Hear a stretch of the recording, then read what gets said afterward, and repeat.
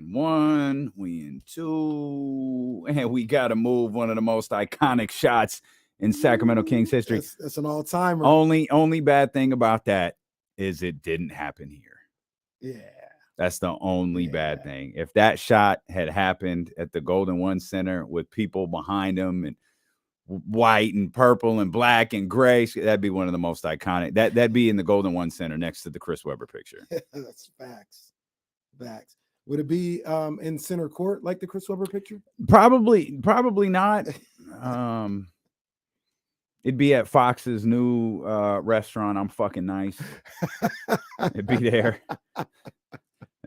That's a new restaurant. New restaurant probably coming to Natomas.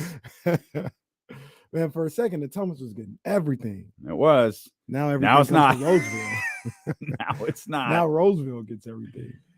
Oh man, what's good, baby? Who's in here already? Dr. David Jackson, you coming out tomorrow? Dave Garcia, you coming out tomorrow? I know Warren's coming out tomorrow. Warren got the day off. Rob Dub, Manny, you coming through? I think I saw it. Rob Dub, you gonna make it? I know Patrick can't make it. I saw that. Mario, what's happening? South Sac E. Oh, I see y'all talking about Virginia. 705 J Street. It's the world famous I'm fucking nice.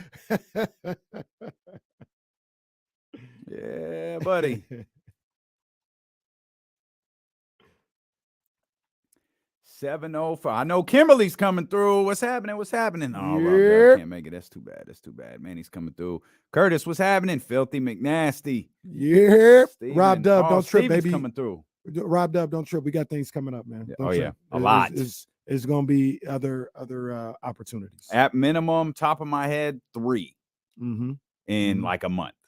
So 3 other, not including tomorrow. Yeah. 3 more. We got you. All right, here we go, baby. Oh, you know what it is.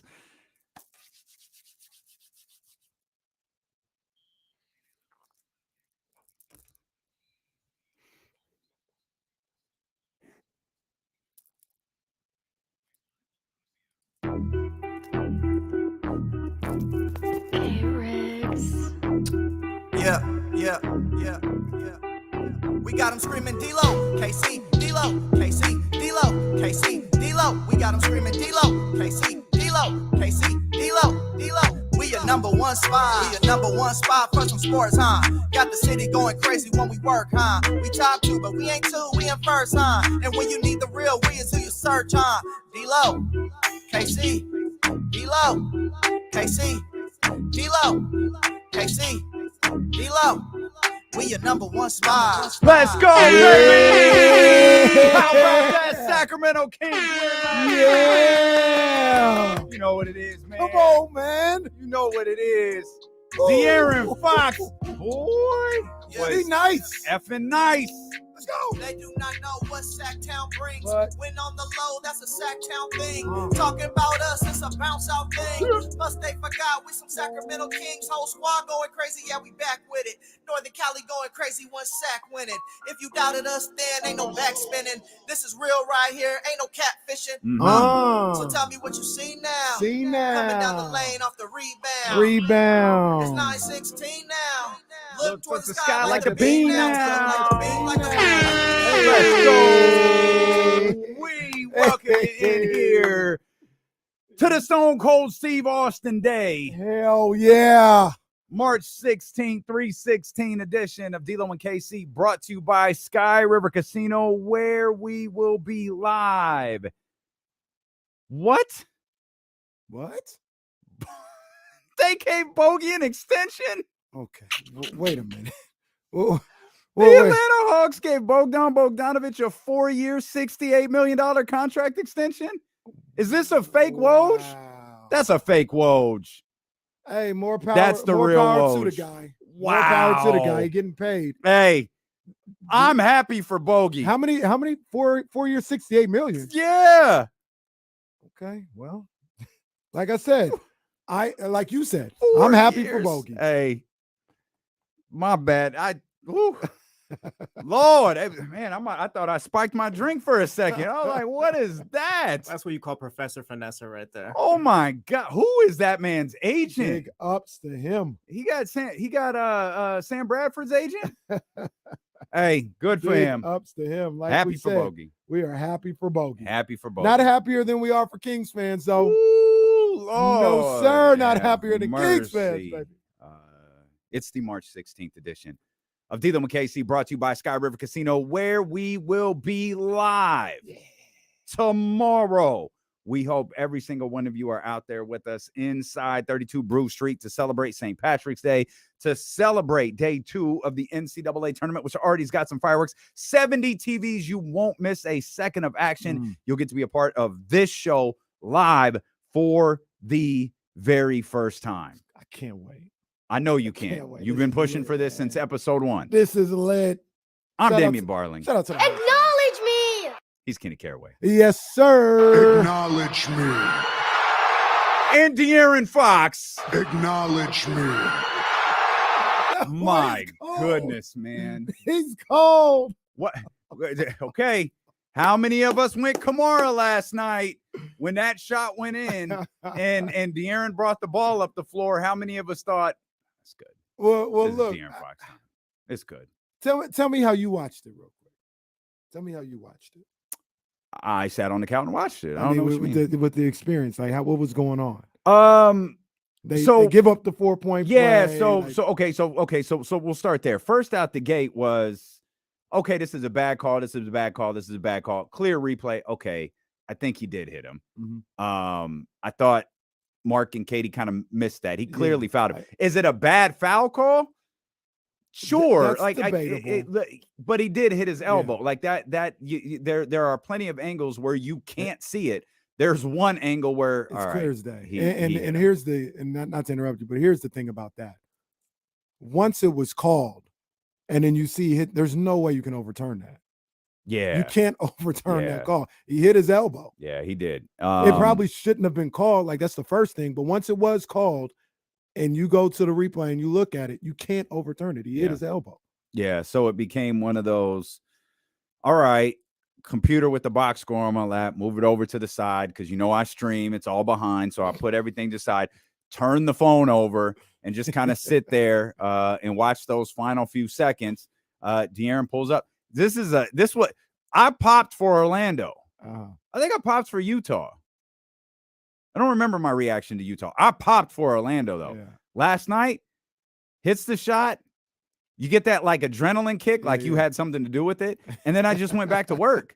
Because it's like, that's what that man does. You walked away like De'Aaron Fox. I just no jumping around. I just grabbed the phone, started tweeting about De'Aaron. My De'Aaron Fox Stan account started tweeting about De'Aaron, started grabbing pictures. Found that iconic picture on Getty Images of him walking away. Iconic. And I worked for the next 3 hours. I was amped though. If that game was at 7 o'clock, I don't know that I would have gone to bed. You would have been up. Yeah. It would have been like the Clippers nonsense all over again, where you're up till 1:30, 2 o'clock in the morning because you can't go to sleep. I was looking at some video from that game last night. That game was iconic. I watched that shot 10 times last night. I watched the fourth quarter again. I watched it twice. Yeah, that I really thought the second half was impressive, but the fourth quarter particularly, De'Aaron Fox and Domantas Sabonis had tremendous second halves. De'Aaron Fox had an incredible fourth quarter. In that second half too. Who did I say? No, you said De'Aaron and Sabonis. You're right. Oh, I'm sorry. I meant Malik. Yeah, okay, I don't know. I don't know why I said. I mean, Sabonis. because you're right. Like they balled out too. Oh, he just had a triple double. Like whatever. Like a little triple double. I think Malik finished with 19. And had 17 in the second half. Yeah. So let me tell you about my experience. I had practice last night. So I guessed that. Yeah, I guessed that because it was a little too quiet. Tweets. Yeah, it was a little too quiet on the text line. I had practice last night, and I'm on the Apple Watch, and I'm checking the score, like in between drills or something like that. I'm checking scores to see the Kings are winning. So you're not locked in with your team, is what you're saying, Coach. Hey, do that over there. I just want to make sure. Okay. Hey, what are you doing? You know what? run a suicide. Run a lap. Yeah, Run a lap. Let me while they're running that suicide. Let me check this. Mm. But so I'm checking the scores, and the Kings are like consistently up by 1 or up by 2. Yeah, up by 2, up by 2, up by 2, and then they're up by. I think I saw them up by 6. I think it was 112-106 that I saw, and then I had to really like lock in for the next 5, 6, 7 minutes. And to the kids or to the to the game? kids. Okay, to the kids. And then I go back and check the score, and it says 117-114. I was like, that's what I'm talking about, baby. Pulled that thing out. Let's go.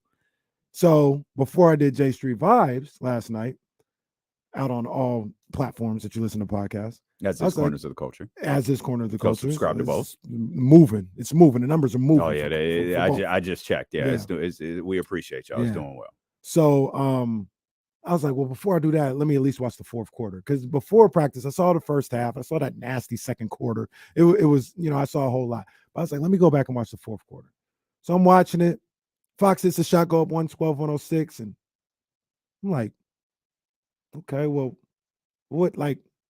how'd they get to 117? And how'd they get to 114? Like, was it just like a garbage time 3? Was it like 117, 111, and they hit one at the buzzer, make it 114? What the hell happened here? Mm-hmm. And then Harrison fouls DeMar, and I said, hold on. Maybe DeMar misses the free throw, and then they foul game and all this other stuff. Nope, hits the free throw, and I'm just like, yo, is this dude really about to do this? Is he really about to do this? And then he hit it, and I said, nah, get out of here. This boy's cold. He's cold, I tell you. And I was hyped all over again. That was crazy to see. I had no idea that's what happened. It's incredible. Just De'Aaron Fox's season is phenomenal. His 25th game with 10 plus points in the fourth quarter, most in the NBA. 32 points total last night. Our guy Chris Herring, who joined us last week, wrote the SI article. It was like De'Aaron Fox is first, second, and third place in this Clutch Player of the Year award. Straight up. Like there's no one else in the conversation. He's well ahead of Jimmy Butler in terms of clutch points.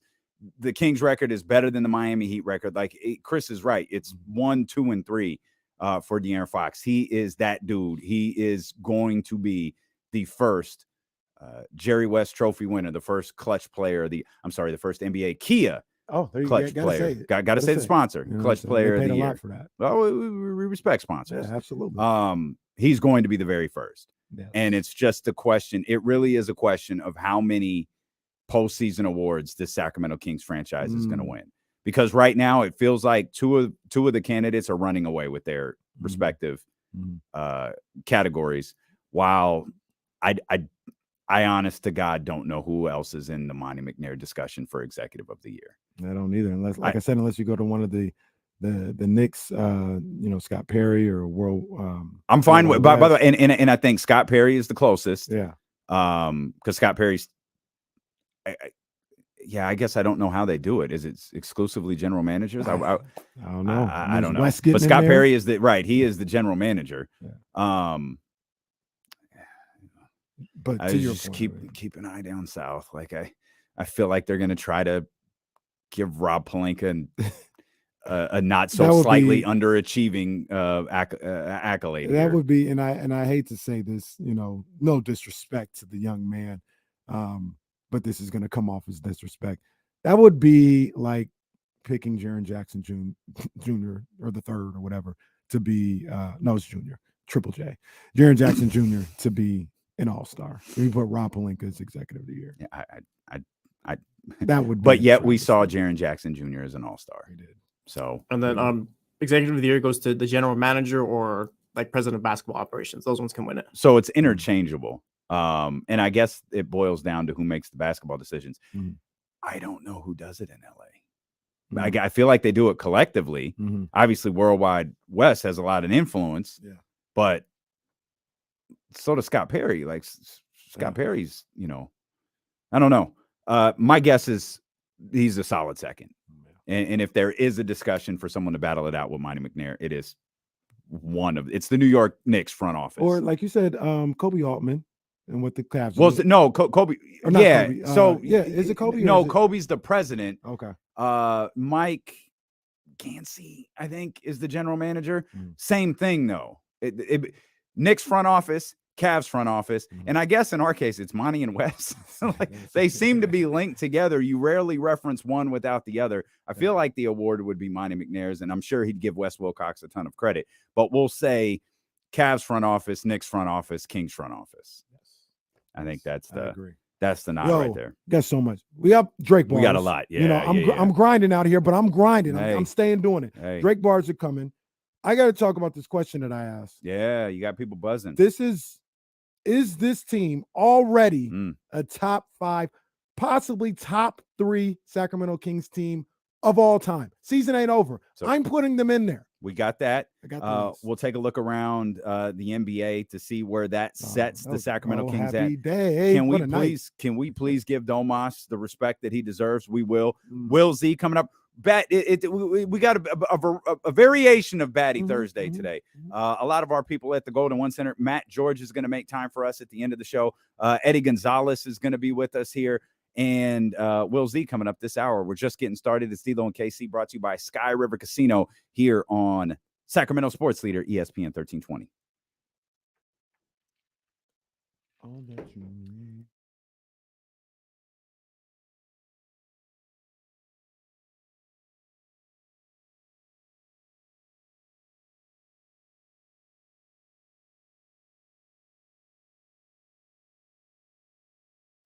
Will's at 50. Okay. Gotcha. I figure we have a few minutes to do last night's game before diving into tonight's. Absolutely. Hey, don't miss the start of tomorrow's show. No, do not. Do not. In fact, don't miss any of tomorrow's show. But really, don't be here late. Y'all gonna want to be not always there when you call, but always on time. Y'all gonna want to be in here for this one.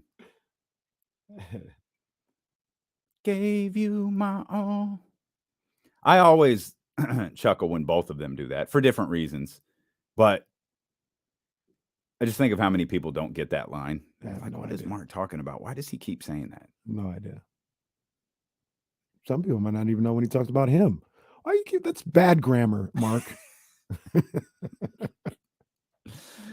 De'Aaron got a lot of last names too. First name De'Aaron, last name All NBA. First name De'Aaron, last name him. Wait a minute. Yeah. Oh, I should probably put a message here in the chat.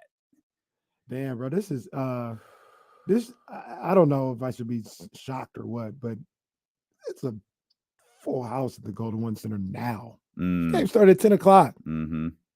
Full house. That's what the tournament does, though. I'm so shook by this bogey extension. I'm legit shook. Like, and you know what?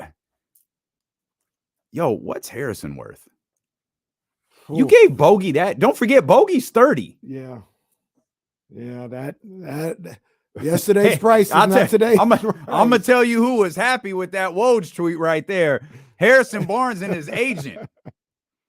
They said that's what I'm talking about.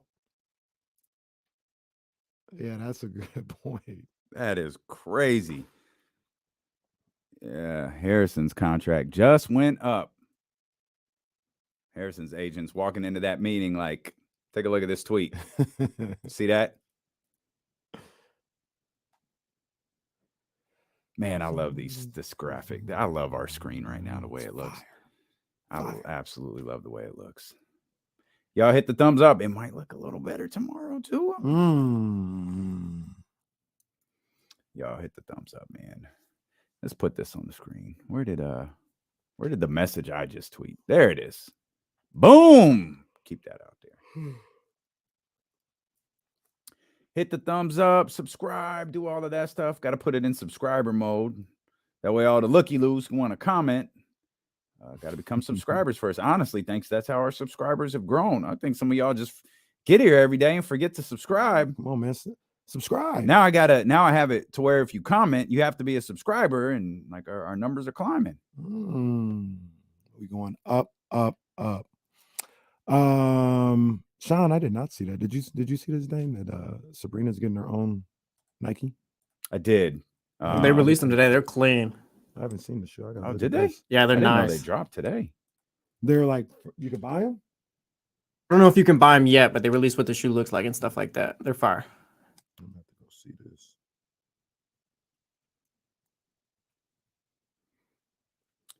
That's the biggest struggle with tomorrow is what am I gonna wear? Yeah, I wish I had something new. I don't. So I'm still look clean though. Oh These are yeah, I'd wear These really these. dope. I'd wear these. These So- pretty it's- fire. I'm sure this isn't an accident. Oh, those are Kobe's. They got Those got Kobe- strong Kobe Kobe vibes. vibes. You know what I got is and he kind of took it from Kobe a little bit is the LeBron 20 vibes. Oh, I love the LeBron LeBron definitely. 20s. Yeah, LeBron definitely. They went heavy Kobe. I really want a pair of LeBron 20s. Those are fire. Yeah, these are nice. I'd Comes wear in these. different colorways too. I'll absolutely wear these Yeah, these are sick. later this summer. These are sick. We're also doing Nike by you, so you can create your own. That's what they call it now. Mm-hmm. Instead of what was it? Nike ID. Nike ID. I had so many shoes in the locker. I had like 20 shoes in the locker. Yeah, I think I got one of them.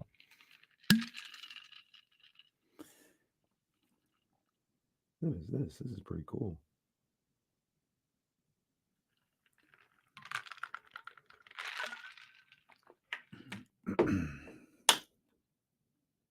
Yeah, Wizzo Mac, they extended bogey.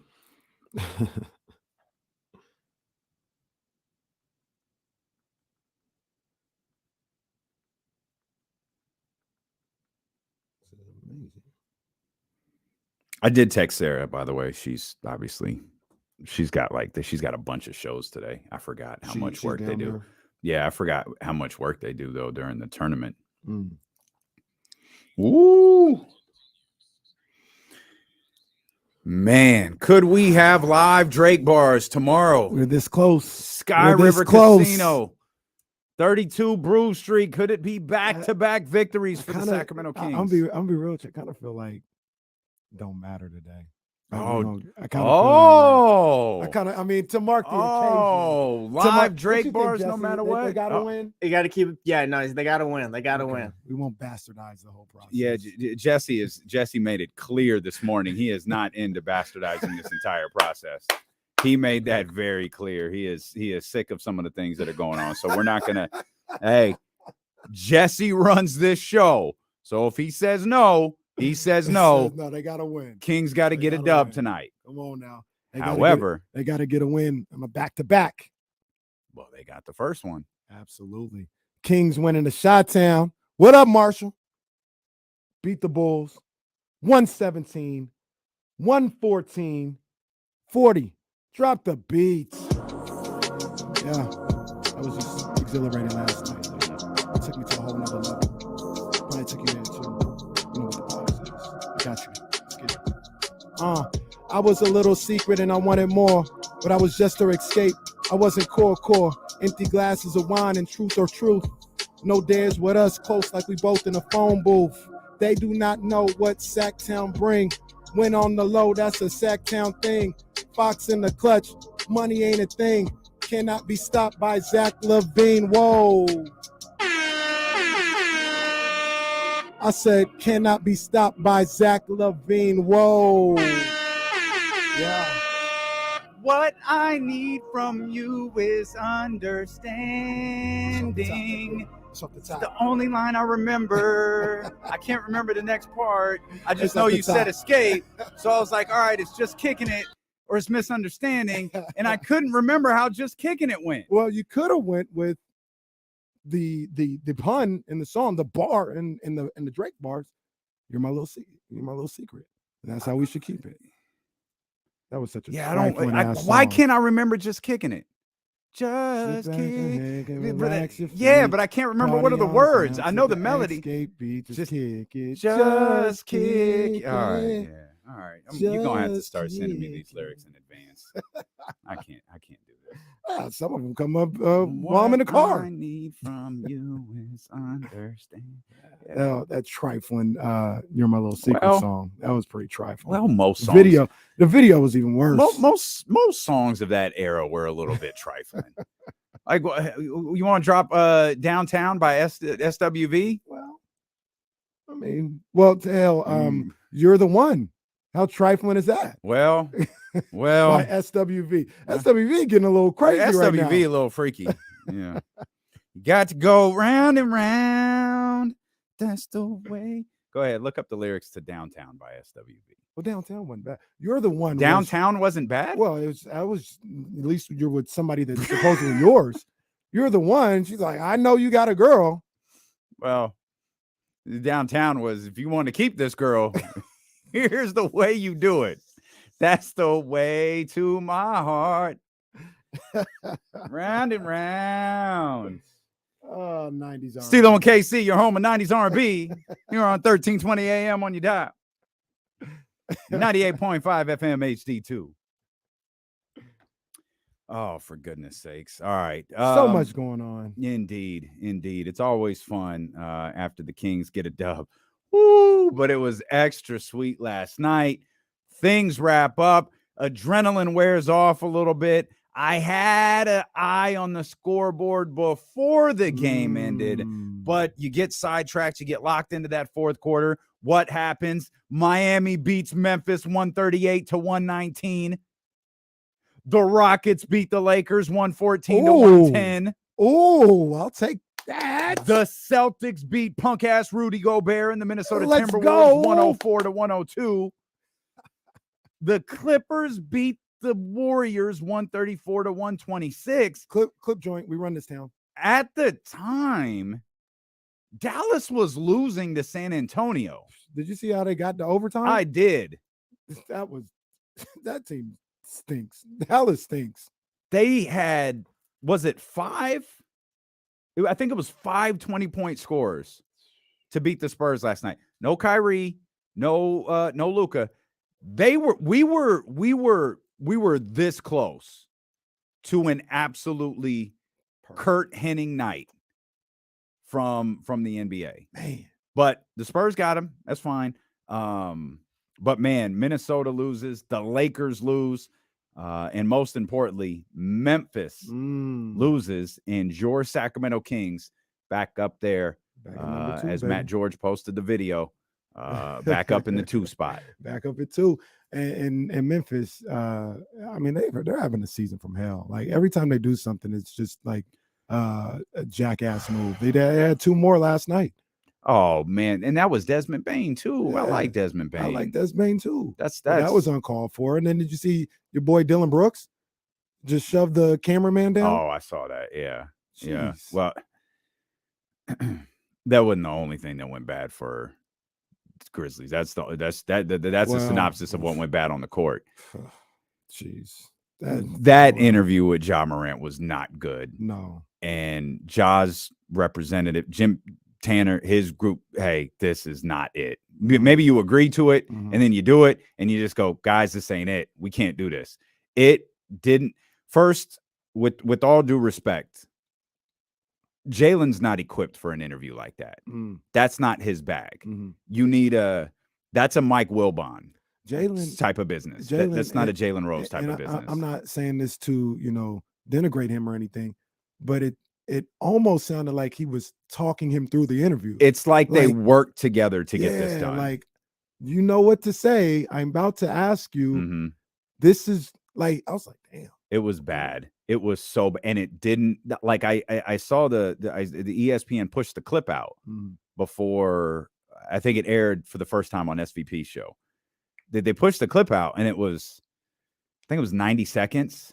Uh-oh. I was like, this isn't good. Like I don't know what they were trying to accomplish with this clip, but this ain't it. And then it got worse. You watched the whole thing. It was just terrible. Is like, who who greenlighted this? I got to be honest. I just stayed away from it because I didn't want to say what my true feeling. I was like, and then we got a job to do. That was terrible. That was horrible, and it was so not believable. It was, and that's the other thing. It felt like all cap. Yeah. Like, wait a minute, and this is the thing that pisses me off with like our current climate a little bit. And I know people who struggle with mental health issues will attest to this. He's over here talking about anxiety. And look, I don't pretend to understand the pressures that these young brothers are under. Mm-hmm. But anxiety led you to act like that? Anxiety caused those Twitter responses? Anxiety's got you being an ass at these press conferences? Right. Don't do that. Don't do that. Because there are people who really do suffer from that type of stuff. And I don't think it results in them out there waving guns at a strip club, throwing $100 bills around. Right. Don't do that. That minimizes the mental health process. 100%. And he just looked like he was full of crap. I do not condone any type of violence or anything. Bro, stop. Like your entire career in the NBA, you've either spoke about violence or you've had these potential violent run-ins. Like, stop, bro. Don't say that. There's other things that you could have said, like there could have been a situation, I kind of, lost my way a little bit and I'm trying to get myself back. Don't lie to me and be like, I don't condone, because that's not true. Yeah, it's not. It's not true. Your whole career, you've been talking violent talk. And I don't want to make this out like he's some kind of, I'm not going to paint him as some kind of malcontent or anything like that, but don't say that. Mm-hmm. That's not true. Like, that is not true. And you just beat up a 17-year-old. And you got it all corrected in 10 days, huh?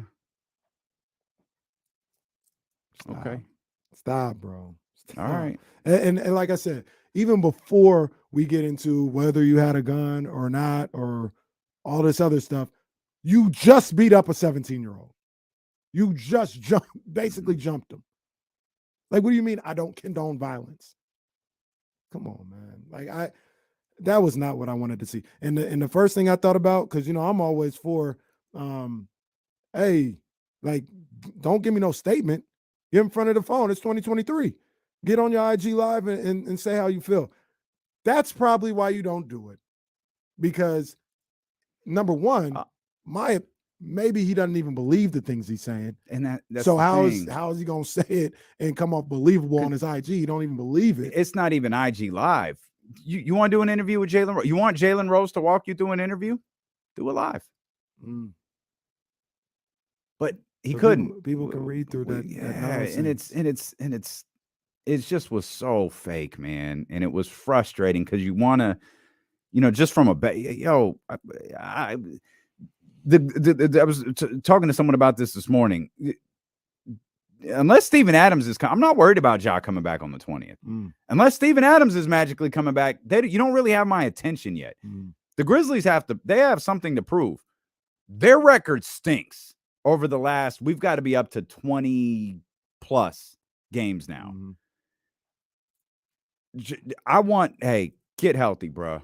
That, like, get yourself right, get your mind right, do whatever you got to do. He was led the wrong way. This was not the time for that interview. That was not the person for that interview. That was not the stage for that interview. That was a miss on every front. Absolutely. And he looked ridiculous. I hope everything works out. I mean everything that I've always said before. I hope he gets it together. Yep. I hope everything works out because I want him to succeed as a man. Forget an athlete, just as a man and a black man in this country. I want him to succeed. But that was terrible last night. Terrible. Johnny G says, nah, guys, really, I'm from South Carolina, born and raised. On the playground is where I spend most of my days. There were a couple of guys, they were up to no good. I'm with Collins. Collins says Wilbon needed to do that interview, and I couldn't agree more. Wilbon wouldn't have been walking anybody through anything. But here's the thing, man, is like the guy, if it's not authentic, well, but there's probably a variety of things at play too. It's we'll do an interview, we'll do it with Jalen. Because Jalen gave that impassioned speech. And so there's this connection there between the two, and everybody was hanging on Jalen's words. So they'll see this as authentic. And Jalen's just not good in that role. And that's not his fault. That's not what he's there to do. And he shouldn't have been put in the position to do that. And then you have one guy in a role that he's not used to, and another guy who felt like he wasn't speaking from his heart. I feel like when someone is. Maybe he was, and that's just his demeanor. But man, it didn't feel like it. Yeah, it didn't feel that's like it. It's perfect. That's not how it came off. Nah, it didn't. So. And sometimes, I mean, what's important with interviews like that is public perception. Even if that is genuinely how he felt, the perception of it is off. Let's get to these phones, man. 916-909-1320. Our brother Herbert's here. Herbert, what's happening, baby? Hey, what's happening, fellas? What's good, my guy? Hey, light the beam, man. Yeah, man. Hey, I was gonna pull up tomorrow and buy 2 Kings a drink. Oh, let's go, baby. Man. Let's go. Let's go. Yeah. Kenny wants some Lucky Charms. No, when you get there, do we ever get Manny's verdict? I don't know. Manny's talking about the podcast. He's talking about the Bulls. He's talking about 10 things except for answering the one question we asked him. Hey, but I still want to get into Fox a little bit, D-Lo. Yeah, no doubt. The evolution, man. The evolution of Swiper. We drafted this kid, Sacramento. We drafted him, and I think last week or the week before I called in, man, and I said he's a top 5 player in this league, or he was gonna be. He already. I didn't see enough. I didn't see enough. He's a top 5 player in this league, and from what I've seen, he's gonna be like hopefully, being that we drafted him, we might be able to keep him here like a Kobe or a Tim Duncan or a K, for the majority of his career. I like it. Yeah. I like it. I'm loving it, man. And I appreciate you, Herbert. Like that's one of the things you think about with De'Aaron is he is a guy that feels like he's good with Sacramento forever. Like he's got his family, he's established roots here. From day one, he's always been, it's cool here. I love it here. It's good. He's got his home, all this other stuff. As long as they do right by him as far as what they're supposed to do basketball-wise, putting a team together, making it competitive, all this other stuff, I honestly do not see him leaving. I really don't. Long as they pay him the way he's supposed to be paid, and they make sure the basketball side is taken care of, where they're always, a competitive team and have an opportunity to win. I do feel that same way. I don't see him leaving. 916. Herbert said something, sparked an analogy in my head. I got to run it by you. Okay. But we got to talk to Bobby first. 916-909-1320. What's happening, Bobby? What's up, guys? Bobby, what's great good, to hear man? from you, brother. I know it's been too long. Man, those Kings, I went to that game against the Knicks, and that atmosphere brought me back to being a little kid. It was amazing. Yeah. It was. It really was. It was. But, and I was lucky enough to bring my little 5-year-old son. But to get to that with Ja, it's sad, man, because my son's African-American, my wife is, and that's just like you guys say, like, just – it's sad because you could just feel it in his voice. Like, are you really caring about what you're saying? I mean, you set such an example, and you're on such a platform, and that example is just not. You're not being aware, because my wife also deals with anxiety, and it's like, it's almost. I love how you guys articulate this, because your guys' platform sometimes is so much bigger than sports, and this needs to be addressed, because it's like he's a role model and he's a hell of a player. It's like, Ja, you need to go make yourself aware of what you were doing, because that image you're putting out there is that you kind of want to be. That's why I like how he got called out on it by even Shannon, even though he can be obnoxious. But it's like, you're not a thug, man. Like, be a great player. For all those kids who look up to you, like my son.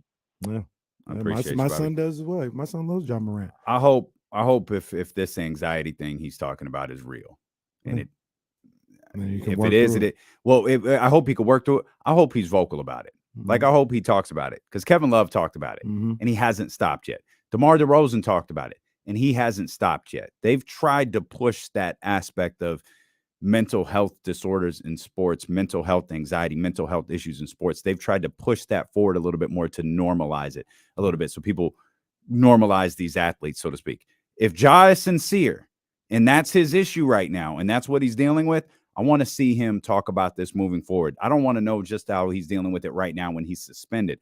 I want to know how he deals with it in the offseason. I want to know how he deals with it next year, how he deals with it going into next year. I want to know how he is going to, if he's going to use that line when he's hurt, when he's in trouble, when he's suspended, when he's the focal point. I want to know how he's dealing with it when he's not. Because I got that from Kevin Love. I got that from DeMar DeRozan.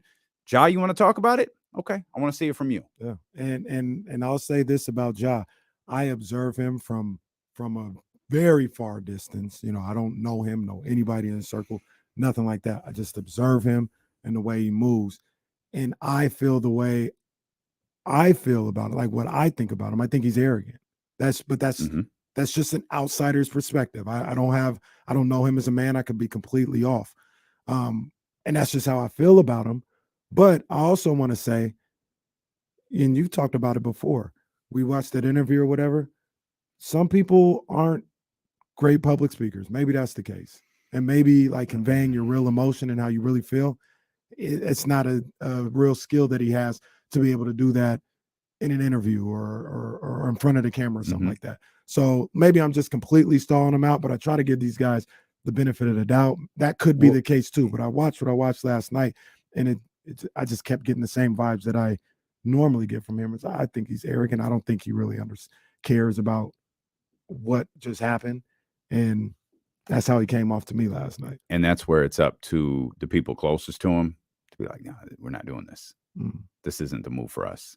Maybe later, maybe when this quiet down. Let's do what you're supposed to do for the NBA. Let's get you back to playing basketball. You could do a sit down later. You can't do it right now. And he should have been advised better. Or known better, one or the other. Let's get Pablo in here. 916-909-1320. What's happening, Life of Pablo? What's up, my guys? What's going on, big dog? I am so pumped up about this season. Sounds like it. I have a movie analogy, but right quick before that, I just want to give a shout out to Sacramento media, and especially you guys. Man, you're just making this like the perfect season. You know, I think when I hear you guys, I think of Al Michaels back when the Olympic gold medal team, hockey team says, "Do you believe in miracles?" It feels like, man, that's definitely what it feels like. You know, that's what I come thinking about. The doubters make me even get more pumped up, because even when I have doubts, I hear them and I'm just like, no. But anyway, my movie analogy, if you like Star Trek, it's like there's the one that had Search of Spock, where Spock was on this planet that was imploding, and Kirk was trying to get him off the planet, but he was fighting this Klingon during this earthquakes, and the Klingon goes over the cliff. But Kirk is so honorable, he tries to reach out and help the guy back up.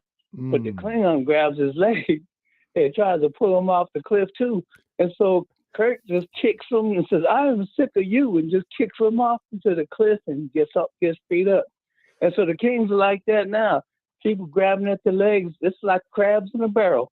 But Kings at the top, they just kicking them off. And it's like, I am sick of you and all your talk. Well, Pablo, let me ask you, don't leave him yet, because I want to understand this a little better, because I have no idea what that means. No clue. Is it like it's when wild show. When Q had Bishop hanging off the side of the building in Juice? Is it anything like that? You know, not really. It's like it's a Star Trek in Search of Spock, and Captain Kirk is fighting this Klingon, and the Klingon goes over the cliff. And Kirk is so honorable, he tries to help him so he doesn't die, but the Klingon grabs his leg and he just kicks him off. Okay, well, okay.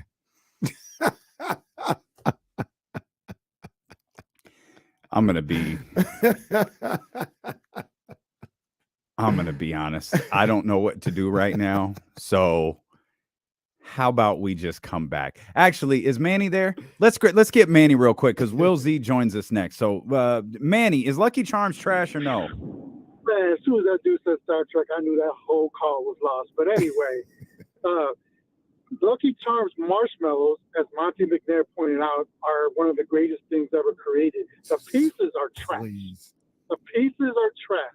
And the only reason Kenny loved him some Tricks is because anything lemon flavored, which is what Tricks is just lemon, he loves. So that's why he loves Tricks so much. I never thought about that. That sentence is so disturbing. I wish you'd find a different way to phrase that, Manny. But so we went from Star Trek to Kenny's love for Tricks. I'm just going to put a stop to all of this. Don't clip that. Well, that's what happened. What are we talking about? This is the weirdest show in radio or on YouTube. Will Z joins put us. That on the shirt. Kenny loves Tricks? I don't understand. Dope ones. Do not put that This on is the our shirt. Ernie Johnson moment, if you remember that. Oh, I remember. Yeah. Ernie was turning up. Ernie was turning up. We'll come back. Will Z, assuming Will Z will join us. He'll be the adult in the room. And we got our first crier of March Madness. Oh no, that's not cool. Like good crier or bad crier? Bad cry. The poor little cheerleader. Oh, Utah State going down. Poor little cheerleader. Her chin is like shaking and bubbling. Poor lady. And they keep going to her. Well, of course they are. That's what they do. That's why this is so uncomfortable sometimes. Will Z joins us. We'll preview tonight's game by the numbers, and he'll give us some thoughts on De'Aaron Fox and what we saw last night when we return here on Sacramento Sports Leader, ESPN 1320. Oh man, what a incredible back-to-back that was. Star Trek: Return of Spock. What, Pablo? All right. I don't know, Pablo. I don't know. There are people who understand that. I'm not one of them. I'm not looking down on anybody who does. I just don't. Eddie and Hallie, they're Trekkies. That was the best one. Casey hit him with the reference. Is it like these? Not really. Eddie and Halle Berry.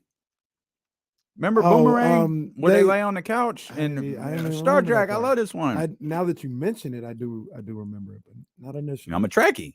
He said, "What's right what do you say? What's Captain Kirk's first name?" She said, "Captain," or what's Dr. Spock? It was something like that.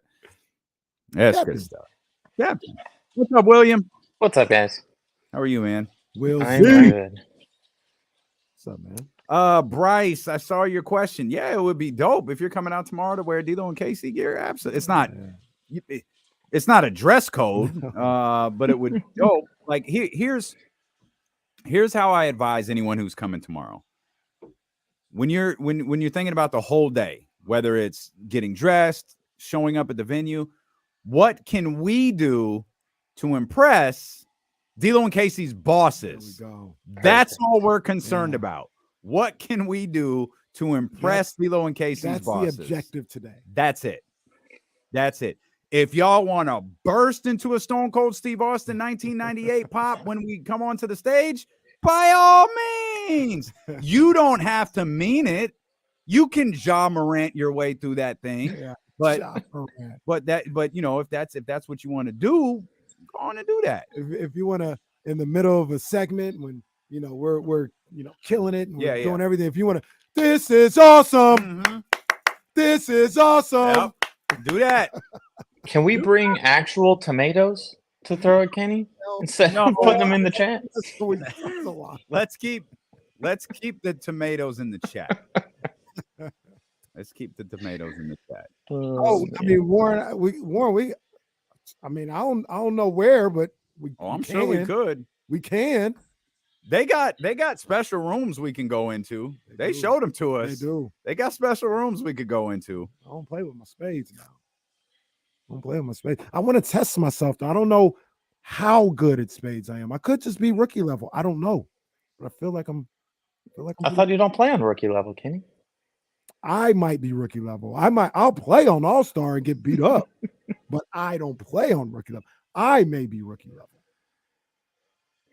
Reese turned the settings to rookie level one time. I said, man, don't do this no more. And I had to check this. I was like, well, he can do whatever he wants with how he wants to play. Oh, yeah. Me personally, don't put that on rookie. I think we'll talk about this tomorrow. when he's in the venue with us. But do you know how, like, you see this stuff, like the Will Z graphic, the logos, the ESPN logo, the D-Lo and KC logo, all that stuff. The dude who created that creates work for Jermaine Dupri and Spike Lee. And like, I'm looking at, like, I took my one trip to Facebook to share the live video. Yeah. And Jermaine Dupri is posting the Dope Ones artwork. Come on, man. He don't miss. And that's so good. Honestly, that's crazy. I'm gonna be real with you. Because every time he brings something up, I'm like, yo, that's dope. That's just fire. I want him to have something trash, so like I could be like, nah, that's whack. And it don't happen. Like, I don't want to make it sound like I'm just saying everything's hot, but it really is hot. He ain't come out with nothing whack yet. And I don't think he's going to. I don't think he is either. You know, I remember he put the first Rick Ross piece he put together. I remember sending him back, like, I don't feel like something's missing from this. Like, I don't know what it is. Yeah. It's like, this doesn't feel like a Dope Ones piece. And then he dropped like 10 pieces for Rick Ross that were flawless. After I didn't say it was bad. I didn't say it wasn't good. Something's off. Hang on, Will. Live on the Odyssey app, live on twitch.tv/ESPN1320, youtube.com/ESPN1320. It's D-Lo and KC, brought to you by Sky River Casino. We're going to be out live inside 32 Brews Street, inside Sky River Casino tomorrow, beginning at noon. Show starts at noon. We'll be there before, and I assure you we will be there long after. We'll be watching NCAA tournament games all throughout the day. We'll be doing the show live there. Will Z is going to come hang out with us, actually all confirmed to be there. The Dope Ones, Kyle Matson's going to be with us. Coach David Patrick's going to be with us. We're still waiting on confirmation if James is going to come out. I'm not sure if he is. It's a really long drive for James Ham. But we've got a hell of a show planned for you tomorrow. You know who I also talked to? I don't want to put him on the list as far as like he's going to be on the show, but you're going to try and make it happen. Hide your wives. Hide your girlfriends. Oh, no. Oh, no. Hide your wives. Hide your girlfriends. Hide me.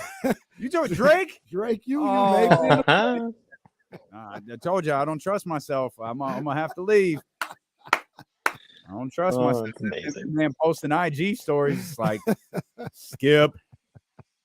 It's like when Sarah Hodges posts stories from Hawaii. Skip. Can't look at this. Yep. Jazz is going to be in the building at some point, and if Drake's there, I might have to say you can't come. Yeah, you can't make it. Ain't gonna be there. Ain't gonna be there. Hide your wives. Yeah, no doubt. Hide your girls. The Statty Batty will be in the building Batty as well. Will Z, let's start where your article on ESPN1320.com started. De'Aaron Fox. I mean, I don't know. I don't know what words to say about this dude at this point of the season. He is exactly what he said to his teammates when he turned around after hitting that shot. He's just so nice. He's so smooth. He's fun to watch. He's got that cockiness that isn't cocky. Like, it's just, he exudes confidence right now, and it just shows on the floor, on the sidelines, in his interviews. He's killing it. At this point, he does it a little bit during the game, but especially in clutch time in the fourth quarter. He is that original epiphany I asked for. Yep. He is that. Yep. He is the 3-level scorer. Refresh everyone's memory. When the first half I was watching Dame Lillard against the Kings. That's it. Damn it. We need a guy like that. Yep. Kenny's original epiphany was the Kings need Dame Lillard. It's an all-time moment right there. Oh, incredible. And the whole preference of it all, or the whole epiphany of it all is, yes, Dame Lillard, but a guy that can get to the bucket, can stop on a dime, score mid-range a number of different ways, floater, pull-ups, whatever, and can kill you from deep. Yep. And at the time, De'Aaron, it was the book was still out on whether he was going to be that, because he wasn't a great shooter from distance, and at the time he wasn't a great free throw shooter, right? So it's like, man, even if you get fouled, like, I need my point guards to put the game away, and he wasn't that. But now you look at him, And he is that. And like I said, especially in the fourth quarter. I mean, Willsy, you probably know the splits. You don't have to look them up or anything, but like it feels like the 3-point percentage goes to the roof in the fourth quarter compared to the first 3 quarters. Like if first 3 quarters, he might be shooting like 31% from 3. Fourth quarter, he's shooting like 60% from 3. At least that's what it feels like, right? And he's that 3-level scorer. He can get to the bucket. He's deadly in the mid-range. He's got floaters. And now, late in games, I'm pulling up from 3 at any point in time. Come on, man. He's him. Yeah. His fourth quarter 3-point percentage, 38.1%. So it's higher than, I think he's around 30. I can double check. 33 on the season. Yep. Yeah, 33.6. So it just goes up in the fourth. 60%. I don't care what the real number He's say. 60%. He's 60%. He's 60% in the final 5 minutes, maybe. Maybe that's. I mean, let's check what he is in the clutch. I mean, everyone's obsessed with the clutch numbers right now, and rightfully so. So in clutch time, he's at, it's surprising, only 31% for clutch, but I feel like he does It's the first more. time. Sorry, Kenny. It's first time I ever thought Willsy was wrong. Willsy's numbers are flawed. I feel like he closes out games more with that mid-range rather than usually the 3. But I mean, his field goal percentage in clutch is 54.8, which is just phenomenal. So it's just he doesn't take as many threes. Is he 100% on potential game-winning threes? Oh, I wish I could find that. Is he 2 for 2? I'm gonna go with he's 2 for 2. I don't care what the real number is. He's 2 for 2. No need to look that up. Unlike Michael Jordan, he's never missed a game-winning shot. Although I can think of like 4 off the top of my head. I just don't think they were this year. This year? Oh. No. They weren't this year. Oh, well, don't look that up, Willsy, because he missed the Lakers. Yeah. I'm looking. Well, there's that. He was fouled against the Lakers. Yeah. I can look at last 10 seconds. He's taking. Keep going. So we get the numbers we want. It's all about the filters. He's 3 of 6 in the last 10 seconds of a game in clutch time. 50%. There you go. We found it. I'm telling you, this dude, he's so automatic from beyond the arc. We did late it. In games. We did it. We got the number we were looking for. Good job, team. Good job, team. They obviously an incredible start to the road trip with the win last night. Very little time to celebrate it, which I think is one of the good sneaky characteristics of this team. Is they don't worry about that stuff. They're on to the next one over and over and over again. And is it a good Brooklyn Nets team? I don't know. Like, it's hard. It's always hard when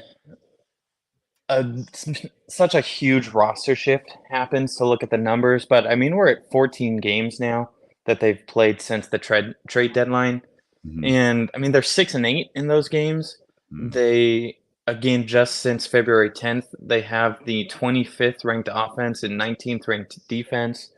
Damn. Mikal Bridges is just exploded in his new role. Like his usage rate is through the roof compared to what it's been in his career. And for him on Brooklyn, he's averaging 26.3 points, 4.8 rebounds, and 2.7 assists. He's shooting 50% from the field, 45.8% from 3, and a nice 88.9% from the free throw line. That's the crazy one. That's why I was looking at his numbers last night.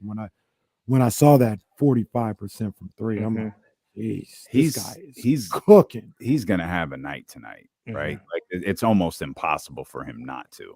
Yeah, he's gonna have a night tonight. He's gonna be your Kobe White. Well, I mean, you know, I look at the way he's. I mean, they're capable. I mean, we didn't talk about this earlier. We should have. Shame on us. We'll get to it.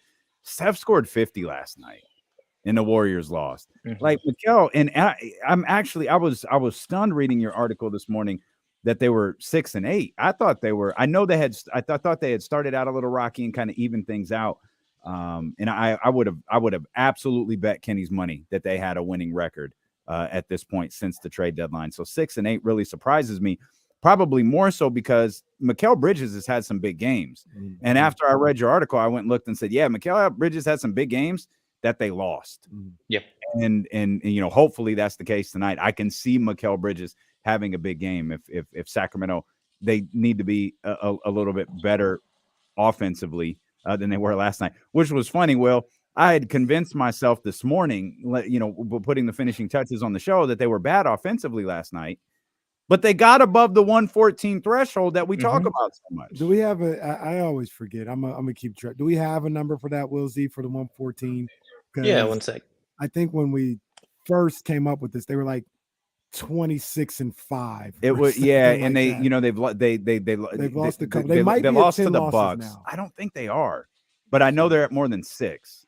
Yes, but I know that they definitely have the Bucks off the top of my head. Was a really high scoring loss. They've only lost 2 games in the last 11. Damn. So it can't be that much different, right? At least in terms of and really, to be honest with you, is just the win totals just they got 41 wins. I would probably say 34 wins or 114 or more. 38-9.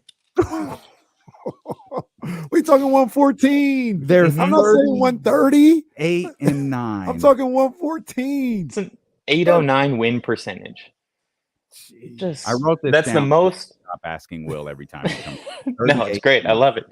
And that's the most. They're tied with the Warriors for the most 114-point games in the league.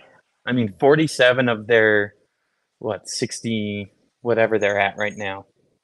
It's just they're hitting it so constantly too. So it's not just the winning percentage; it's the fact that they're leading the league in those games for amount of times they're hitting it. Wow, 114 is the number. Anything else, Will, that we need to watch tonight from Brooklyn or for Sacramento? Like, I'm concerned, you know, that this could be obviously Chicago. We know, as you outlined yesterday, a tough defensive team. I feel like this Brooklyn team probably going to have a lot of Phoenix Suns vibes for obvious reasons. But you just said, you know, the numbers show out this isn't necessarily the strongest defensive team since the trade deadline. Anything else we need to keep an eye out for? Yeah, keep an eye out for Nick Claxton. He's second in the league in blocks. And what I would love Nick Claxton on the Kings. Like he doesn't only protect the rim, he defends. He gets a ton of blocks in that floater area too, so he can step out of the rim. He's lengthy, he's tall. So it'll be interesting to keep an eye on him as well. He's a great finisher from multiple spots on the floor on offense too. So kind of an underrated player in my opinion. And then look out for Cam Thomas. His percentage has dipped a little since the trade, but his 3-point attempt volume is up to, I think it's like 7.3 attempts per game, which is just a lot for him since coming over. So he's someone who likes to get it up, and if he gets going, he's kind of one of those players who can ride a hot streak, I think. Here's the thing about Nick Claxton, and people in the chat are 100% right. I was just about to say this. I like Nick Claxton a lot. Like, I really do like his game. Yeah. Against Sabonis, what they say, too light in the shorts. That's what I was thinking too. That's a hammer phrase. He's too small. We saw that the first time they came here. Yep. He's too small for, and not even, I'm not talking height wise. He's skinny, and Sabonis I think he's gonna have his way against Nick Claxton. And I had the same thought. Sorry, go ahead, Kenny. No, I was just gonna say I like Nick, but that's a bad matchup for him. Yeah. And I looked in last time they played, Claxton only played about 17 minutes. It was such a blowout where no one played heavy minutes, but Sabonis was 3 of 3 when guarded by Claxton. So it backs up everything that you're saying. For me, I'm more interested to see how he does on switches. But yeah, if it's a straight up Sabonis versus Claxton matchup, that one should be in Sabonis' favor most of the time. Sabonis finished 6 of 6 that game, by the way. For those who are wondering, 3 of 3. 6 of 6. Poor guy only had 6 shots in that game. Poor guy, my ass. He had 17 points in that game. Ooh. 10 shots last night. Triple double. Take it. Double. Most underappreciated player in the entire league. Will, we love you, man. We appreciate you. We're really excited that you're coming out to Sky River Casino tomorrow. We're excited that we'll hopefully be talking about a Kings win, but we'll get to talk Kings basketball together in the same room, man. So we're looking forward to that. I can't wait. I'll see you guys tomorrow. All right, Will. Appreciate you, my man. LC week here on D'Lo and KC. Will Z. Batty. Indeed, Will be with us tomorrow at Sky River Casino. We really hope that you will be as well. Eddie Gonzalez of the Etceteras is going to be with us coming up. Did one of the better athlete-driven podcast I've heard in a long time recently with Kevin Durant. He's going to be with us coming up a little bit over an hour from now. Matt George will be with us for the final hour of the show. I don't know why I was talking like that either. I have no clue. Did you let the people know where we're listening? I haven't. It's D-Lo and KC, as a matter of fact, on KIFM West Sacramento, 98.5 FM KRX QHD2 Sacramento, ESPN 1320.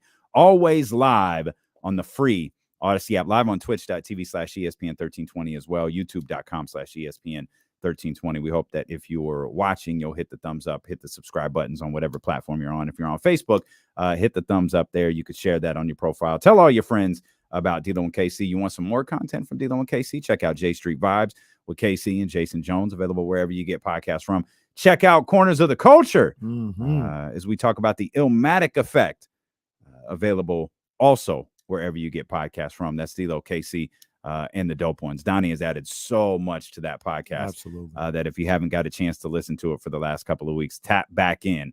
It's very much worth your time. Hey, Mikal Bridges, your guy. Yeah.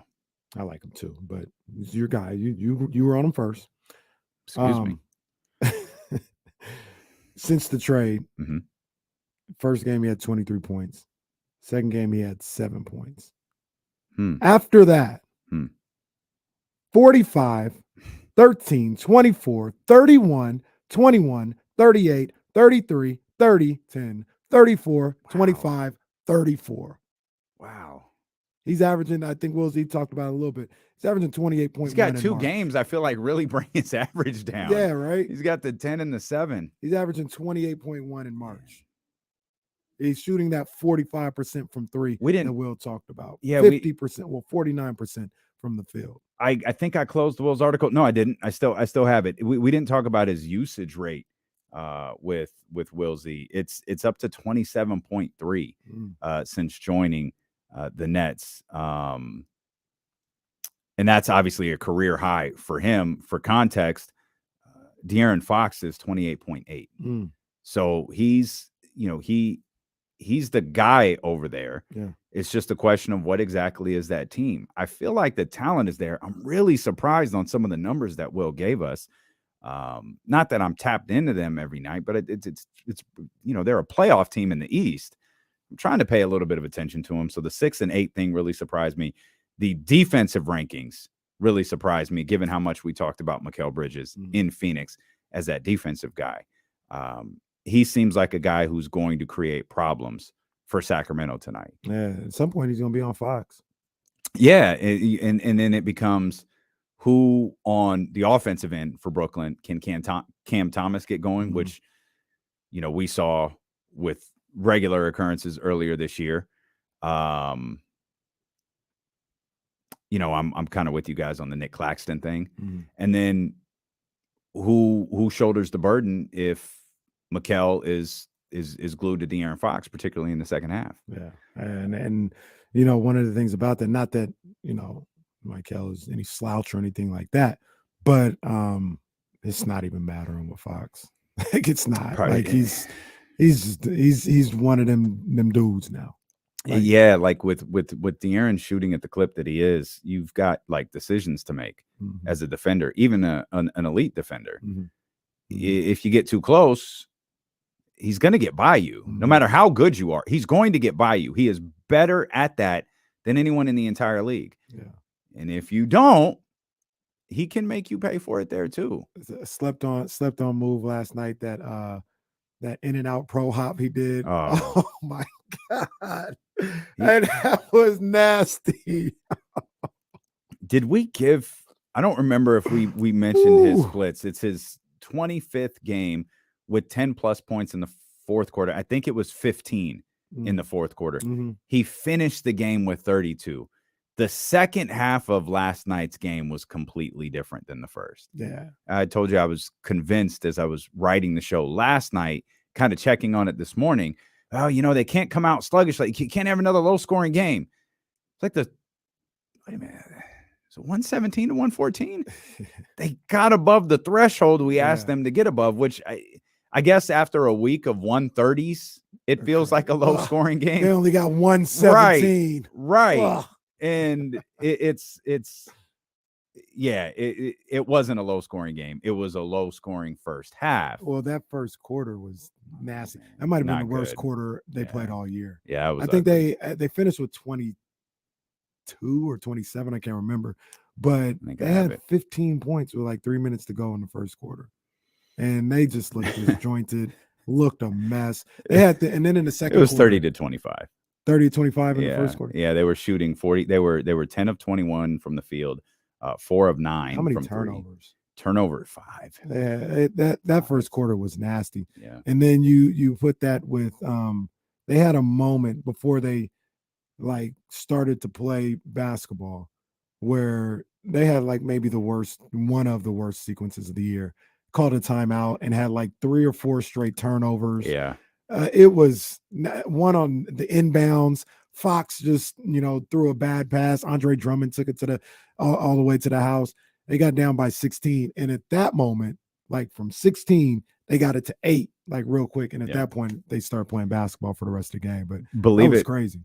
Believe it or not, the second quarter was actually worse. They were outscored 28 to 23 in the second quarter, shot 42%, 2 of 10 from behind the arc. We don't do math on this show, but I can do that. That's an even 20% split. Yeah. And to go with that, to your point a minute ago, 5 more turnovers. 10 turnovers in the first half. Explains why you're down by 10. It Probably does. lucky to be down by 10. Yeah. But didn't exactly get that under control either, as they finished with 19. Oh, they just kept scoring. They did. They just kept scoring. And that's what the whole second half boiled down to is they scored at a greater clip than Chicago. And I'm always aware of this with De'Aaron Fox and like what he's become. I mean, he is who he is now, and we see it, and we're like, this is awesome or whatever. And it made me remember when he got here. Herbert was talking about it earlier. Like, guy was 19 years old when he got here. And he's 25 now. He's starting to understand stuff. Like he gets it or whatever the case may be. And you saw a little bit of that last year. I don't know what happened at the beginning of the season last year. That was the worst basketball he's ever played in his life, or I've ever seen him play in the NBA. And when Sabonis got here, things clicked, good vibes, whatever the case may be, a better basketball fit, he balls out or whatever. But when we were like, some people, were like, man, he's got to be better. He's got to do this. Guy was 21, 22 years old. 21, 22 years old. Like even now, he's not the player he's going to be at 27, 28. Yeah. And his growth and seeing him grow into what he is today, it's beautiful. We see these guys at like 21, 22 that are balling, like Tatum came in and did or whatever. Those are the exceptions, not the rule. We look at guys like Steph and Dame. Steph played 3 years in college. Dame played 4 years in college. So them coming in and doing what they did, they were already 21, 22 years old and had so much of the basketball. Fox had 1 year of college basketball, which he killed. And then he had the keys to this franchise that was in disarray. And these things take time sometime. And luckily, he's still here. And we're being able to see the fruits of his growth. Because I keep saying it, he's one of them ones right now. Yeah.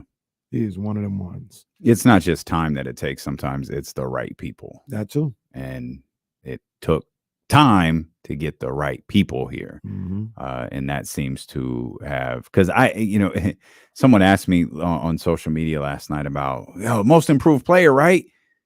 Nah, De'Aaron's not. Like, look at his numbers. He's not the most improved player. His play is resulting in something else. He's playing differently. I'm not trying to insinuate the numbers that he has this year, even though they're similar, are the same to the numbers that he had last year. Like that all numbers equal out. They feel more impactful because of the players around him, because of what it's resulting in. De'Aaron been good. he'd been good for a minute. Now we're seeing, I think, a different level of confidence in him. And we're seeing perhaps for the first time, we're seeing that leadership. And I don't know how much Durag De'Aaron returned last night. Shout out to Chris Biederman for bringing us that Louis Vuitton Durag.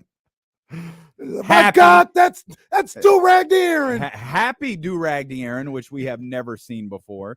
But we talk about, is Fox a leader now? Is Fox a leader now? I don't know that I really don't know that he's doing anything differently. It's just the results are different. You know what I mean? Like I always point to it, and I'm sorry, it was just such an eye-opening moment for me, was the Clippers game.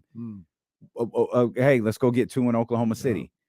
You know, after that insane, one of a kind in the modern era basketball game. Hey, cool, got the DPOG. That's great. Let's go get 2 in Oklahoma City, 1-2, together on 3. And he wasn't yelling, hooping, hollering. Even last night, I'm effing nice. These wins are bringing out like the confidence in him. I think all of this has been there. We're just seeing it for the first time with the way that the team is playing. Absolutely. He's special, and this team is special. Well, you got people talking on social media today. I want you to dive into that. You think this is a top 3 Kings team already? I'm going to have you further explain when we return here. It's D'Lo and KC, brought to you by Sky River Casino here on Sacramento Sports Leader, ESPN 1320. Too many of these damn tabs open. Oh, nice pass.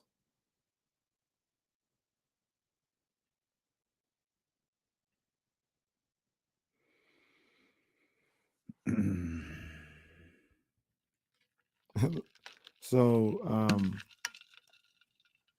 I had to get this the credential for the tournament, and I went and get it. It was like literally like a minute. Just go get it. And I'm walking out, and I'm over by Sauce, and Brendan Haywood walks by, and I notice him, but I don't say nothing to him. And so some guy goes, "Hey man, what's up, man? Who you play for? You ready to play?" He's like, "I don't play no more." Oh, goodness gracious, man. But he's every bit of 6'11" or whatever he is. All big people play basketball. You guys see Ben Taylor's refereeing the Raptors game? Fred VanVleet versus Ben Taylor again? Oh.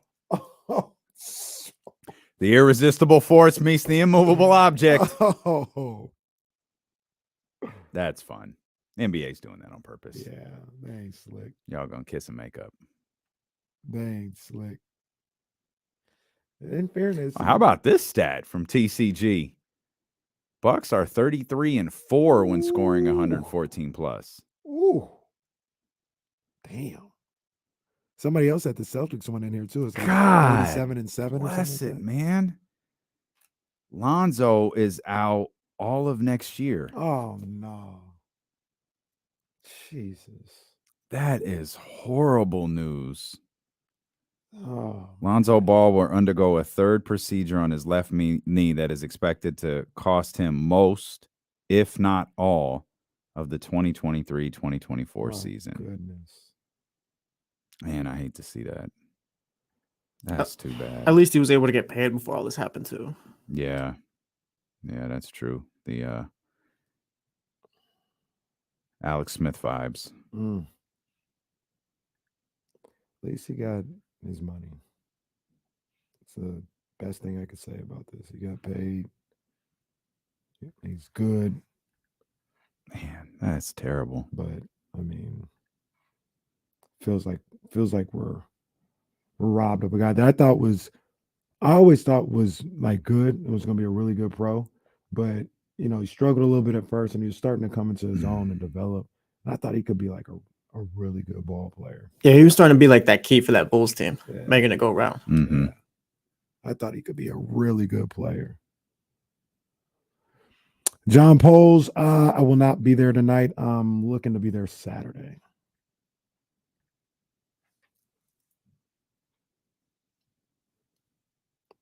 Saturday gonna be crazy. I think it. Ooh, if things go the way they're supposed to, it's gonna be Mizzou versus Arizona on Saturday, and then UCLA against.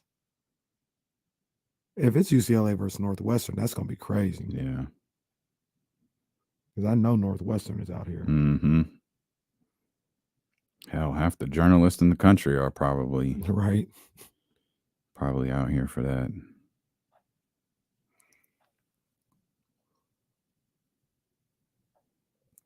I'm excited to talk to Eddie. We ain't talked to him in a while. Yeah.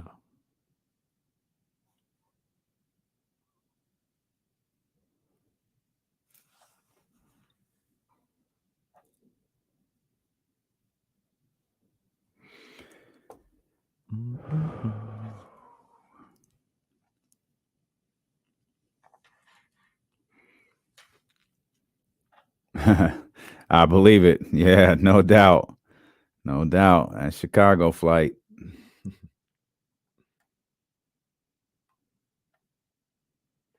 That's always interesting because it's like, where do you if I like a team or something like that or follow a school, do I go first 2 rounds or do I gamble and wait to go to Sweet 16, Elite 8? Yeah, that's tough. That's tough.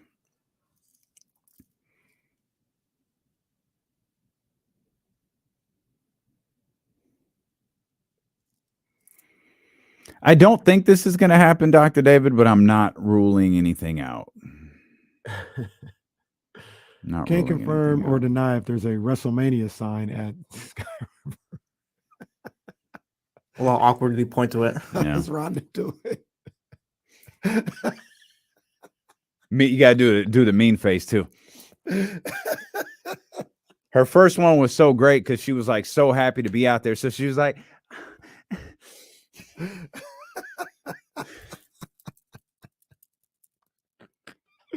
the baddest woman on the planet.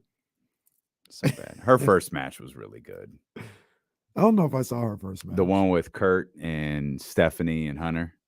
Yeah, I think I saw it. It was really good. Hunter, he was huge in that.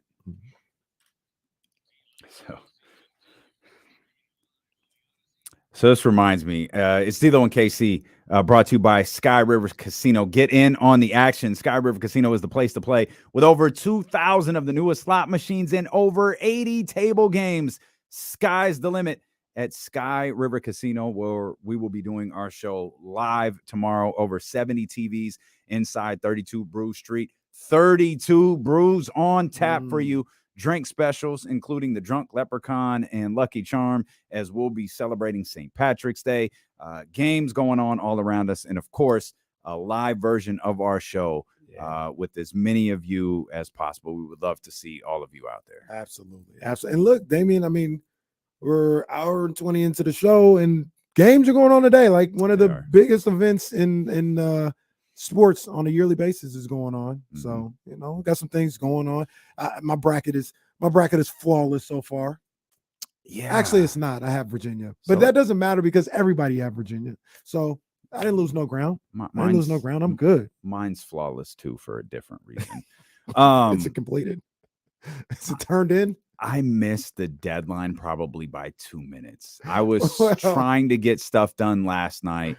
We're making some changes that really occupied my time this morning. I was like, it was like 9 something. I was like, I got to get the bracket in, go to Kenny's email, click the link, and it's not letting me fill out. I'm like, there's no way there's games on. And yep, 2-2. There was a game that was on. Because I tweeted it out and I saw like a 9:41. I was like, hey, you guys got 30 minutes to get in. And then I looked and that was like at 9:09. And there was a game that started at like 9:15. I was like, oh, my bad. You got 4 minutes to get in. Never mind. If you didn't do it now, you're not getting it in. That's just the way it is. Yeah. 2 quick things, because I know people are eager to hear what you have to say about this Sacramento Kings team. By the way, hour and 22 minutes into the show, we really have just brushed past the fact that Domantas Sabonis had another triple-double last night. You know, I mean, We're as bad as Wednesday. we're as bad as the NBA. Yeah, it's just a Wednesday. We're going to spend a lot more time talking about Domas moving forward. Just two things we want to mention real quick. Really unfortunate news to read about Lonzo Ball is Shams and Adrian Wojnarowski have reported Lonzo is going to undergo a third procedure on his left knee, and it will likely cost him, as Shams Charania reported, most of, if not all of, next season. So 2 straight years of missed basketball for Lonzo Ball. I like Lonzo Ball. I think he's a hell of a ball player. I really do believe that man was an incredible point guard. Absolutely hate to see this for him. Hope this works. When you start hearing terms like unique when talking about a procedure or an injury, I don't think that's good. Because in the medical field, I don't feel like anything is unique at this point. Like, you've kind of seen it all. If you've gotten to the point where you're seeing something new, I'm very concerned about that. And I'm concerned about Lonzo's basketball future. It gives me the feeling of like microfracture. And Penny, I think Penny was one of the first people that they kind of, I don't want to say tried it on, but they hadn't done it before. Yeah. So they're like, we're pretty sure this is going to help, but we've never done it. So it was a death sentence too. Yeah. Like, once he came, it was like, oh, we could do it, but you ain't gonna be the same. And they, they've gotten better at it over the years, but he was the first, right? Like, he was, and there were things that I remember, they learned from that they used to get better moving forward. And Chris had it, right? Wasn't that the surgery Chris had it? Yeah. And he had it relatively early in the procedure of it as well. So, like, that's what I think of when I hear, Lonzo. It feels like he's getting something that I'm like, all right, we're gonna try something. Yeah. And he's been operated on twice, and they can't eliminate the pain that he's in. Oh my gosh, I feel so bad for him. I always thought he was gonna be a good ball player. I love the way he played at Chino Hills and at UCLA. The kind of point guard he was. I always felt there was gonna have to be some type of adjustment to his shot and the way he played when he got in the NBA to be better. And that's what was happening. And it seemed like he had started to make that adjustment. It felt like he was coming into his own. And I don't know what that would have meant, like all-star. I ain't here to say that. But I do remember him turning a corner as an NBA player and becoming really, really good, in my opinion. And I was anxious to see and excited to see where it was going to go. And these damn injuries. Yeah. One more thing, I'm gonna. It's a callback to Herbert, who called earlier. He said something, and I jotted this down. He was talking about the evolution of De'Aaron Fox. I thought, wait a minute, are we in like the 1999-2000 era of Triple H, and that's what De'Aaron Fox is? Is De'Aaron Fox in that like street fight with Mick Foley, Hell in a Cell with Mick Foley, WrestleMania 2000 era? Is that where De'Aaron Fox is right now? Like, because Triple H was good, right? But Domas gave him that push. Mike Brown, the roster gave him that push. I'd argue Mick Foley was the one who changed everything for Triple H. He took Triple H, who was the champion. He got made the champion in August, and he wasn't really believable. Like, it wasn't clicking. He wasn't working. He was trying. He was changing his outfits. He was changing his verbiage. He was trying anything. But it wasn't until that street fight at Madison Square Garden where it's like, oh, this dude is legit. Like that, he just took an ass kicking, and he's got an edge to him now. And he started to ascend a little bit more. I feel like we're in that stage of De'Aaron Fox's ascension, the cerebral assassin. It was the word evolution that caught my attention. I was like, oh, I can see this. He's cerebral. He's on that. And it was just the beginning, right? He's on that climb up. Triple H was good before that. He had gotten the rub from Shawn Michaels and the rub from DX, and he was good. You knew he was a player. You just didn't know how much. But it was that stretch of matches with Mick Foley into WrestleMania 2000 and all the stuff that he did with The Rock that really catapulted him to the next level. That's where I see De'Aaron Fox right now. Nailed it. It's a good call. What an analogy. It's a good call. That is. Hey, I can't wait for De'Aaron Fox to manipulate the NBA so the Kings are in the finals every year. Well, wait till De'Aaron Fox marries Adam Silver's daughter. Just wait till that happens. De'Aaron Fox is going to be running the NBA in a few years. That's the moral of the story. De'Aaron Fox is going to be running the NBA in a couple of years. The Kings be in the NBA finals down 3-1. Nope. We're up 3-1. And guess what? We're the NBA champions. Matter of fact, the series isn't best of 7 anymore. It's best of 5. And we're the NBA champions. De'Aaron and Rasay going to be wearing leather jackets, calling themselves the Authority. You know what? We've decided to make this a handicap game. That's right. It's 8 on. All those officials now are on the King side, which is totally unbelievable. No one would ever believe that. No one would ever believe that. It would take De'Aaron Fox. It would take the authority of De'Aaron Fox and Rasay to get that to happen. Yeah. That's a good call. De'Aaron Fox, Triple H, De'Aaron Fox turning into the game. I worked way too hard to make that work. If you have to work that hard, it's not. It works. I just he said evolution, and it was like, no, I can see the ascension. It works. He's not. That's it. That's the thing. He's still 25. He's still so young, which means next year this team has a chance to be even better. In the years after, they have a chance to be even better. But you got people's attention on social media this morning. Yeah, man. I was sitting there. I was just thinking, like I normally do. I was feeding Ryan, and she's just in chill mode. Can't wait to meet. Well, she's like the Denver Nuggets, according to Mike Malone. Right. I was feeding Ryan. I was just thinking about this team and the excitement that they had. And actually, what I was doing, I was watching the new episode of The Run. That's what happened when I was feeding her. And just the excitement and the closeness of this team. I don't know if it came off the same way to you, but this team seems really that's close. 100% the biggest takeaway from this really, episode. Really close. Yep. And I was ready to give everybody a contract. Oh yeah, all that stuff with Rashawn not playing. Bring him back. Absolutely. Rashawn would have played last night, by the way. Yeah. Well, like Alex Lynn played. Like we would have seen Rashawn Holmes last night. But I was just thinking about this team, man, and I was thinking about the history of the teams in Sacramento. And I said to myself, right now, today, they're 41-27. They don't even have 30 losses yet. This is crazy. 41-27.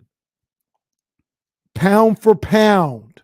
We can't just take the record or where they end up in the playoffs and all this other stuff. Pound for pound. I think I've started with saying this is a top 5 team in Sacramento Kings history. And, that encompasses how good they were, how beloved they are by the city and the fan base. And I was starting to do some math and looking at some teams, looking at the history, and I was like, you know what? I think I can push them in the top 3 all time. Top 3 all time. And I ranked them. Okay, I was gonna ask. I did rank them, and I want to know what everybody thinks about this. Okay. I'll go 5-1. Okay. Go 5-1. Okay. Number 5 is the 05-06 Kings. That was when Ron came and they almost beat the Spurs. That was 8-1. He said we're going to make the playoffs, and they were nowhere near the playoffs when he said that, and they made a run. I got them at 5. Kevin Martin hits the game winner in game 3. That was a memorable team. I remember them. Number 4 is the 02-03 team. Now, unfortunately, that's the team that we all thought was going to win the NBA championship, and Chris Webber goes down game 2 semifinals against the Mavericks.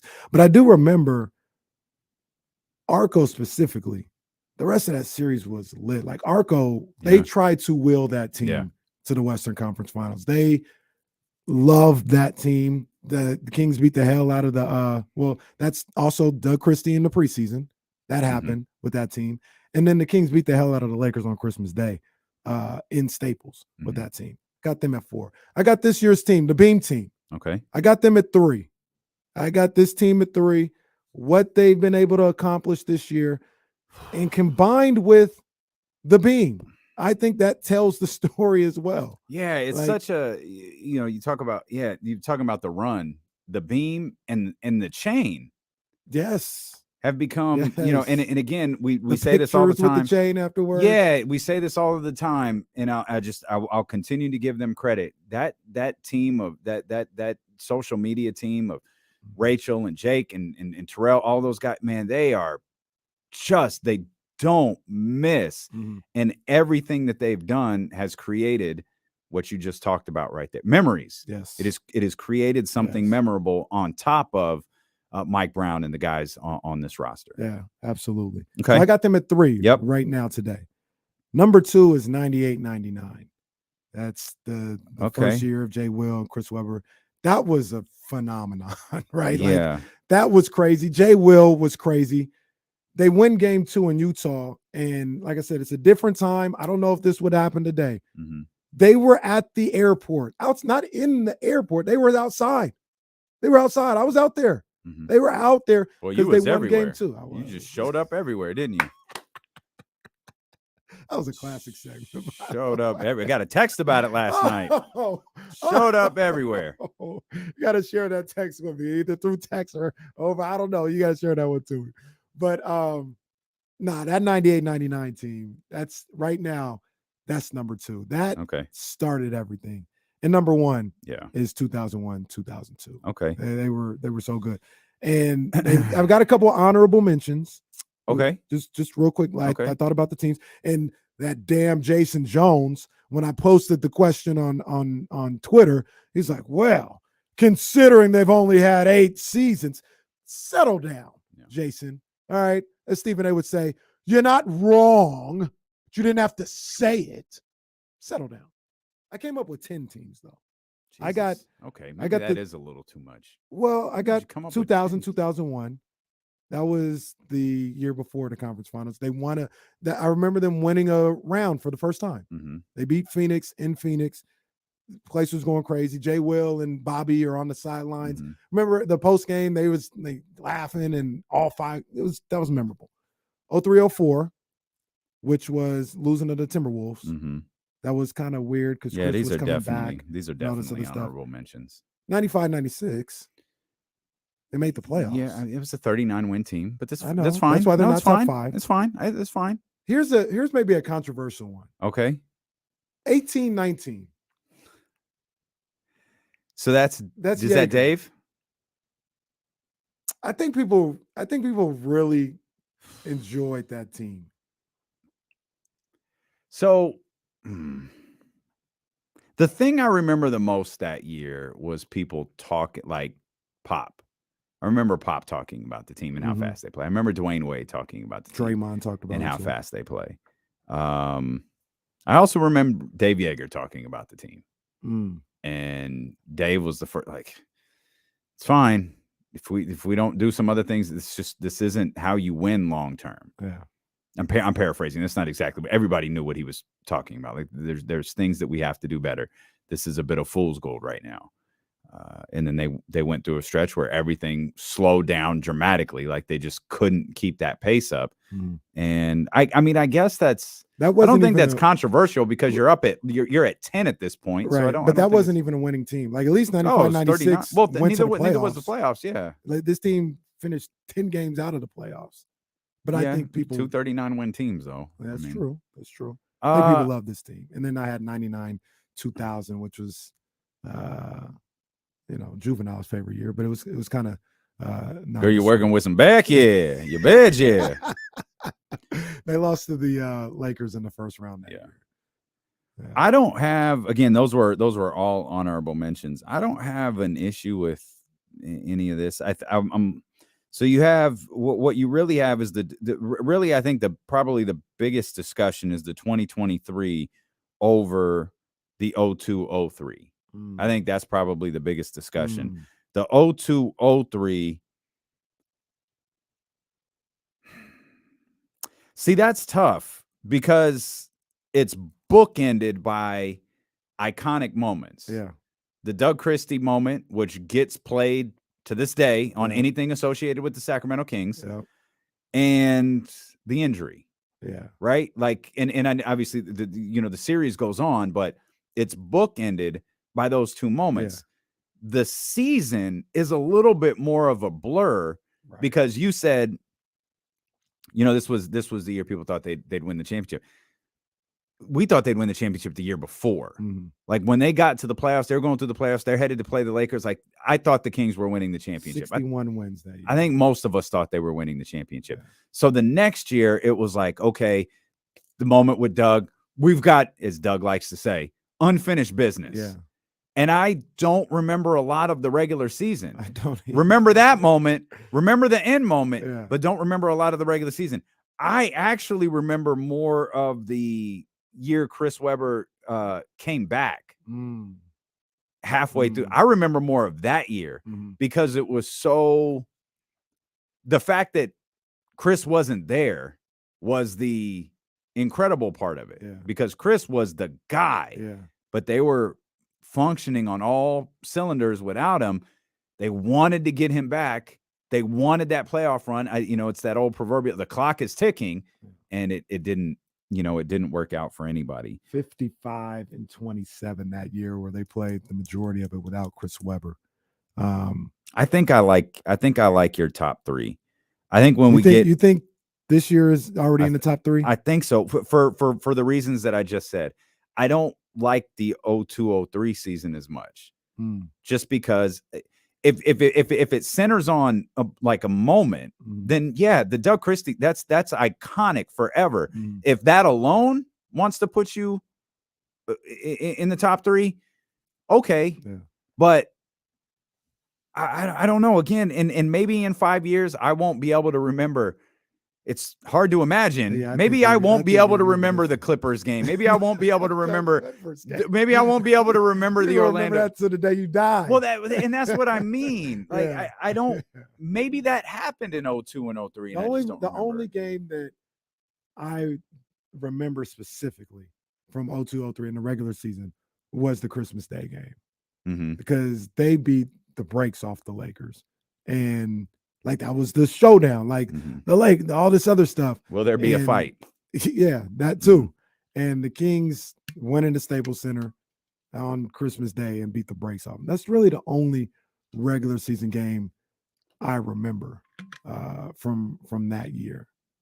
But we could put that in the chatty house, the poll question. Yeah, the return of the poll question. Is it well, that felt like a shot. No, it's just the return of the poll question. Is the 2022-2023 Beam team a top 3 Kings team already? I think they are. If they do you think say they get to the second round this year, do you think they can jump either one of the top 2? So they can't jump. They can't jump 01-02. You're in agreement that 98-99 is 2. Like that's because Jay didn't play here very long. So we talk about Jay like White Chocolate, Jason Williams, like he played here for 10 years. That dude was here for a minute and a half. But hey, there's highlights galore from Jay Will's time here. That's hard to ignore. Like there's shirts with Jay Will's pictures on. Jay Will is I don't think it's a stretch to say Jay's iconic with Kings fans. Absolutely. So I don't want to, I feel like if I minimize that and move 2023 up, it's being a prisoner of the moment. Yeah. Because Jay hasn't played here in 20 years. Yeah. And it's still, people desperately want to see him at the arena. They want to hear from him. They want him to be a part of the city. Again, he was here, like 2 seasons, barely 2 seasons. That's it. And the thing about 98-99 for the kids out there is we think this year came out of nowhere and how exciting this team is. That thing came out of nowhere. I always tell the story about how I wanted Larry Hughes. And they talked about Jason Williams. When they said the Kings draft Jason Williams, I was furious. And then I saw him play against San Antonio. I was like, whoa, like this kid is kind of nasty. He had like 22 points. He was like doing all the Jay Will stuff. I was like, this kid is nasty. And yeah, they took off. They just traded at the time, the best player in franchise history, Mhm. Mitch Richmond. We all like that was the equivalent of people saying, all right, they're rebuilding. Like they're blowing it up with Mitch, and they're taking a gamble on Chris Webber. They got this kid out of Florida. They went and signed Vlade Divac. That'll put butts in the seats. You know? Like that came out of nowhere to like where it ended up going. They weren't just good. They were must-see TV. And then to get in the playoffs, you know, go up 2-1 against the Jazz.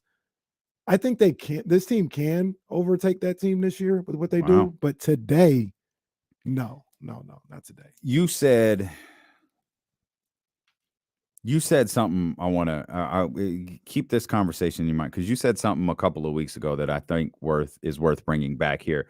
Well, also, it's obviously a very slim night in the NBA that the Kings are a part of because of what's going on, with March Madness and the NCAA tournament being underway. But we'll let you know what's happening tonight. We'll talk about the game tonight as well. Also, want to show some love to that second unit yesterday, particularly Malik Monk and Chimezie Metu in the way that they played last night. So we'll dive into all of that.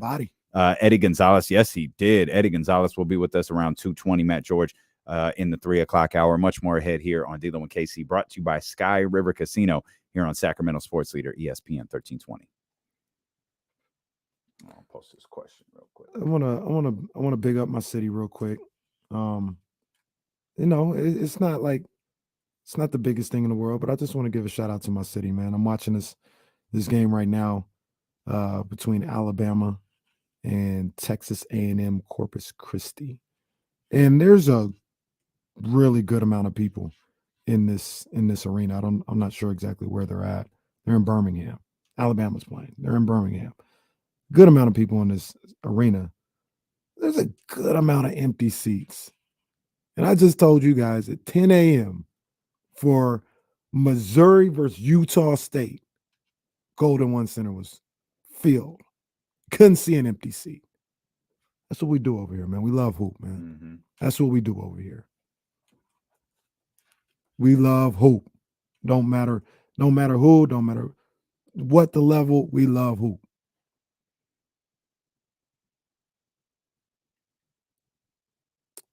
Did somebody say that this is going to happen, or are you just saying this randomly? Because I agree, he is not getting the J. Will Tyrese? No. Yeah, that's not happening. No, I don't think so. I guess. Johnny's asking. Johnny Dewitt's asking. I just pointed to it like everybody could see that. Johnny Dewitt is asking, will Tyrese get the J. Will treatment? I don't think so. No. I got our brother Sean. All right. Well, Soren, he said, I need to see the playoffs. Who is this guy? I don't know. He's walking around staring in the studio. Want to do a show? Like what? Do like the parties. Hey, who do you know here, bro? Hey. Yeah. You need help, pal. Just staring. Where's Kim? They might all be at the our guys at 98 Rock, our crew at 98 Rock has their live broadcast today. I'm trying to swing by there. Oh, okay. I was thinking about trying to poke my head on the way home. Yeah, where is it again? Twin Peaks? Peaks. Yeah, it is. Well, Twin Peaks is awesome. Wait till you see.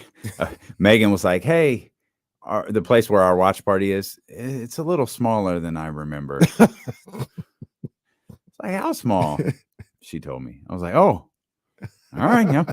When we make the next announcement, y'all better get there early. Y'all better get there early. It's kind of the VIP room.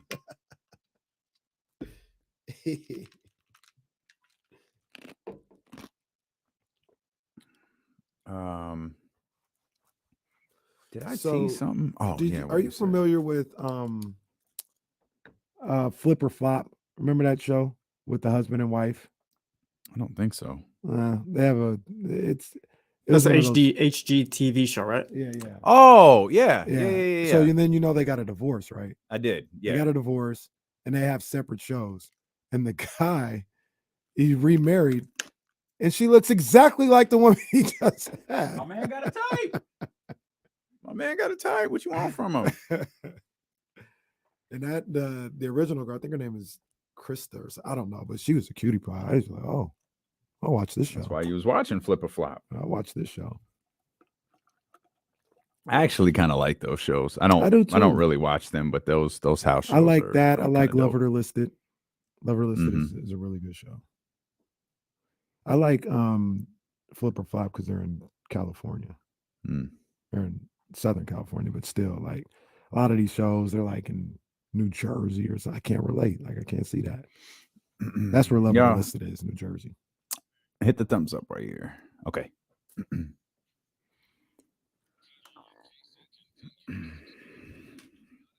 Live on Twitch as well. Twitch.tv/ESPN1320, YouTube.com/ESPN1320. Let's get to these phone lines. 916-909-1320. We'd love to hear from you, and we'd love to hear from our brother Sean. What's happening, baby?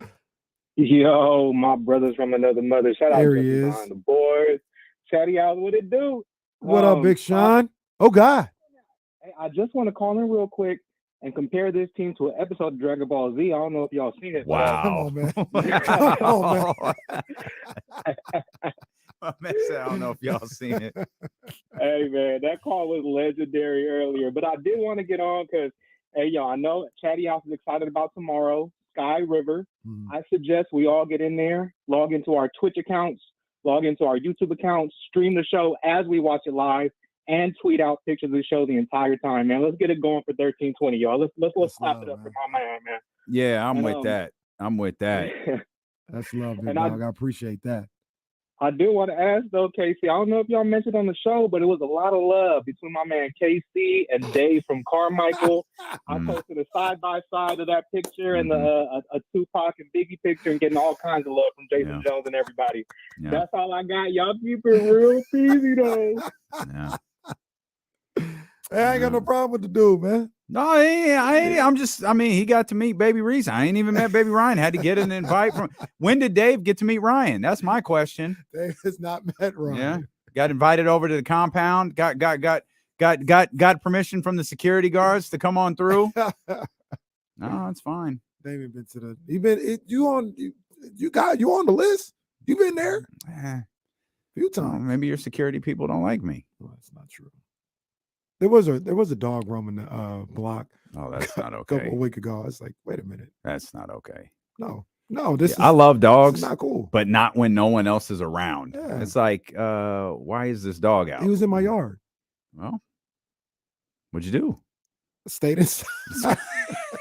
That reminds me, back in my dad's house in Modesto, there was these crazy people who lived down the street where they had German Shepherds, and they would let them out and wouldn't like watch them. One time I get home and the German Shepherds across the street, and I get out the car and we're just staring at each other. We're legit, like we just lock eyes. It's like, okay. And then he barks and I take off. I literally run around the car and I hop in the passenger seat because I thought this dog was going to kill me. That's the way to go. Yeah, no, Yeah.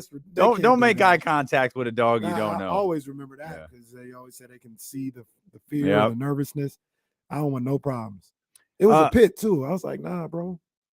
He could have been the nicest dog in the Could have been. world. Yeah, But it ain't my job to find I out. ain't finding out. Ain't my job to find out. Like I had a dog nip at Sprout a week ago, and now you got these loose dogs. Hey, No. homie, get your dog because get it. Just keep it moving. Alan James, this is a good question. Is Dave the godfather of Ryan? No. All right. Oh, is Dave the godfather of Reese? Was that at the baptism, the picture that was posted yesterday? No, man. That's fine. All right. No. He's just an RV. I like Sean's call though about logging in. I keep looking at the streaming number like, man, are we doing something wrong? Then I realize there's 17,000 people at the Golden One Center right now, and that may be having an adverse effect on what the YouTube channel looks like.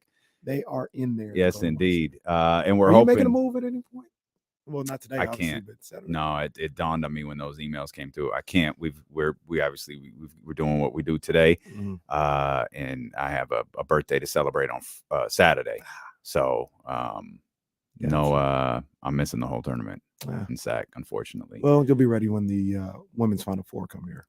speaking it into existence. Yeah, man, I hope so. That would be incredible. I like Sean's idea, though, about logging in, jumping into the chatty house. I really love his idea about taking pictures, videos, tagging D'Lo and KC and ESPN 1320 on all of your social media platforms, because it's going to be something. Sky River Casino, get in on the action with over 2,000 of the newest slot machines and over 80 table games. Sky's the limit. We mentioned the drink specials that they got going on, the Drunk Leprechaun, the Lucky Charm, 32 Brews on tap inside 32 Brew Street tomorrow at Sky River Casino. Update, we posted the poll question based on Kenny's thoughts. Is this 2022-2023 Kings Beam team a top 3 Kings team of all time? The answers, the options: yes, top 3. No, top 5, though. No, not yet top 5. 70% say yes, top 3 team. 21% say no, top 5, though. Only 8% of the votes so far say no, not yet a top 5. That 8% is dead wrong. I can understand the 21%, but the 8% is dead wrong. You know what I thought about, too, when I thought about this? I said, what would it look like if Carl's Jr. had bobbleheads of these guys? And I think it would rival all the stuff we saw in the early that 2000s. Was you almost had to experience that. Like, I don't know how to, like, what you ever see them iPhone lines? When the new iPhone comes out and everybody's lined up outside the AT&T store. I don't even know that they do it that way anymore, but if they did, lined up outside the Apple store, the AT&T. The first like 5 iPhones were that's crazy. That's what the bobbleheads were. Yeah. It was Carl's Jr. Can you, if those were in existence today, there would be a Twitter account dedicated to where hell yeah, bobbleheads were in stock. Bro, they have a Fox, Sabonis, or Monk bobblehead with a beam behind it. Oh my God. You could have a separate beam bobble, a bobble beam. You have a bobble beam and that thing would go nuts. Yeah. So that's what I was thinking about too. When I just said top 3, I was like, yeah, if they had one of those things, it'd go nuts. How do they not? I don't know. How is that not? I know they did a Sabonis. I know someone did a Sabonis bobblehead, but how is this not become a thing? Oh, no. A Malik. I'd go to Carl's Jr. to get a Malik bobblehead if he's doing the 3. Come on, man. I'd do that. My boy Malik. I saw something yesterday. I think I was just perusing the Kings IG. I think that's what happened. And it was Monk when he went off against Phoenix the other night. And I was like, bruh, I can't wait to see Malik in the playoffs in the Golden One Center. If he gets hot in the playoffs, that place is going to be a madhouse. We love Malik Monk. And we love when he starts getting buckets. It's going to be a madhouse. A Davion Mitchell bobblehead with the DPOG chain on. Yeah. Oh, De'Aaron's bobblehead now has to be I'm effing nice. It's got to be that. How has there not been a replica DPOG chain put in the team store yet?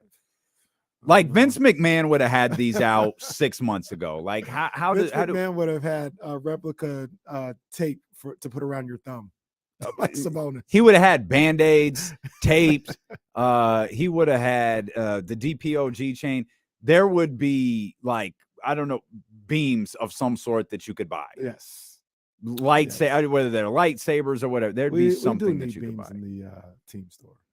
It's time. Can we make glow in the dark thunder sticks for the playoffs? I don't see why not. I don't know. I don't know how to. I don't know how you make something glow in the dark. Like, I mean, we can do whatever we want. This is our team. Well, wait a minute. Now that I think about it, didn't they used to do those joints? The glow sticks? But the ones that they controlled. Oh, the little wristband things? Yeah, where like I don't know what happened with they those. would control them. It'd be on sync with some sort of performance or something. We need those back for the playoffs. Absolutely. We actually need the Kings to get a win tonight. That's what we really need. Yeah. But you said something a couple of weeks ago, and as you were talking about this team a few minutes ago, I think this is worth bringing back because it's really important. And I don't know that people will see it this way right now because of that like euphoric feeling, but you mentioned a few weeks ago, enjoy this because you're never going to feel like this again. No matter what happens next year, this team could go to the finals next year. This team could win an NBA championship next year. You're not going to have the same feelings you have in this exact moment right now. And it is obviously the euphoria of the team being good, but it's also the burden of the 16 years being taken off of your shoulders as a fan. It's a hope that this is a true turnaround for this franchise for the foreseeable future, because right now, everything surrounding Rick Adelman is really, really bad. Yes. And you're hoping this is the moment where you're catapulted into, look, championships would be great. I just want to be a regular sports franchise that doesn't go through 10, 15, 16-year droughts regularly, which is, what has happened with this franchise. So enjoy those moments from De'Aaron Fox last night. Enjoy every single win that the Kings get. The next one, this team is a winning team.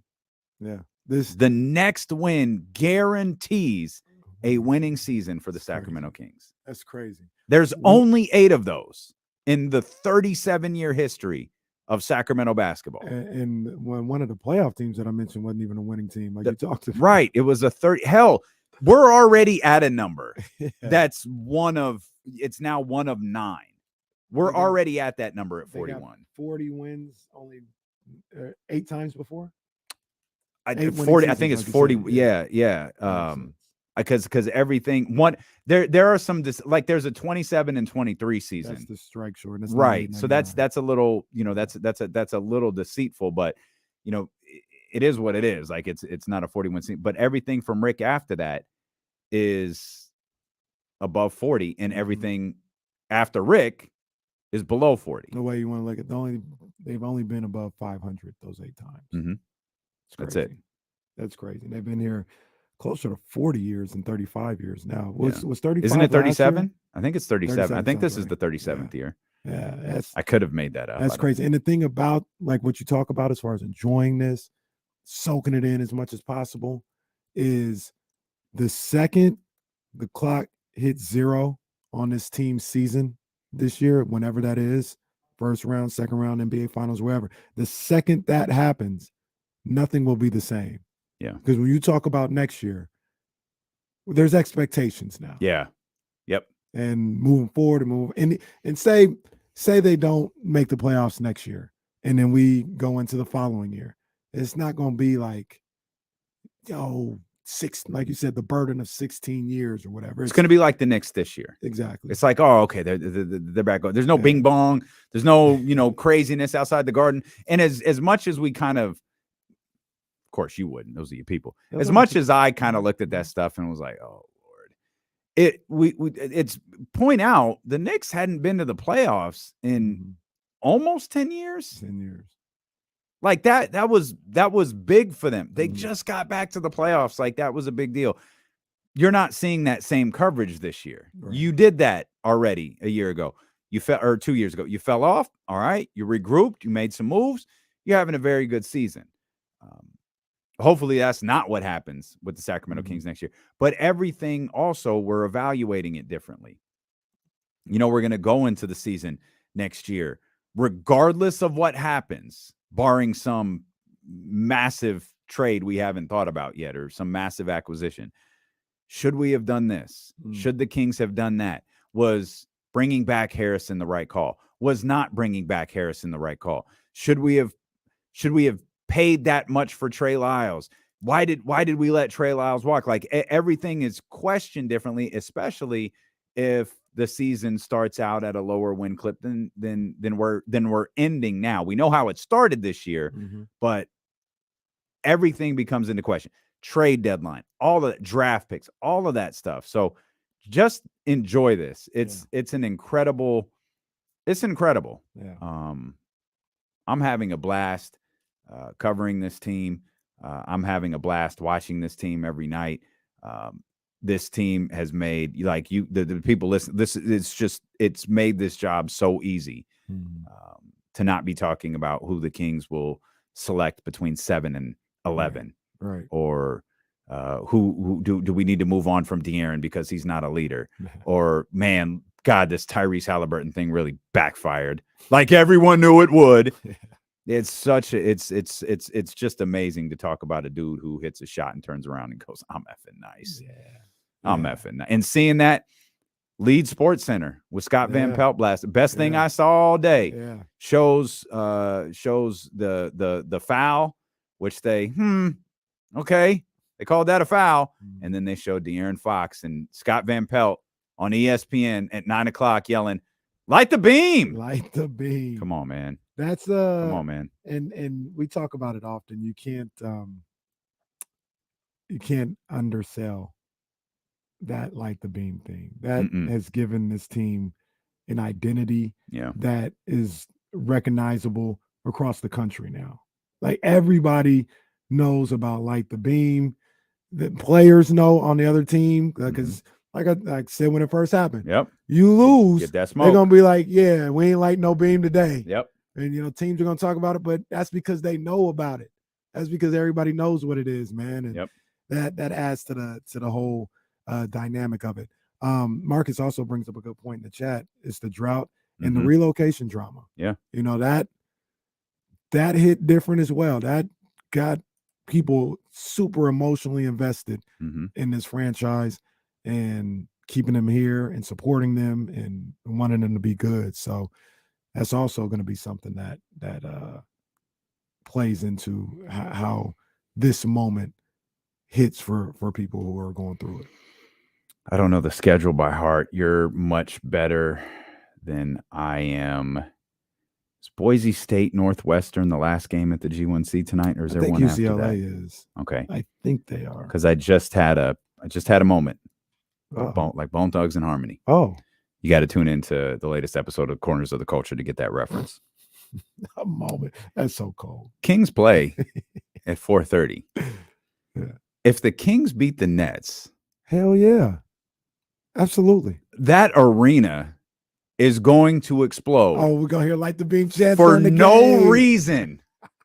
That those kids, those young men are going to be playing basketball, and all of a sudden that arena is going to erupt.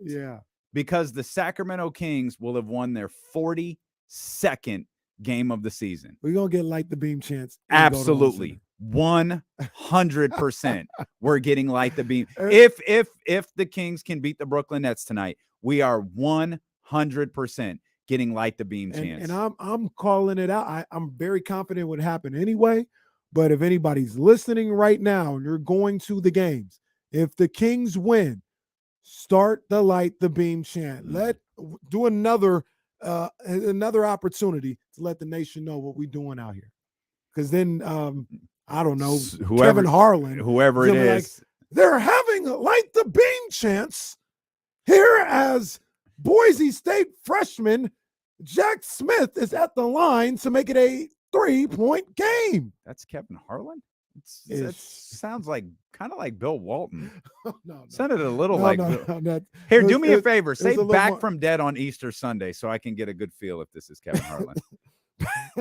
Okay, never mind. Don't do that. It feels like a mixture of Marv Albert. No, that's it. That's it. Marv in there. That's it. Because if I was Bill, I talk about how it was Marv. The You're right. beam was lighting into the sky. One of the great beams in the history of the Western civilization. Bill's already lit the beam. How did Sacramento come up with this?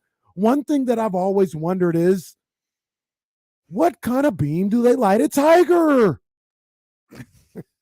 We haven't heard from Bill since he said that Russians thing. He just cut off ever since. Bill is on the call every Pac-12 what was I watching? There was a Bill channel. There was. What was that? They were doing it for the Celtics game, I think. Yeah. Did you see it? No, I didn't watch that. Oh my God. I didn't watch it. It was phenomenal.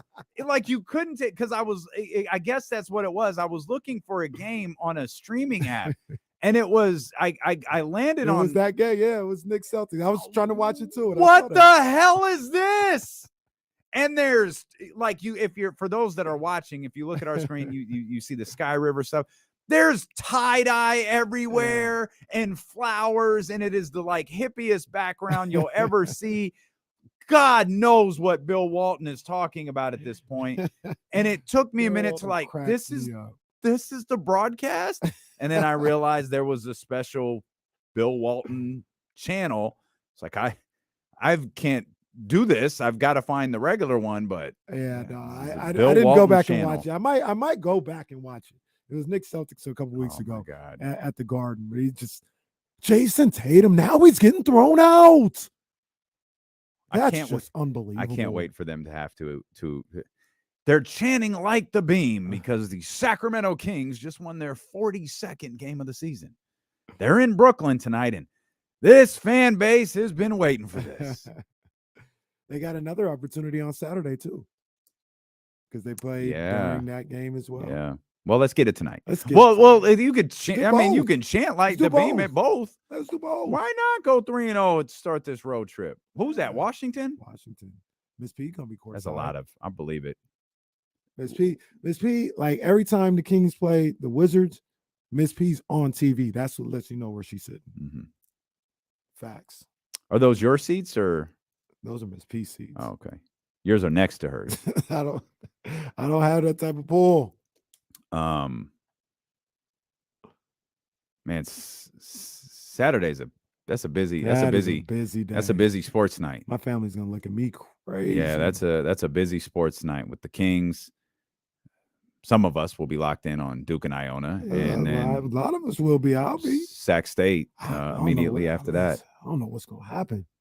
I think Sac. I was telling Sac Coach State left today. I was telling Coach this morning. I think Sac State's beating UCLA. I think UCLA can get got. That would go crazy. I think UCLA can get got. They have a ton of flaws. They could score, but I think Sac State can score. They can get got. I think Sac State can get them. I think, and that's the last game of the night. I think too. It is. Yeah. Oh yeah, that's gonna be something else. Yeah. Saturday.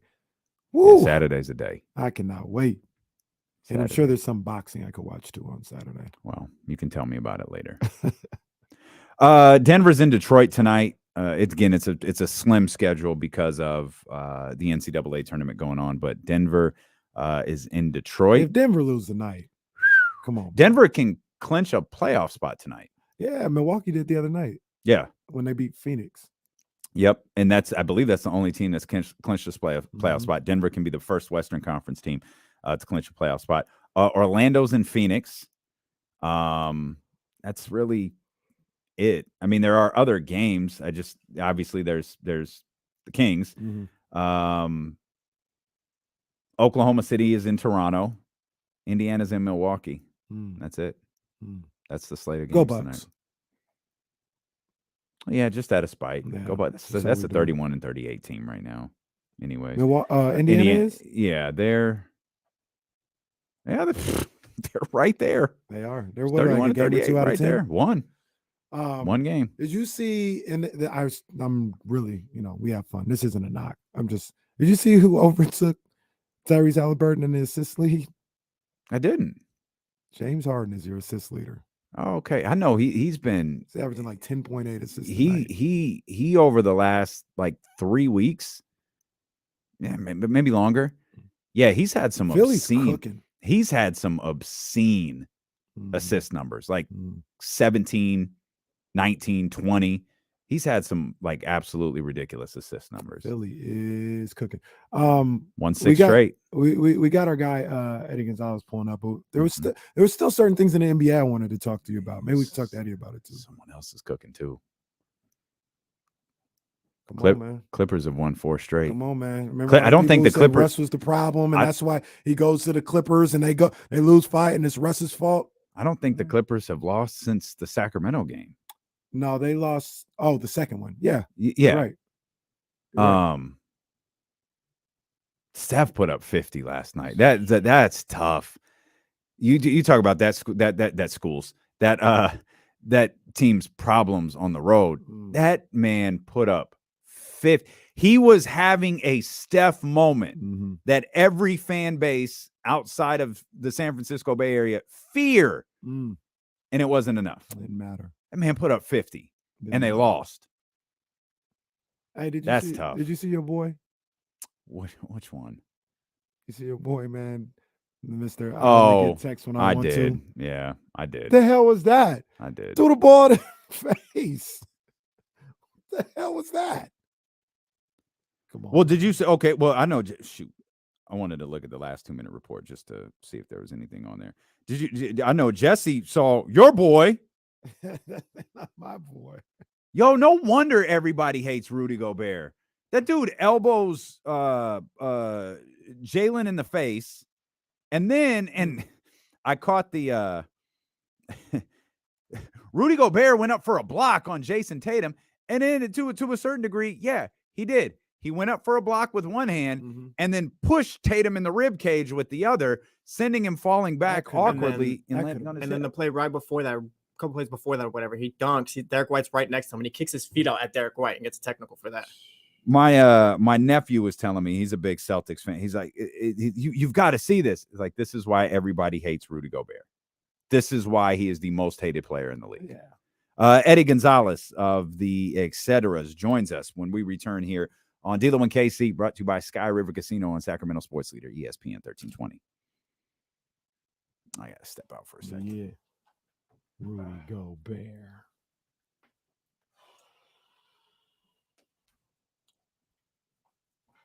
They do not know. Did you see the picture when he took a picture with Wembanyama? Yeah. Rudy looked like a 6'6" guard. Yeah. Rudy looked like a 6'6" guard next to Wembanyama. That's going to be fascinating. I was looking at it. Kings going for the 1 seed isn't as crazy, I think, as we think. I just don't know if Denver's going to lose enough. I can see the Kings winning enough. Well, let's say like this, because they play last game of the season, right? Yeah. Yeah, so the Kings take, like, they're down 4.5 now. If Kings take that game, that's 3.5. We'll just call it that. And you got the season series over them. I mean, who's to say Denver maybe doesn't, like, drop a couple and the Kings win a couple? Yeah. Like, it's not crazy. Yeah. It's maybe not far-fetched. I don't know what the right word is, but it's not crazy. Especially the way they're playing. Denver is not clicking right now.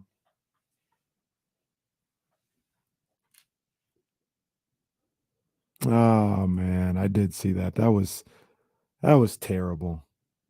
That was terrible. All the conversation after that too about the World Baseball Classic was so stupid. Keith Olbermann is I was about to curse. I'm trying not to curse because there are people live kids who watch the stream, so I'm gonna try not to curse. But Keith Olbermann is he needs to shut the hell up. Yeah, he really needs to shut the hell up. That was completely uncalled for. The insult was completely uncalled for, and then what he said was wrong. Like I said, the WBC, whatever you want to think of it, and I love baseball. I can talk about this. I love baseball. I had the MLB league pass thing situated. Like, I love baseball. The WBC is the best thing that happened to the game of baseball in the last 15 to 20 years. Easily.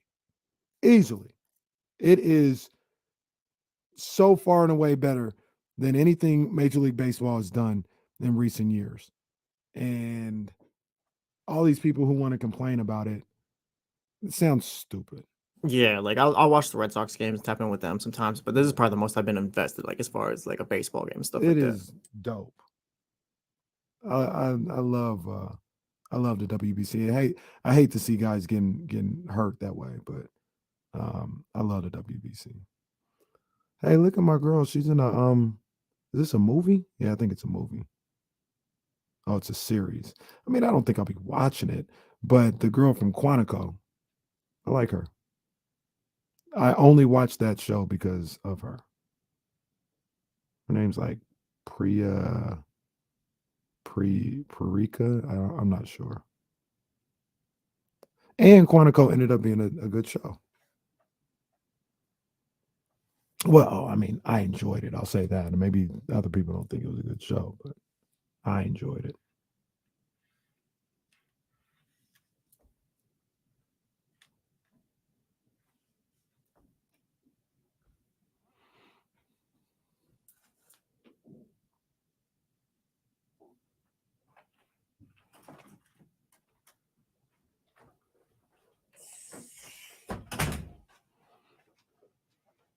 She's married to Nick Jonas? Wow. The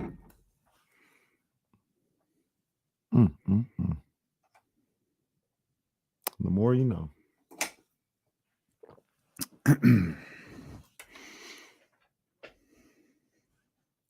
Hey, I'm gonna bring this up because I want you to tell him to kiss your ass.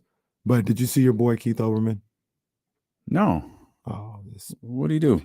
Twitter? I tweeted something out. I quote tweeted what he said. But you saw the guy in the WBC, the Mets closer, like broke his ankle or something last night. And Major League Baseball people were upset about it and all this other stuff. And Olbermann would just, like I said, and I was trying, even though we are on break, I'm trying not to curse because there's kids who watch the stream too.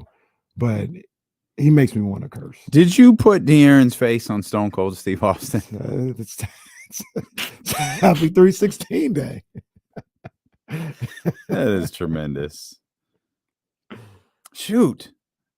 I just fell out of your screen. Now I got to scroll through all of these retweets. What I said, it was completely out of pocket. That was the first thing I said. Oh, there it is.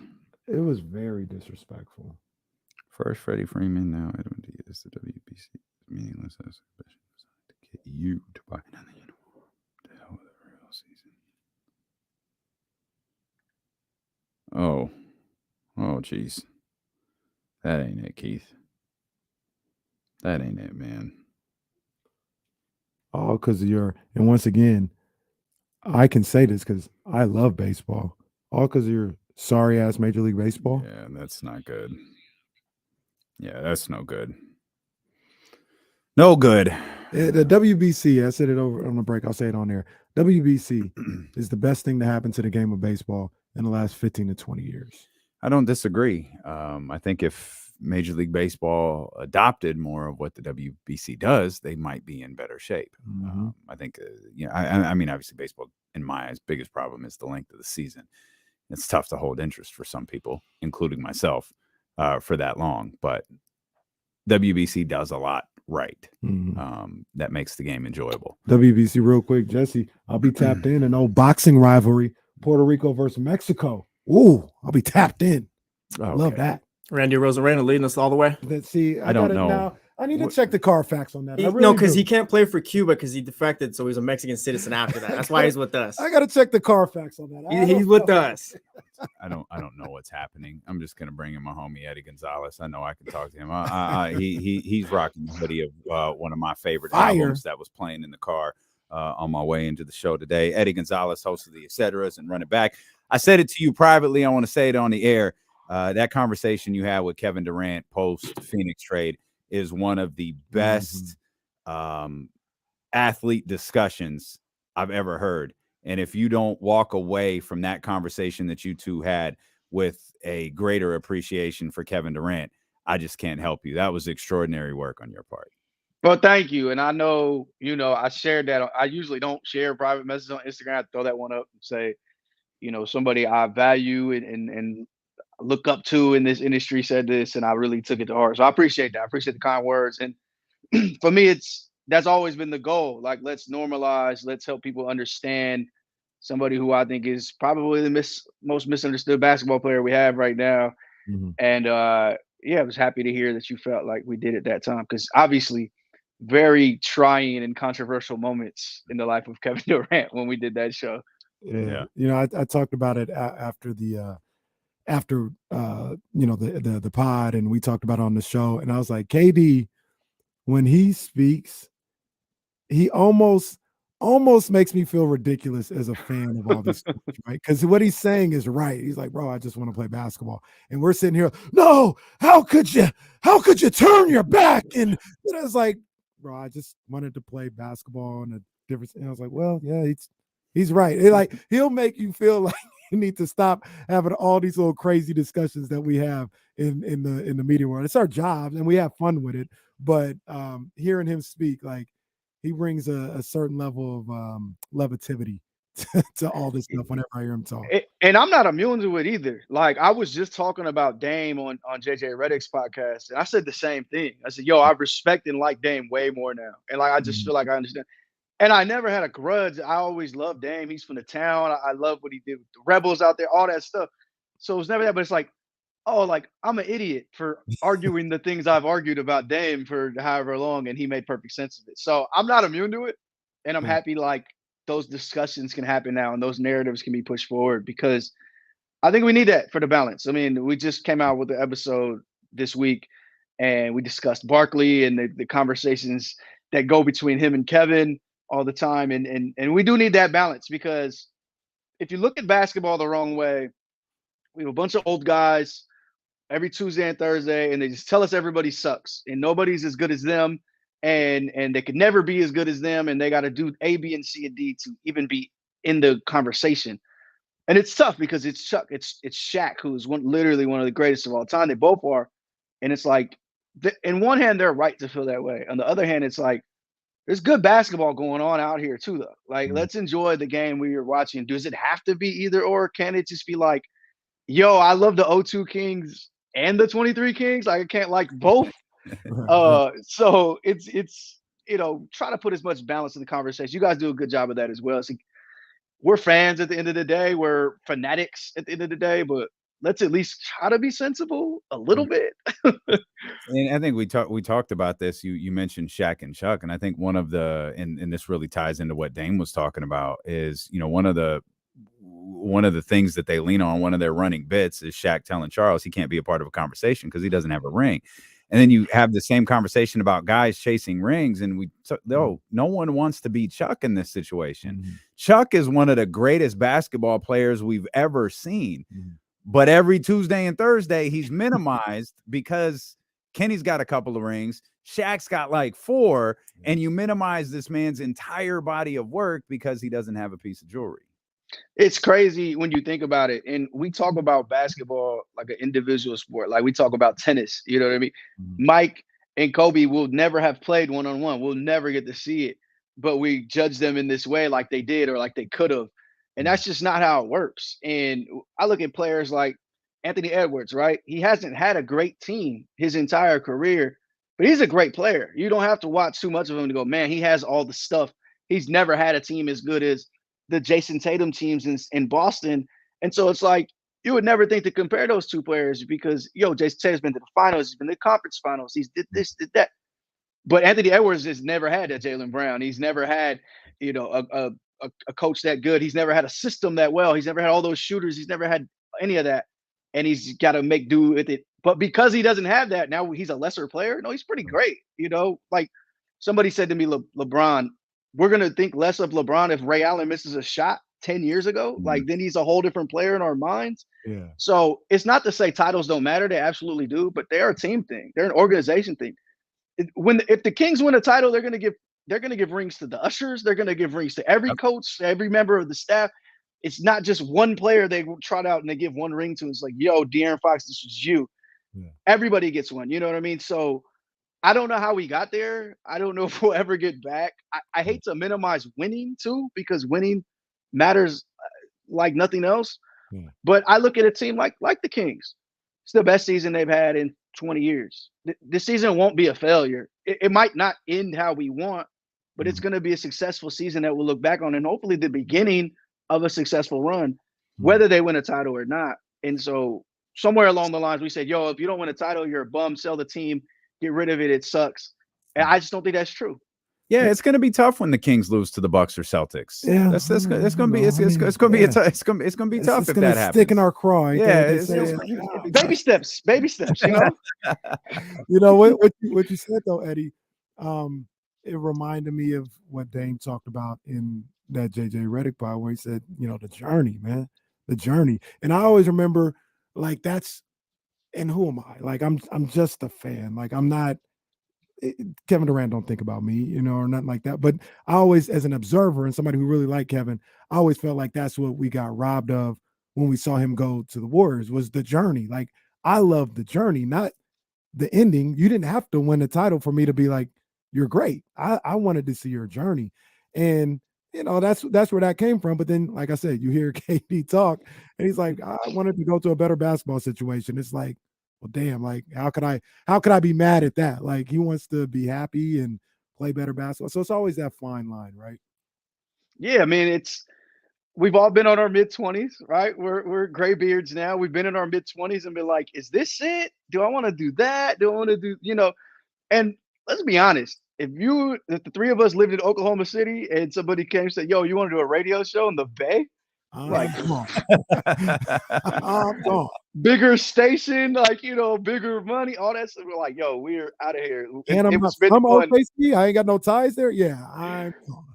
So I think and maybe this is youth where we didn't view it that way. Maybe we just have more access now. Like we see everything these guys do on social media.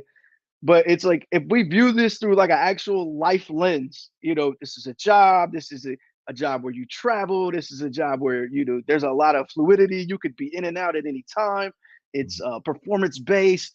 You start looking at it a lot different and go, okay, maybe that did make a little more sense. Plus, like we were saying, the two guys we're talking about, Dame and Kevin, okay, if you're super, rings are everything, then you can't trash Dame because he's trying to do it the right way, right? But if you're like, yo, rings are everything, how are you also trashing Kevin, who says, I'm going to the best situations for me to win a championship? This is what we've created. So you can't trash them both with the same thumbs that you typed each message with. It's contradictory. So it's just, I like that they're two separate ends of the spectrum and they're both doing it in their own ways. And listening to them talk, they both sound wild comfortable with the entire thing too. Yeah. Not to make this all about KD, but how is he? Kenny and I watched that injury together, and we were just gutted to see that happen, and then to hear that he left on a boot and all of that. And now, knowing the prognosis, how's he dealing with that? Yeah, I went out there. It was like, yo, I'm gonna pull up your first home game. Let's have fun. Oh no! I went to the Chicago game. He killed. So I'm like, all right, I'm gonna go up to the crib. I'm watching warm-ups. I missed him falling. I thought he slipped. I thought he was like clumsy, And then I get a text like, yo, I think I'm out tonight. I'm like, what? And he's like, yo, my ankle's like a softball right now. I'm like, what? Oh, and so I'm freaking out. I feel bad for him. He's embarrassed. That was his whole thing. He's embarrassed. I fell in front of 20,000 people and now I can't play. Like, what an idiot. But by the time the game was over, we all went back home.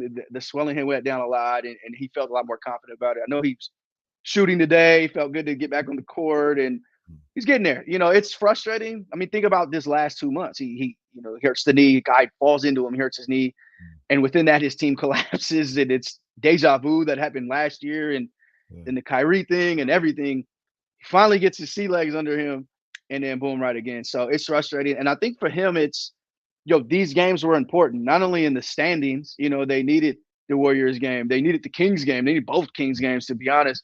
But they needed that time to gel and come together as a team because they still don't quite know who their rotation is. They played 3 games together. And I know people say he's adaptable and malleable and all that stuff, but you still got to have him on the court and do it and practice it. And they just haven't had that opportunity. But I think he's got, it's been a week. They said 2 to 3 weeks. He's feeling a lot better. I know that. I don't think they're going to rush it, but I'll say this. I'm going back out there to record a show with him on the 30th. And that day it was like, yeah, I should be back by then. So we'll see. That's not my prognosis, but I'd imagine he'll be back by then. They play Denver and they play Minnesota 2 games in 3 days. So hopefully. I'd love to see it, especially since the Kings will be done with the Suns by then. So I love seeing KD play, man. So love to see him get back here. Hey, you talked about it a little bit.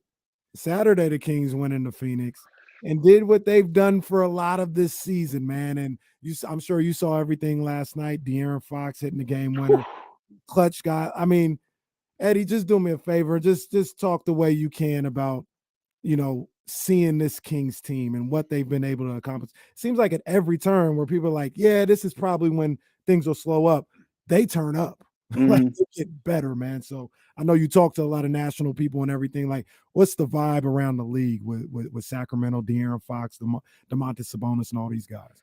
Man, we got on Run It Back, my show on FanDuel TV, and I said it's the best story in the NBA this year. And It's been a long time coming. I'm Sacramento native. You guys know that. I remember those teams. I remember the last playoff team, with Kevin Martin and all of that. So it's been a long time coming. They had the dubious distinction, right? They're the longest drought in the three major sports. But you could see the remnants of them last year. You could kind of understand. And once De'Aaron Fox was locked in and he was ready and everybody was a little worried when he went to clutch, but we knew what he could do in crunch time. We've been watching him do that his whole career. We've been watching him do that since high school, right? He's big time. And I'm happy there's an award for it now because I think he should win it. I think he will. Like, it's nice to go have this little cherry on the top, and he might have another one or two before the end of the season. But, they just make so much sense offensively. They've been one of the best offenses all season long. You get those two guys, you spam pick and roll, and you put shooters around them, and great things can happen. The guys off the bench, Malik Monk, obviously reunited with his Wildcat brother and has been amazing, has some great moments. I think the Clippers game is like a seminal moment. I'll look back on that Clippers game when I think about this Kings season, that they were able to go heavyweight shots with that team. And that team is a team that a lot of people think is a contender. And I'm literally record-setting night to keep up with them. And I think the Bucks game is a good example too. I know they ended up losing it, but the Bucks had to score 80 points in the second half to beat them. They had to really turn up. They had to look like the Bucks. And they made them go there. I look if they get the right matchup. I think they could advance. I'm hoping they get the 2 seed. I think they still got a chance to get the 2 seed. But they're the real deal. I know they have their defensive issues. I tweeted the other day. I said, you can tell they're coached up. Like, they have the right idea on some of the stuff. They're just a little step too slow. They're just a little bit unathletic, and they're just not always there. Yeah. But they know what they're doing. And that's credit to Mike Brown, who I think is the coach of the year. I think, rightfully deserved 2 All-Stars this year and got that. I know I was pushing for that on the shows I do. And I'm just happy, man, that those guys are getting success. And De'Aaron Fox, homegrown guy, right? Domantas, who a lot of people trash that trade. And I love Tyrese and I love what he's doing in Indy, but I think really rare trade where both teams got what they wanted out of that. And you can't fight with the results. So I'm excited to see what they do. They have a lot of room to move around this summer as well. They have some good contracts they can move. They have picks. They have everything they need to improve and to be even better this summer and going to next year and then continue their run. But it's been fun, man. From 3,000 miles away, I'm getting texts every day. People sending me the beam, their pictures of the beam from outside the arena. Like, it's dope. And to me, the league is better when the Kings are better. So it's been a great year for them and for the league. My next chapter, you just laid out all of the pieces. Come on, man. Yeah, y'all were glowing about Sacramento after that Brooklyn Nets game. Hey, we'll welcome him with open arms. My next chapter. Come on, man. Hey, I'm gonna say this, and don't make this a rumor. Don't aggregate me and put me on the ground. Tweet it right now. Cut this, Jesse. Kevin loves Sacramento, and I always cracked up like, really? All the MVPs? He's like, I love it out there. The arena's right there, and you can walk around. You can go. He just loves the vibes in Sacramento. I'm like, hey, if you say so, my friend, don't tell them. They're gonna start bugging me. like David said, we will welcome him with the Chappelle gift when it was Rick James. Come on, KD. Anytime you want, man. So it's all good. Hey, Eddie, I know your man's is in Phoenix. And I don't know where they're going to end up. Probably top 4. Come on, man. You got to get out here for the playoffs, big dog. I got to come catch a game. There's this real random shot that they play each other, which would actually be cool for me. Yeah. But I got to come catch a game. I'm hearing about it over and over. Look, y'all are the plug. So y'all let me know when I can get, I don't got to be 100 section. I'm not bougie. You can put me upstairs. I just want to come. They might kick us out if you say you want to come. Oh, Eddie Gonzalez is here. You guys, we don't have any room today, guys. Sorry, it's Eddie's here. Eddie's here. Look, Eddie's coming. It's D'Lo or KC. D'Lo and KC. I definitely want to pull up, man. I don't know if I have enough pool for the first home playoff game in 16 years. But I'm gonna try. I'm gonna actually be in LA. We're gonna be doing Run It Back in studio in LA that week, first week of the playoffs. Okay. So I'm just a hop, skip, and a jump, man. Don't be Kenny, man. If I text you, text me back, bro. I know it's popping right now, but text me back. I got you always. Always. My Eddie, guys. The one thing I want to say while Eddie's here, is always appreciate this, man. He's doing big things. He talks about being around for the O2 team or whatever. I think the first thing I ever saw from him is he did an article on the Slam cover with Weber and Jay Will. That's when I was introduced to him and been following him ever since. But anytime I hit this dude, I mean, it was early morning over here, and I just ran, hey, yo, you want to come on the show today? Anytime we call, if he can make it happen, he pulls up on us every time, man. I can't tell you how much we appreciate that. He texts me during the show. He's like, yo, I got time, right? Because I'm stuck in traffic. I was like, don't worry, bro. But he always got time for D-Lo and KC, man, and we appreciate that to the core always, big dog. Fellas, it's always love. You know that. I love seeing what y'all doing as well. So I'm gonna be back soon, man. I'm gonna tap in for sure. We appreciate you, my brother. Thank you as always. Yes, sir. That's our man Eddie Gonzalez right there. I don't want to tell him. I don't want to tell him that the Jimmy G press conference has been postponed. What is happening? The last time we saw a press conference postponed, he's going somewhere else. The whole thing fell apart. What the hell? Wait till Eddie signs off and sees this. He's going somewhere else. They said they gave a return date. They said it's Friday. It's been pushed back till Friday. But I can't help but think about the San Francisco Giants. Oh no! Oh, what happened? Oh man! Jimmy G was out there looking for houses with the fam. The family was out there and everything. Damn. Oh, tremendous. Shout out to Chris Biederman. He's already at the Barclays Center. He's working hard on this road trip. Oh yeah. Speaking of Brooklyn. Sort of. Where Brooklyn at? Sort of Brooklyn adjacent. Okay. 916-909-1320. Mitch! Oh, yeah. Oh, yeah. Damn, KC, what's happening? What's popping? As you guys know, I was born in Brooklyn. We didn't know you were born there. We know you live in Jersey. We didn't know you were born in Brooklyn. Okay. That's why you're a stinky Dodgers fan. That makes sense now. Oh, you got it. And I'm really grew up in Staten Island. 1980. Susie Wagner High School Falcons. Don't forget that year. It's good. It was a good year. Okay. At least the 80s were best for movies. 60s and 70s for music. You wouldn't know music if you landed in the Hollywood musical ball. If I can speak right. You were talking about prostate. I know all you guys are bigger than me. Maybe Damon may only have an inch or two.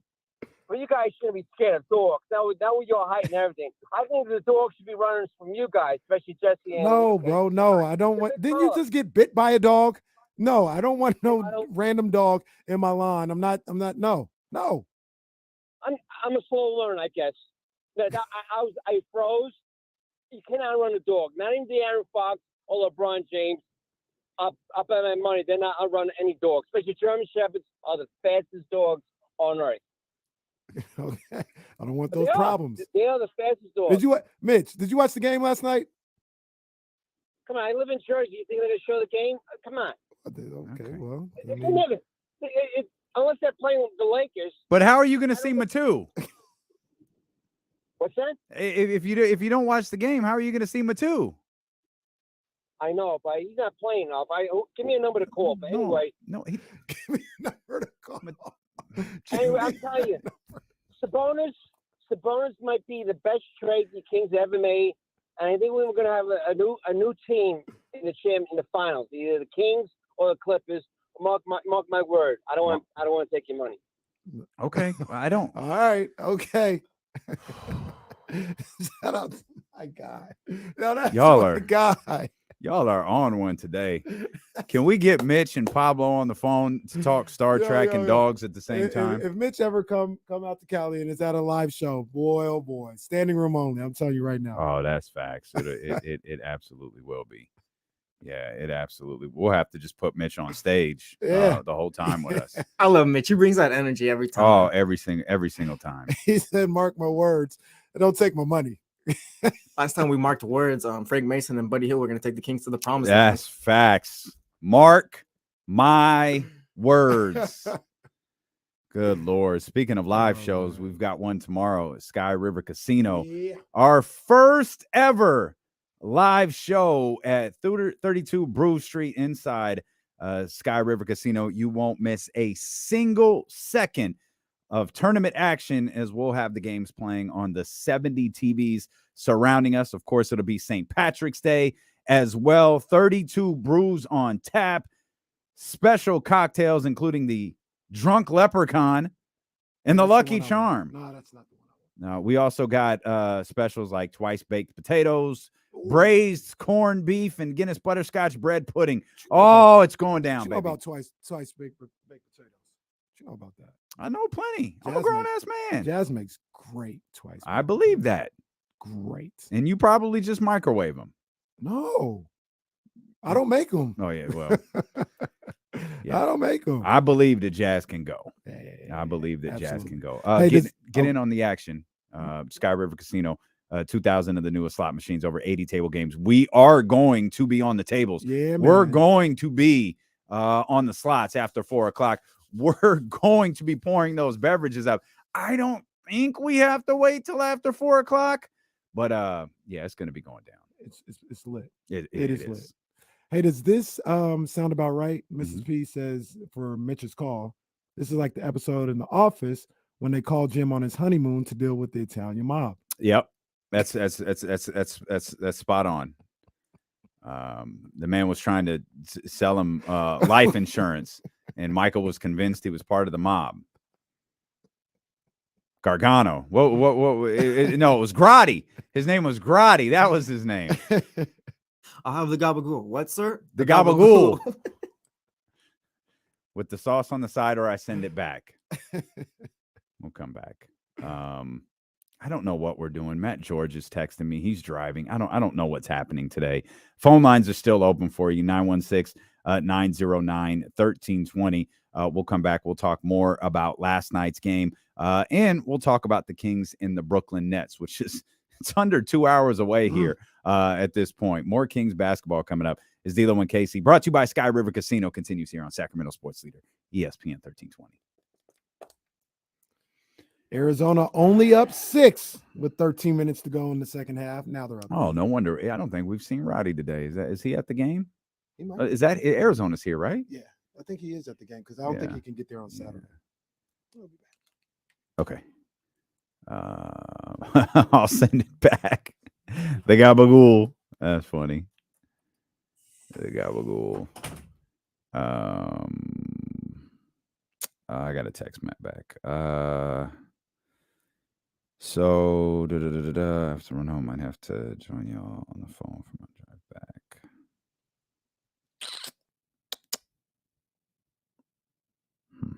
All right, Matt. All right, Matthew. See, my guy Paul Pierce said he sprained his MCL, didn't poop his pants. He's an idiot, man. He just and it was dumb. It was dumb that people even ran with that and said, "Oh, Paul George had to go to the bathroom." Shut up. Paul Pierce, just stop talking. You should let me be a spokesperson. Did you go see your boy when he was here? I've never seen him play. Did you? Wasn't he here? What was he here for? Oh, high school. Oh yeah. He was here for the high school stuff. Matt George continuing to make my life difficult. They don't have a.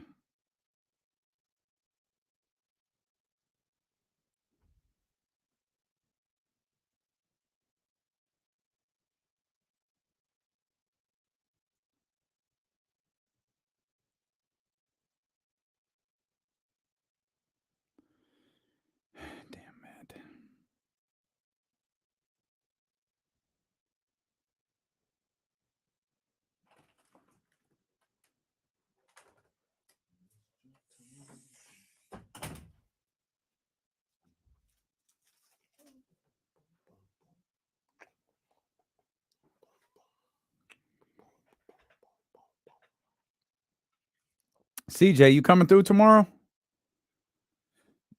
CJ, you coming to Soren? Are you coming? Who's coming? Actually, who is coming through tomorrow? Who's pulling up? Who's coming to Sky River? I know Dr. David is. I know Dr. David is. I don't know if Miss P's jet's going to get here in time. Oh, Miss P's got to be at the Kings game. She might not make it. Yeah. I know Kyron's coming. Warren's coming. Dr. David said he was coming. Yeah, Dr. David is coming. CJ said, I believe so. All right. Remember, I know Bryce is coming through. That's what's up. Remember, guys, the show's 12 to 4. We're gonna be there after 4. So I know some people are like, can't do it, can't get work. Hey, I don't want to put a time on it. I think we'll be there at least till about 6. At least. Coach Molly coming through. Let's go. Coach Molly know how to party. Coach That's Molly what's up. always pull up on us. That's love. That's always love. Adam L's gonna be there. No worries, Andrew Sterling. We'll get you next time. We got more plans to announce next week. Well, that's a good reason to not be there. That's fine. It's Kales 916. Jordan can't make it. It's going to rain that day.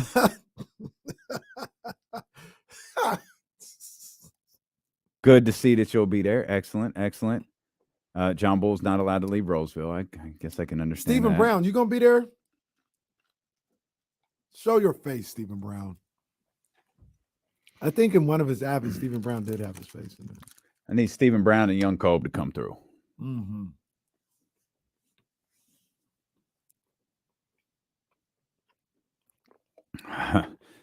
That's what you think, Dr. David. That's what you think.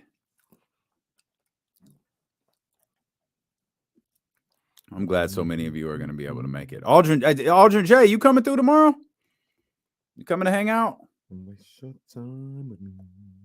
Brian says my wife won't let me enter a casino. All right, understood. Yeah, it happens. Dude, it's best to do what your wife intends or tells you to.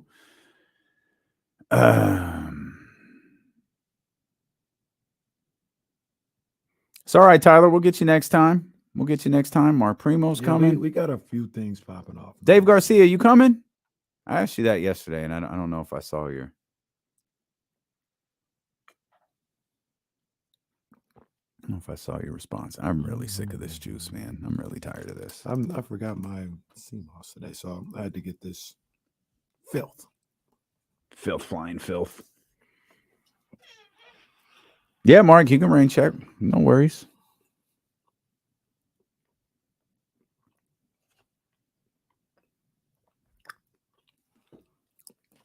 Aldrin, if your bracket is already done because Virginia lost, then that bracket was never going anywhere.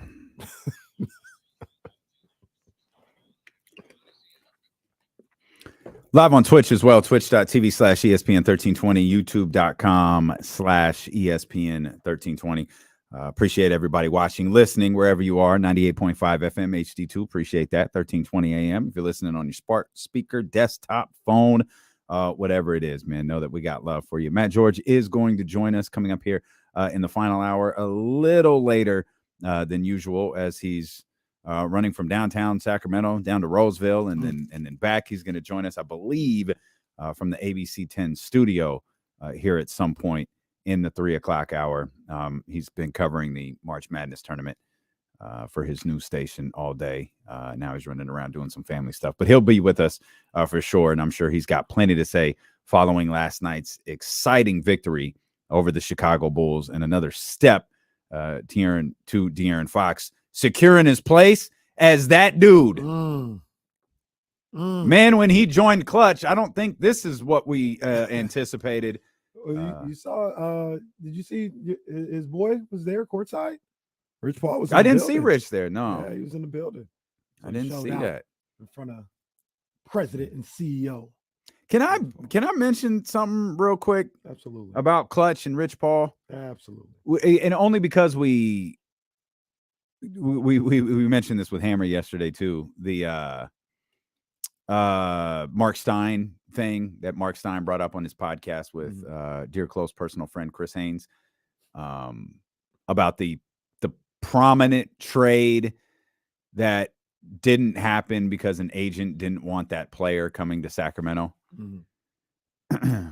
A lot of people have talked, especially when we learned that De'Aaron Fox signed with Clutch Sports. A lot of people had, he's going to the Lakers. This is happening. It's fine. I get it. It comes with the territory with Rich Paul. I think there's something Kings fans didn't think about. And it's what influence Rich Paul might have here.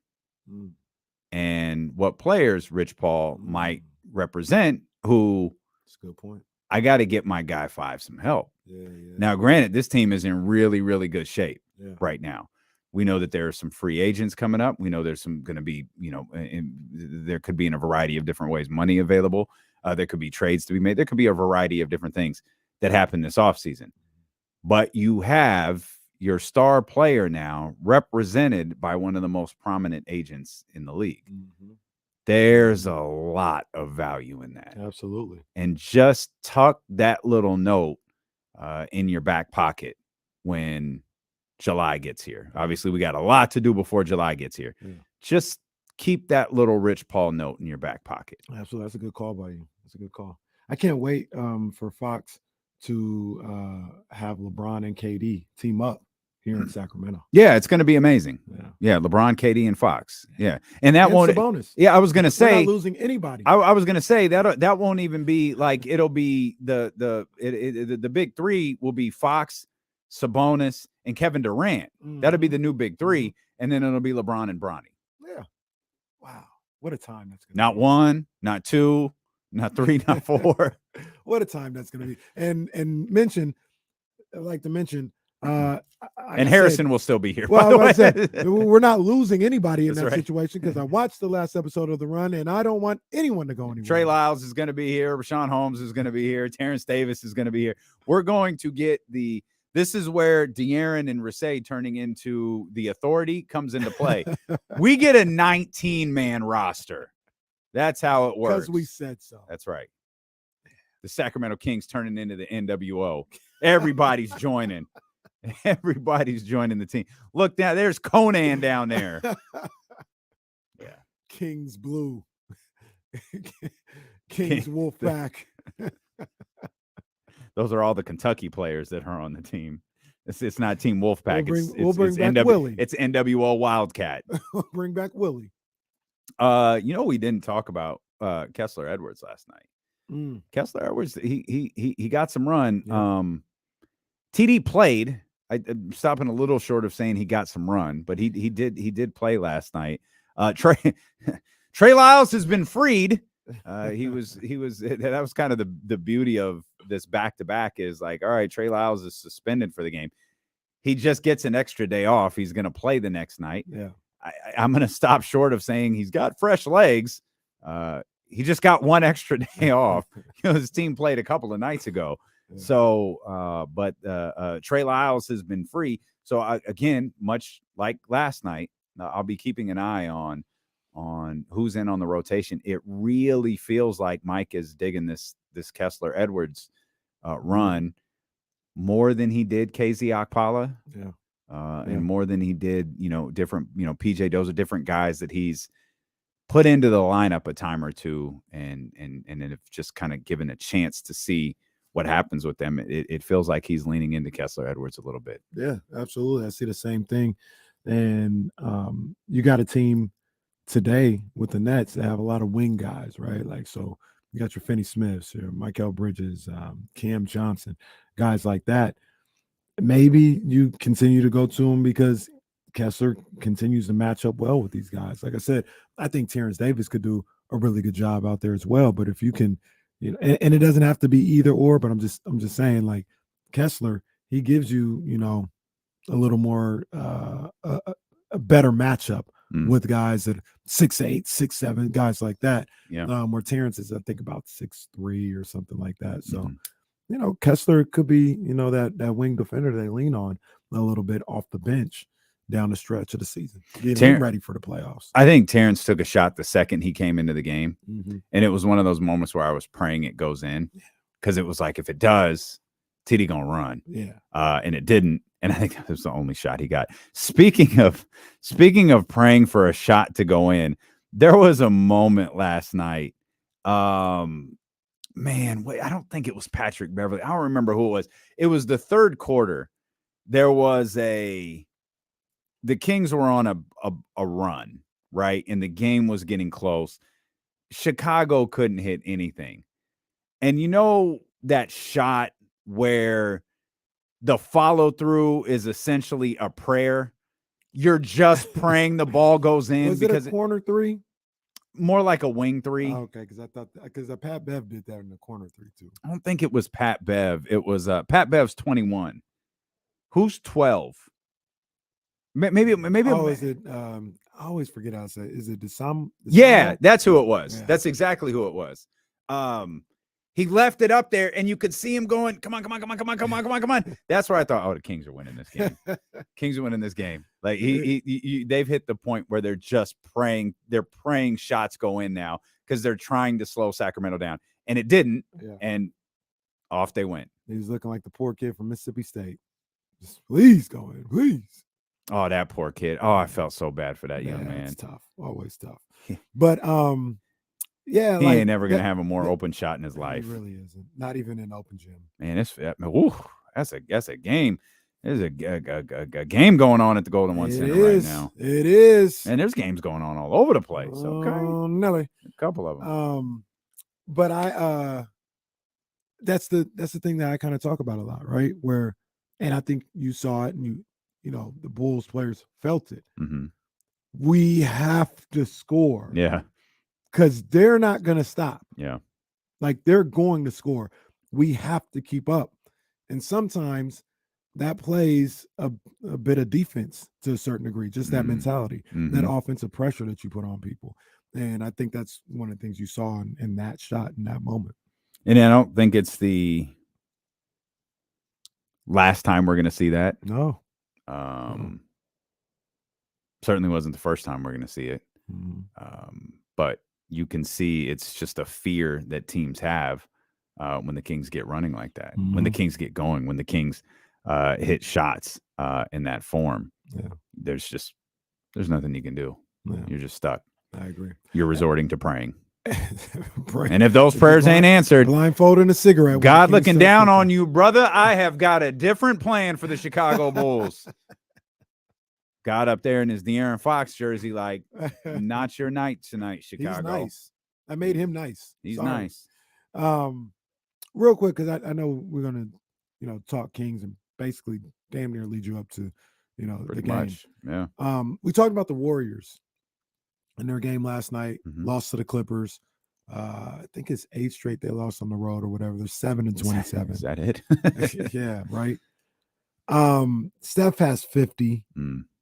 It really didn't matter. Like, I don't want to say it wasn't close, because there was a time when it got, but it never felt like he the Clippers kept it close. Yeah, it didn't. It didn't. Do you think they are at the point where, like, now it's messing with their heads? The Warriors, like, wow, it doesn't matter what we do. We can't win on the road this year. Like, we can't. Like, I got that feeling. I saw Steph sitting on the bench at the end of the game with the towel on his head. I know exactly what you're talking about. He was like, yeah. What the hell else do I need to do? He looked broken. Like, What he do I looked need to do? I had 50. He looked broken and exhausted. Is the issue that Steph can still go, but the others can't anymore? That could be the issue. Could be. It could be the issue. That man had 50 on 28. He was 20 of 28 last night. Bro, he's sitting there like, I have 50, and like I said, I don't want to make it like it was a blowout, but it wasn't close. Like, it wasn't like down to the final seconds. Second leading scorer was Jordan Poole with 19. Clay had 15. DiVincenzo has been, good for them, has had 10. Looney and Draymond combined for 14. That's tough. On that road, man, they just do not defend. They don't defend. And if that's how you can score 50. But why? Like, how is let me say this. You're listening to D-Lo and KC on KIFM West Sacramento, 98.5 FM KRX QHD2 Sacramento, ESPN 1320.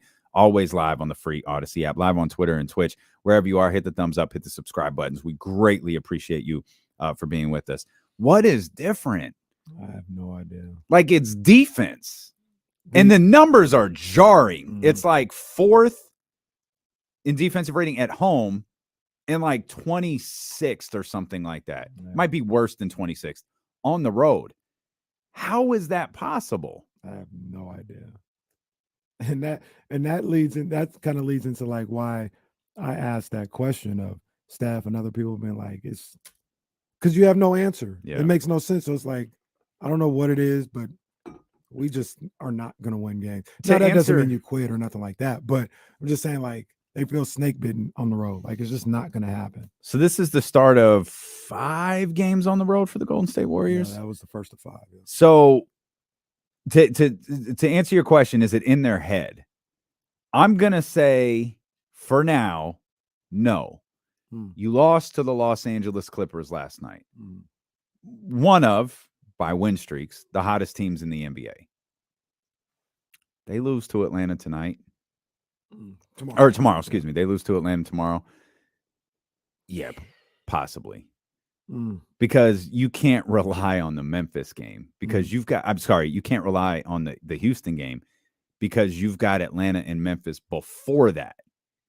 So Houston could be your get-right game on the road. Houston, who we just saw beat the Lakers last night, by the way, who's playing well. Yeah.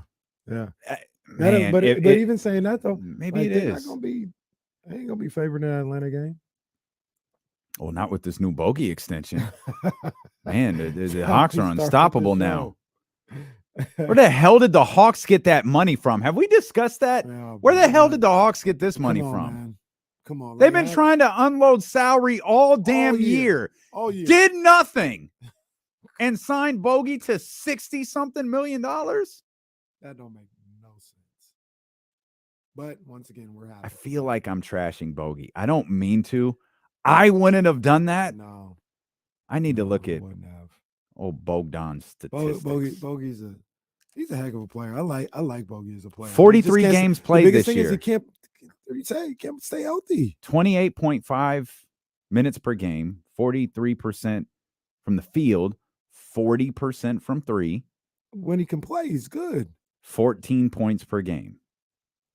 14 points per game and, just under 3 assists. I'm not going to call that nothing. I was going to say virtually nothing else, but 2.9 assists per game is not nothing. 14 points per game. That nets you $68 million. I hope Harrison's agent got this and it's just like Vince McMahon laugh. Damn it, pal. Harrison. Wait till this offseason, buddy. That's a hell of a Vince McMahon recall from his announcing days with that laugh. That's what that was. Look at him. The boyhood dream has come true. That's probably what he thought when that Woj text came through. Like Shawn Michaels at WrestleMania 12. His agent just grabbed the phone and went. Just. Oh, man. 43, but you're right. It's the 43 games. That's all it is. Because to me, the talent is, I don't want to oversell it, but it's undeniable. He's a good ball player. He can go. Yeah. He just can't stay healthy. And to commit to him for 4 years at that kind of money, it's a little head scratching. But seriously, it couldn't happen to a better person. Glad it happened to Bogey. I'm so happy for Bogey. Yeah. I will forever be happy for Bogey. I hope everyone can tell my sincerity in that remark. We love Bogey on here. There's no. I was about to say there's no ex-Kings we don't like, but. Oh no, Buddy can get that heat. Yeah, Shavano gets heat. Shavano, I throw Marvin in there. I don't care. I mean, that almost sounded worse. I don't care about Marvin Bagley. I don't wish that brother no. I don't wish Buddy any. Well, yeah, we don't wish either one of them ill will. I don't like Buddy Hield. Yeah. I don't have any issue with Marvin. I don't care. I think I don't care about Marvin Bagley, which feels almost worse than saying I dislike him. Because at least I have an emotion about him. That's what you tell the kids when you yell at them. You're like, if I didn't care, if I didn't say nothing to you, then you should be worried. But the fact that I'm always riding you means I care. Yeah, no. And I mean, and neither one of those, well, Buddy might be close for some people, for Miss P, but neither one of them are in Spencer Hall's category. Yeah, Hawes can get the heat. Yeah, for sure. Spencer He's not welcome not to come here. Him and Jason Terry are not welcome to Jason Terry. Any playoff parties. Jeez. Not welcome to any playoff parties at all. They can't come to the live show. They are not welcomed at Sky River Casino. We have their faces. We have their pictures left with security. If Spencer Hawes or Jason Terry come through to Do not allow them in. Grant Napier can come and take a picture with Kenny, though. So he's welcome to come to. Jacob says, I hate Tristan Thompson. Wow. Yeah, TT. I don't know if TT's got on the, that got list. the smoke. Got the smoke for TT now. TT's like how you feel about Marvin for me. Okay, you just don't care. Bothered by TT. He's talking stupid on television. He is, but I mean, it's TT. Now look, now I feel like the Kings because he'll say something. And I'm like, how can I take him serious? It's TT. That's fine. That's exactly how Marvin Bagley felt all last year when TT was running around clapping and yelling like, bro, you're Tristan Thompson. Get out of my face. I can't get too worked about TT. He says the Lakers are going, all right, Tristan. All right, sir. Just keep doing your job. Brooklyn's got 3 games in the loss column, 2 games on Miami for that 6th playoff spot. Shout out Miami. Helped us out last night. Indeed. Yeah, absolutely. You think Brooklyn makes the playoffs? I don't know, man. I don't know. It really is. It's just Miami. Like Atlanta's not going to catch them. Miami. It's just Miami. But Miami, for whatever, they just will not go away. I don't think Miami's good at all, but they just won't go away. I don't think so. I think an organization like that. I like Jimmy. I like Bam. Obviously, they're well coached. Gabe Vincent, shout out to him. Yeah, they're never. Those names are never going to let you quit. Like you gonna win some games. Well, they don't have to quit. They just, I don't think they're. No, they're gonna fight though. Like some teams aren't ready for a fight every time. Yeah, that's true. And Miami fights. That's what they do. They out there throwing poor Kyle Lowry out there. Well, yeah. It's almost time to take Kyle Lowry to pasture. I think this is the last version of this Heat team that we see. I think they're gonna make some moves in the offseason. It's not working this season. Like I could see them moving on from Harrell and stuff like that. You think they trade Jimmy? No, I don't think they trade Jimmy. I think they still run it back with him and Bam, but I do think they could trade Harrell in the offseason. Or there's a third option. Well, if things go the way James Harden teams go in Philly. Well, here's the thing. That's why you don't trade Jimmy. Yeah, that's what I mean. That's why you don't trade Jimmy, because he could be the key to you getting. Like if I were them, that would be the next move, and it might even take a year. Another year. Yeah, it might take another year. So I wouldn't make no deals. I'd make sure I have all my draft picks, and yeah, I'd have my eye on getting Joel out of Philly. You know more than Harden. And he might be a free agent at the time. I don't know. More than like I don't trust James Harden for anything in a playoff series or a meaningful. Why would you play? I don't trust that general manager either. Hmm. Daryl Morey is one of the most overrated executives, I think, in perhaps league history. Mm-hmm. Like, I don't get it. Like, I mean, he did it. I guess that's not fair. That Houston team was good. Yeah, he did really good. The Houston team was absolutely and good. You know, I think he lost his way a little bit in the swapping of point guards over and over, but that was a good squad. And he laid in the weeds, and the acquisition of getting James Harden was very it was a shrewd move. Like waiting, being ready, noticing like what that was, and jumping on it. In that changed Philly or Houston? In Houston. It was a shrewd move. Because he had to have the assets to do it. And he was just kind of waiting around. And but he didn't have to wait. Like, well, Presti didn't make him wait that long. No, and I'll give him the credit for a little bit of foresight with James Harden. I think we all thought James Harden was good. Yeah. I don't know if we saw MVP in James Harden. So he saw Harden's talent and a style that could be played that could magnify all the things that he could do. So Morey gets that. I mean, he's done okay in Philly. Who's old enough to remember the Harden or Ibaka conversation? Oh, wow. I was definitely on Team Harden on that one. I thought Ibaka was a little overrated.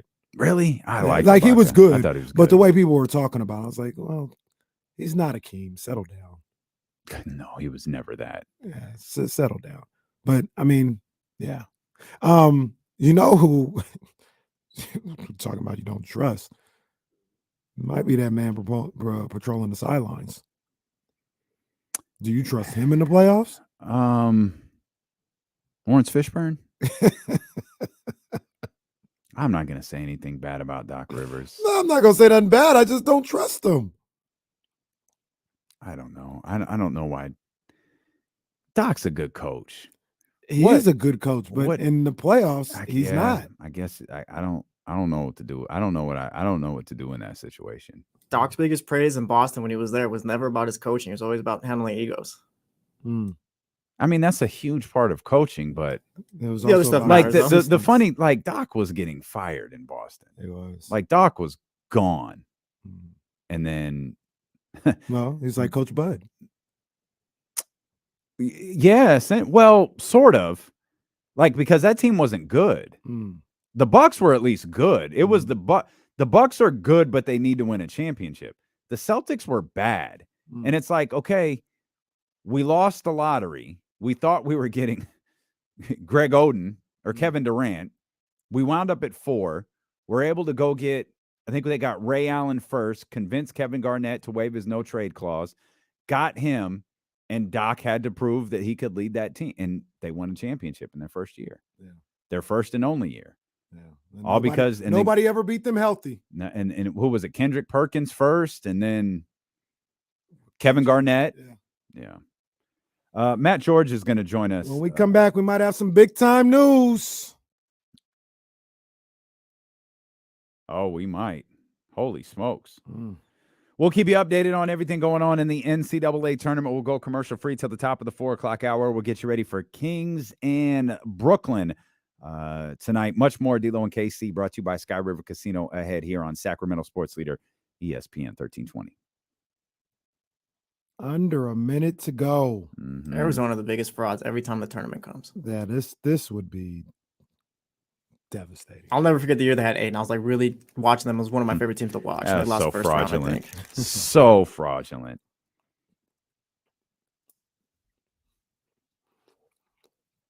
I didn't believe in Ayton. I didn't think he was going to be that good. That was my favorite player that year.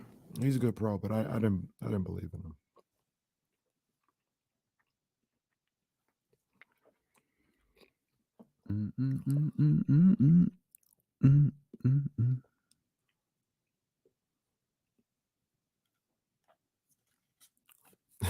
Doug Rivers calling the game. What did he say? When Fisher said, "Oh my God, he hit it!"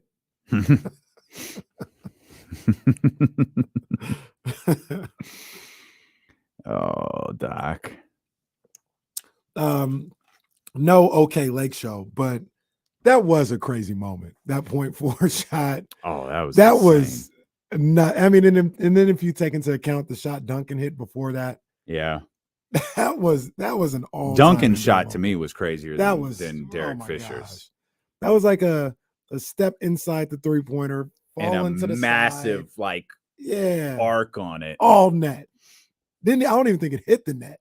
Hit like insane. the back of the rim.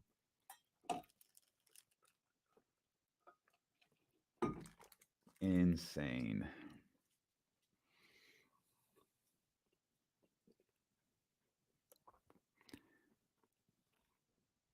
Shout out to the guys mopping the floor. Working hard. All right, it looks electric in there. Yeah, it sure does. Sure does. If this Oh, boy. happens, he might be able to. Oh, boy. Might not be hard to get a ticket on Saturday. Oh, boy.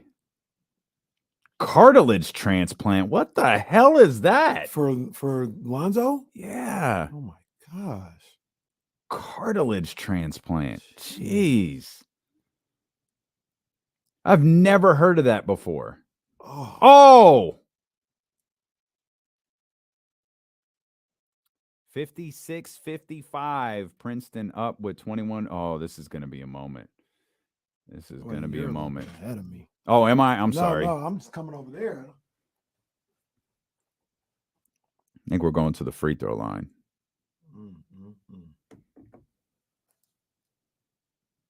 Going to the free throw line.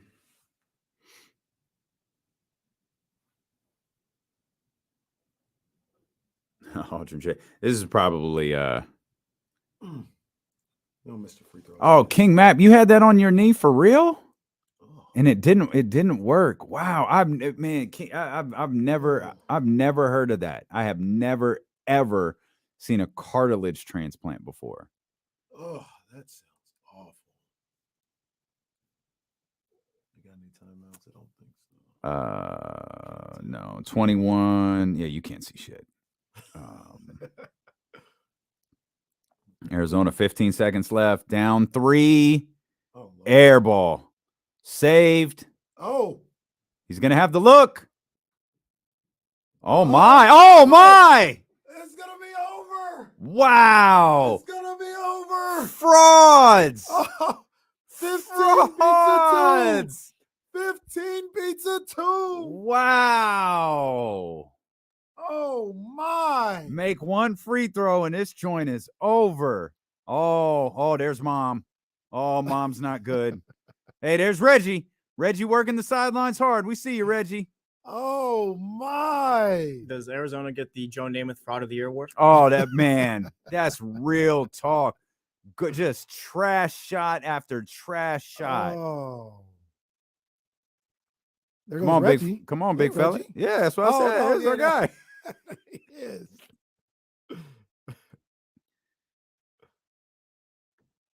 He hits one free throw. It's over. Damn. And he hit it. Oh. He hit it. Wow. Oh, Wow. man. This is why I don't fill out brackets, dog. This is why I don't fill out brackets, dog. Wow. Shout out to Coachy. Man. This has to be some sort of free throw violation. How long did he? Yeah, just stay there, kid. There you go, baby. Princeton gets the dub. Down goes number 2. Wow. Wow. All right, Princeton. Uh-oh. Oh. Uh-oh. Sorry, Mom. Oh, Mom. Damn, Arizona. Oh, man, this is terrible. I forgot not Roddy. It's somebody on Twitter always listens to us. Big Arizona fan. Feel bad for her. Oh, Shannon. That's Shannon. That's Shannon. Yeah. On a blank. Yeah.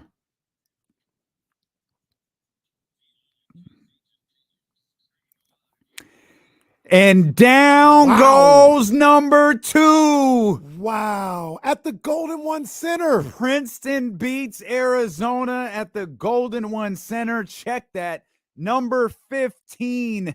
Princeton beats number 2 Arizona at the Golden One Center, 59-55. Wow.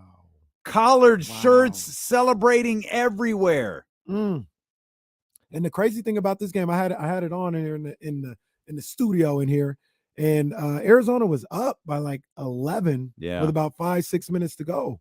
Blew the lead, and Princeton took them out. As Rob W. says, the Golden One Center, where miracles happen. Where miracles happen. Oh, Shannon. Oh, Shannon's here. L Train 5. Shannon. Oh, no. Shannon's a big Shannon. We're sorry, man. Yeah. Shout out to the Arizona people. I know our guy, one of the Hall of Famers, Roddy. Yeah. I know he saw this live, and Roddy. We saw him the other day, though. He was not sold on this Arizona. He wasn't. No, he definitely wasn't. I don't think he saw this, but no, he definitely wasn't. He wasn't. Well, live from the Golden One Center, Ramsey. Beautiful to see in person. There's Ramsey. Carlos says, light the beam. Well, why not? Carlos. What did Jordan Meeks said? Jordan, where'd Jordan Meeks' line go? Princeton fans throwing pocket protectors into the sky.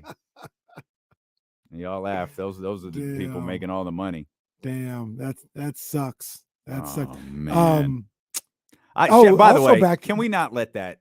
Shout out to Ramsey, who pulled us up from the Golden One Center. He wasn't missing this to jump here into the chatty house. Ramsey might have been watching the whole time. He may have been. Watching the whole time. He may have been. Ramsey, we appreciate you. And also back here in Sacramento, shout out Dana Jacobson. Dana Jacobson, indeed. On the sideline for CBS or whatever channel it's on.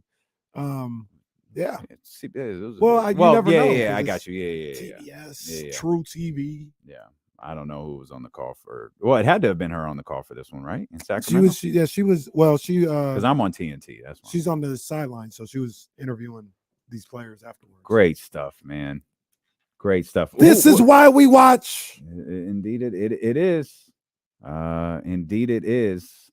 Looking around to see what was the other top seed that lost. Virginia. There was a 3. They were 4. 4. San Diego State almost lost today, but they didn't. They're moving on. I got San Diego State in the Sweet 16. Furman got the job done. I got Arizona. They're in that Alabama bracket, so I had Alabama going. I got them winning the whole thing. So Alabama's. You got Alabama winning the whole thing? Yeah, I'm kind of good. I'm still kind of good. And they're 30-5. I knew they were pretty good. They really impressed me in that SEC tournament. They beat the hell out of those teams. Is that Brandon Miller's stat line correct? It probably is. He's that nice. No, is this right? He didn't score today. Oh, well, that's crazy. Yeah, he was 0 for 5. Damn. 0 points, 5 rebounds, 3 assists. Oh, yeah, he didn't do much of anything. That's crazy. I was watching. Probably have a hard time focusing if I had to be escorted everywhere by armed security too. That's crazy. The other thing about him is I was watching a little bit of their game. Obviously, didn't see him score, but I was just watching him move, and he kind of reminds me of Paul George out there. Looks like Paul George. The size, the length, being able to move and handle and pass and play, make the way he does, kind of remind me of PG. This is why everyone loves the tournament, man, and this is why we hope that you will join us tomorrow for a live edition of D-Lo and KC at the Sky River Casino. It always feels weird to say that, a live edition of D-Lo and KC. This show is live. It's not like we pre-recorded it. Right. Say live, I mean in person with you, the opportunity to all do this show together for the very first time in over 2 years. 600 some odd shows in the books. And we'll get to be with you for a live show for the very, very first time tomorrow at Sky River Casino. And that moment that we just experienced with Arizona and Princeton, we'll be able to experience together on over 70 TVs inside 32 Brew Street at the Sky River Casino. So you're watching the tournament anyways. You're listening to D-Lo and KC anyways. Yeah. Come, let's all do it together. Let's drink a drunk St. leprechaun Patrick's Day, or a Lucky Charm. It's a Friday. Some wings. Yeah, the wings are bomb. The wings are bomb. I'm not going to admit that I can attest to that. And I won't also admit that I was a little upset when an extra order of wings came out and they just handed them to you. I was like, hey, yo. I know. Did you know? Oh, were you hungry, David? Do you want some more green beans? Mm-hmm. Do you want some more chips that had nothing on them? They brought out if anyone's going tomorrow, order the nachos just so you can Instagram what the nachos look like. The nachos thing is crazy. Like Stacy put these nachos in front of me, and I looked dead at her like, "What do you want me to do with that?" There's cheese and sour cream everywhere. Like, what would you? What would you? The nachos. That's literally like 4 people got to eat that. Oh, maybe 6. Maybe 6. That's big people food right there. Rob W said D-Lo looking for buffalo kale. They gave Damien. Okay, all right, everybody, calm down. Y'all need to calm down. Y'all are jerks. Let me just say that. I'm going to take the opportunity to tell every one of you in person, you guys are jerks. Buffalo kale is funny. I don't even know how that would work. You know what buffalo kale is? It's the kale they use to garnish the bottom of the buffalo wings, and you just... There's that. I really didn't even know you ate that stuff. Yeah, I don't. I never do. You have to very meticulously work with kale. You can't just eat kale. I love kale, though. You have to do a lot of... But you probably have it cooked. Yeah, Jazz. So to have it raw, like you have to cut it really small, and then you have to like you basically have to squeeze it. Excuse me? I don't know what word I'm looking for, but you have to cut the You hear this guy, Jesse? This is if you if you want to make like a kale salad, you can't just cut the kale and throw it in. It's too scratchy. You have to pull the moisture out of it. So what you do is you cut it and squeeze it, and it pulls the moisture out of it. That's pull the moisture out. Oh. Y'all, you can go to hell. Me and Kenny in the same high school class would have been terrible. Hulk Hogan, you can go to hell. Oh, straight to hell. That's always good, a classic as well. But that was always my problem in school. I wasn't cracking the jokes. I was laughing at the jokes. I can see that. that was funny. Stop laughing, Kenny. It was funny. What to say? It was funny. Oh man, I do love kale though. I don't know how you make it. Cooked kale is very cooked kale is very good. I always try to eat it raw because the nutrients are better raw. Hey, will you knock it off? If Matt George was here, I'd just leave. That's right, Steven. That's okay. Forget it. So the Kings beat the Bulls last night. De'Aaron Fox is him. De'Aaron Fox is him. De'Aaron Fox squeezed his kale. Yeah. Take a lap. You know what you're doing. Take a lap. Yo, March Madness crazy, bro. March Madness is crazy.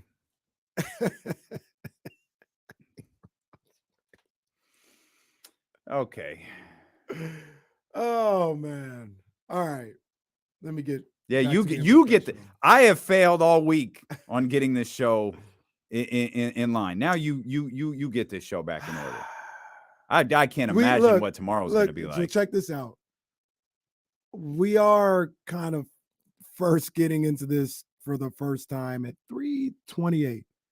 Domantas Sabonis had a triple-double last night. That's a damn shame. That is a damn shame. He did have a triple-double last night. Domas, the new Harrison Barnes, who had 17 points last night. Harrison couldn't hit anything last night. No. Except his free throws. Free throws were on point. Except for his free throws. I saw one of his 2 threes that he hit. Yeah. But yeah, Domantas Sabonis, just a casual 14, 17, and 10. Ooh. Good God Almighty, as Jim What was Ross that would stat? say. I didn't know this stat either. I think they talked about it on the broadcast, but when he played against the Bucks, he had a 20, 15, and 15. That was like the first time since Oscar Robinson in Is that Kings, right? in Kings franchise history. It was. I missed that. But if it's Oscar Robertson, like it makes sense. He's Mr. Triple Double. You know, I mean, and look at this. Guy had a 20, 15, and 15 game. And we really didn't even trip off of it. Mm-mm. It was like Domas had a triple double. It's funny too. He was playing really well, but we didn't do a whole hour on it like we probably should have. Yeah, 15 to 15. And making it worse is the fact, how many times have we said this week that Domas is one of the most underappreciated players in the league? Well, here's D'Lo and KC live from Sacramento, California, underappreciating a dude who just, I think, 3rd triple-double in 4 games, 11th of the season. Wow. I also am of the belief that it's not Florida. We're not trying to erase history here. Those guys. But do we have to include Kansas City when we talk about franchise records? I think when we get to 40, we can stop. Get to 40 years. Although I don't think that's going to happen. The Warriors still try to represent Philadelphia in the Wilt records. All right. It's fine. I was just asking because I feel like everything that the team is doing this year now it's now you're outside of Sacramento. Mm-hmm. What Domas is doing, you're well outside of Sacramento. He passed DeMarcus, passed Chris. Mm-hmm. He's not going to pass Oscar Robertson. Now we're going into, well, I guess he could. Oscar Robertson played for other teams. Now we're just going into stuff that doesn't even feel like it. Rochester. Yeah, it's just not the same. But again, what was the guy's name? What's the great guy? Jack Lyman. Is that his name?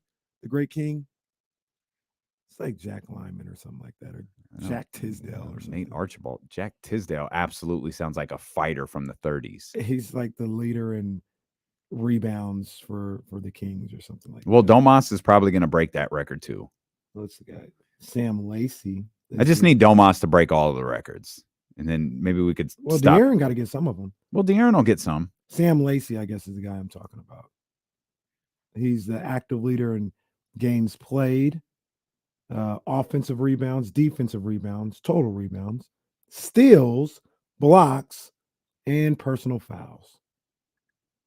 Sam Lacey, I didn't expect this to be Sam Lacey. He played,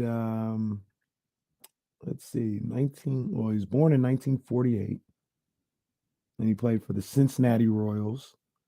And he was drafted 5th overall in the 1970 draft. He averaged 10.3 points, 9.7 rebounds for his career. Slammin' Sam is what they called him. Jesse, you got Matt George's number? I believe. Let me double check. Yeah, Matt continuing his trend of being a pain in my butt. I'll send you Matt's number. We're gonna get Matt on the phone. This is interesting. Matt's I'll call him right now. Okay, Matt, we're calling you.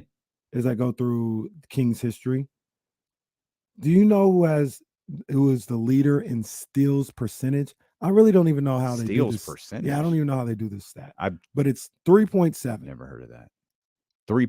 I've never heard of that stat. I don't even know what it means. I'm just gonna say Nate Archibald. I have no idea. I have no clue. It's Mike D'Antoni.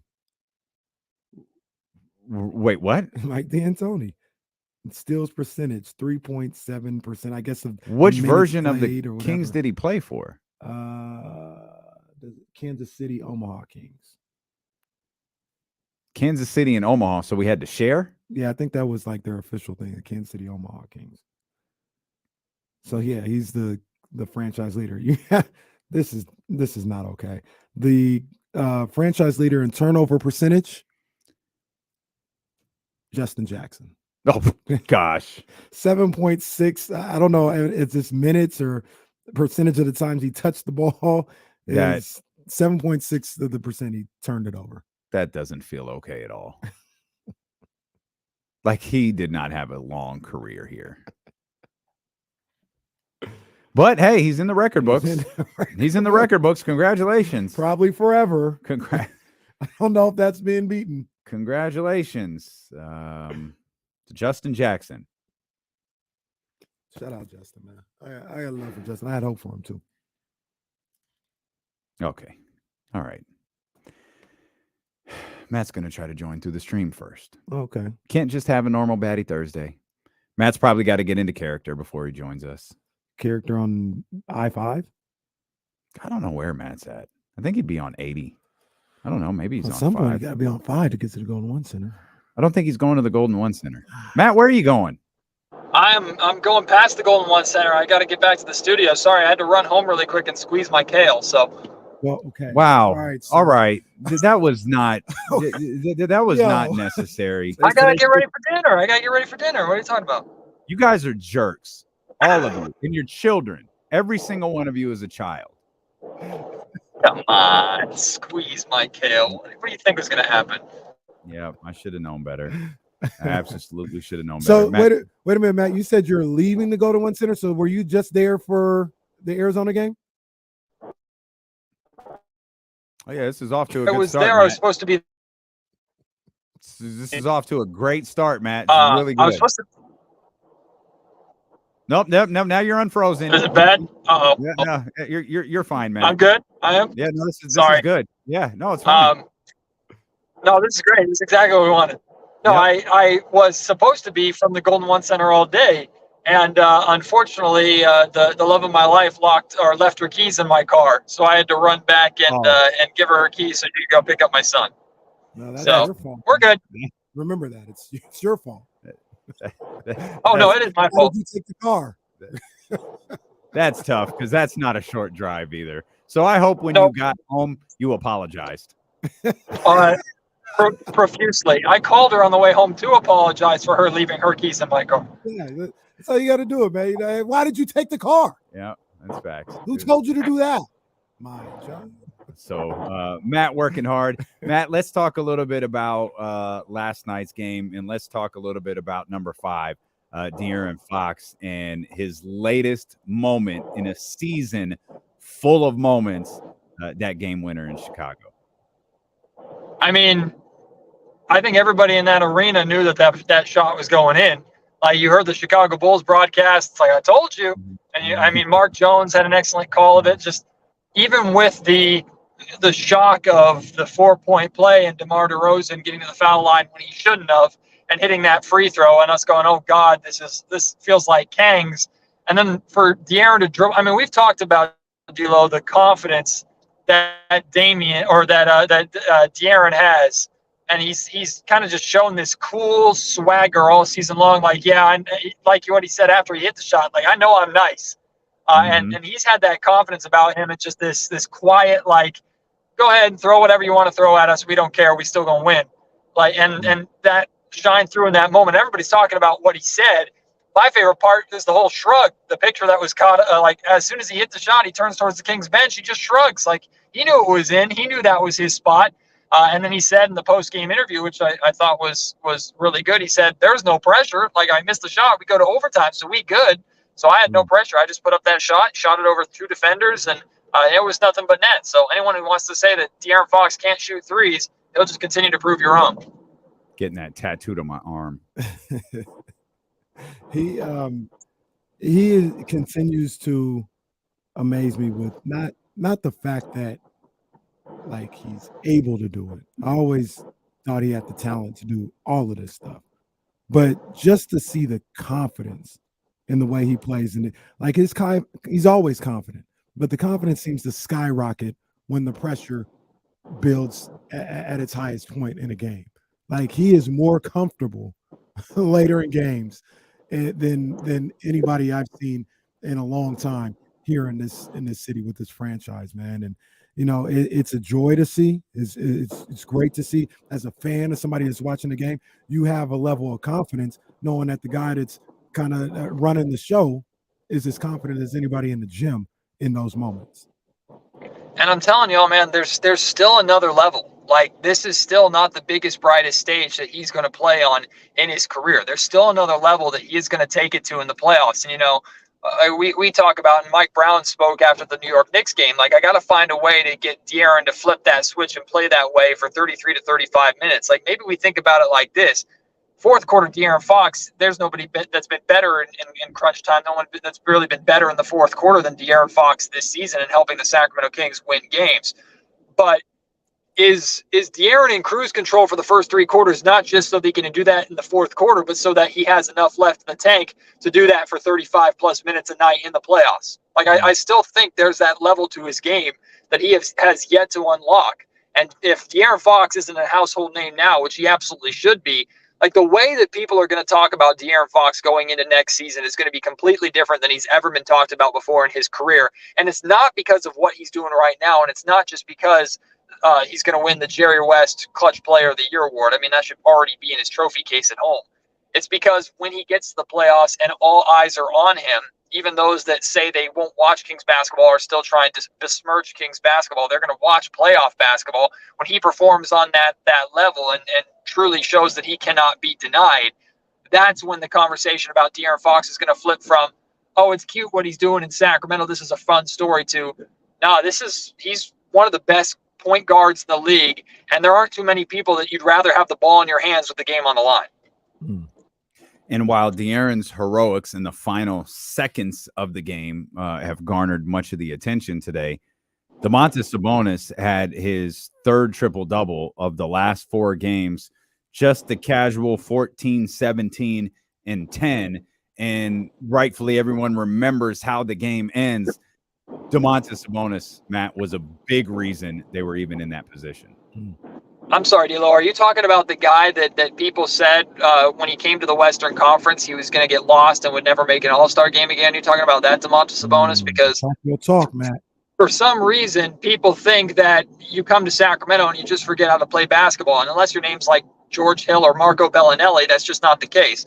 Like, Domantas Sabonis has come into Sacramento, and not only has he play to the all-star level that he was in Indiana, he's taken his game to another level. Now, I think there's a lot of people that deserve that credit. Of course, Sabonis deserves that credit for playing the way that he's playing, especially through a broken thumb. Mike Brown deserves that credit for being a defensive-minded head coach who has unlocked that part of his game or has put him in a position to succeed. And then De'Aaron Fox and the rest of the team, I think, deserve a lot of credit for that, too, with how they play off of him and how they play through him and the amount of trust that they play or with that they put in him when they play. So Domantas Sabonis, again, I've been saying it all season, and I will continue to say it until someone actually allows it to register in their brain.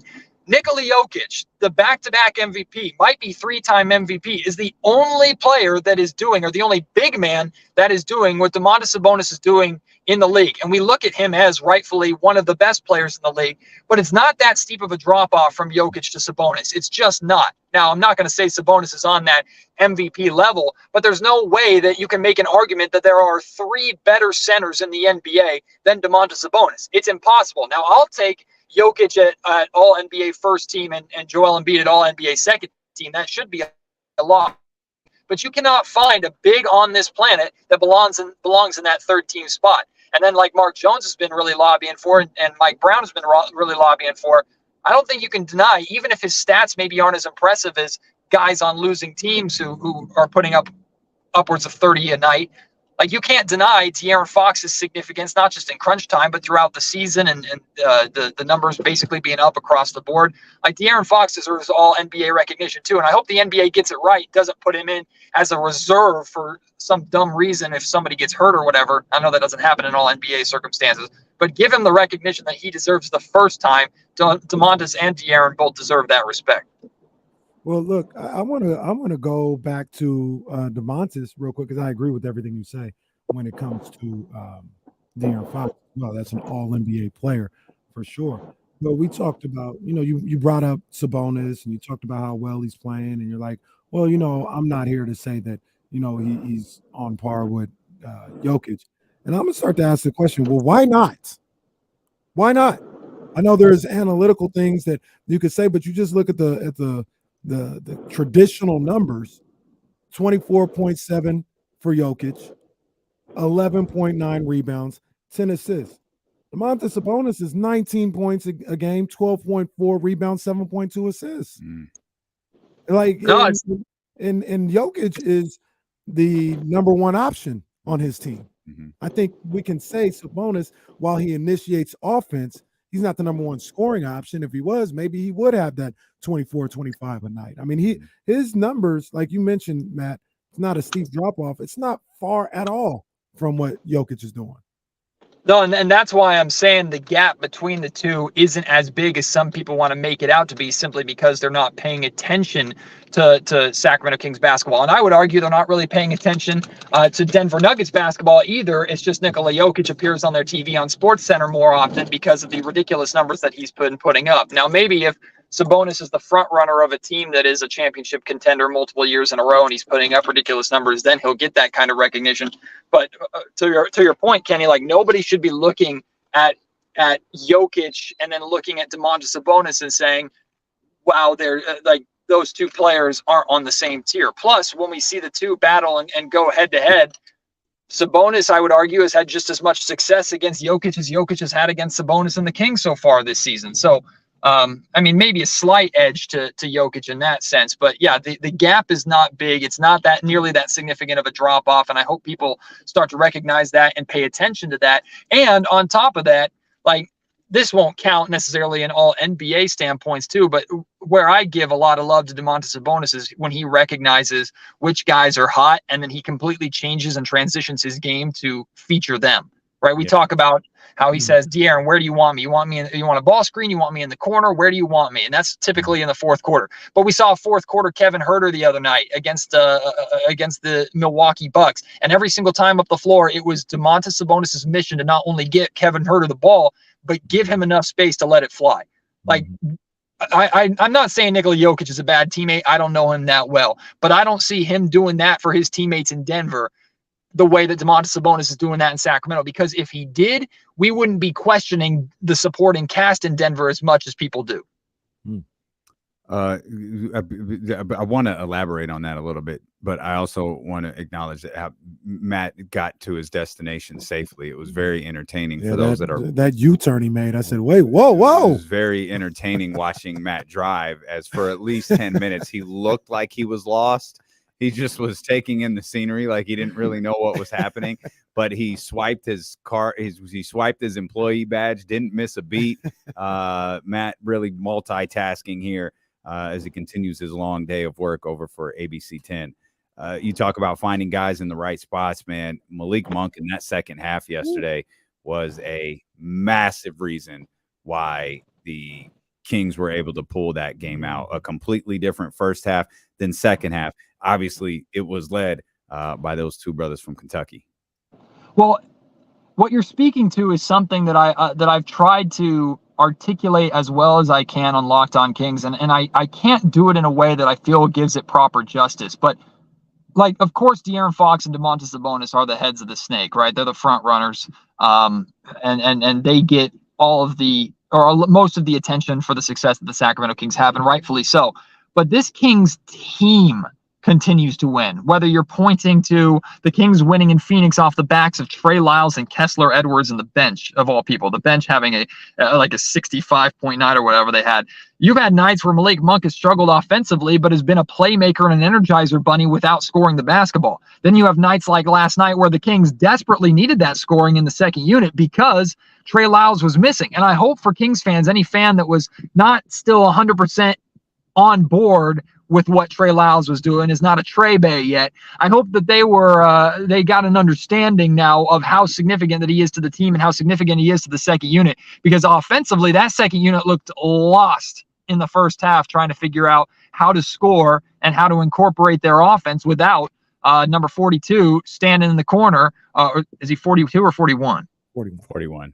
41, number 43, standing in the corner or standing on the wing or wherever Trey Lyles, he's hitting shots from all over the floor at this point. So Trey is an extremely important piece, but going back to Malik Monk, not to sell him short, I mean, he's had different moments over the course of the season where he has directly represented the success of the Sacramento Kings by stepping up in different ways. You need playmaking, he's got it. You need energy, he's got it. You need a big three-pointer, he's got it, and then some, whether he's dropping 45 points like he did in Los Angeles or putting together the performance. I think he had like 19 points or something like that last night. Like, this roster is loaded with players that can and will step up on a moment's notice. And I imagine that has to be incredibly fun for Mike Brown and his coaching staff to watch, even in a game like the Milwaukee game that they lose, to see Kevin Huerter catch fire the way that he did in the fourth quarter.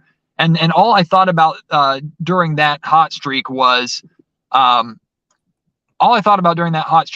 remember when he struggled in the three-point contest, and we spoke to De'Aaron Fox after the All-Star game and asked him about Kevin Huerter's performance. And De'Aaron, and I can't say exactly what he said, but De'Aaron said, like, we don't give an F. Like, we know who he is. We know we can count on him when it matters. And again, the Kings lost that game to the Bucks, but they would have had no business even being remotely close in that game without Kevin Huerter in that fourth quarter. This roster is loaded with guys that can step up on a moment's notice, and that's what I think is going to be a difference maker in the playoffs that enough people aren't talking about. Maybe De'Aaron has a bad game. Maybe Domantas Sabonis gets in foul trouble. But Trey Lyles, Malik Monk, Kevin Huerter, Keegan Murray, all these guys are capable of stepping up. Hell, Terrence Davis gets some run, suddenly he's scoring 30 points. Like, any one of these guys can step up and fill that gap immediately and pick up that scoring load, which makes it incredibly difficult for any quote-unquote playoff defense to handle.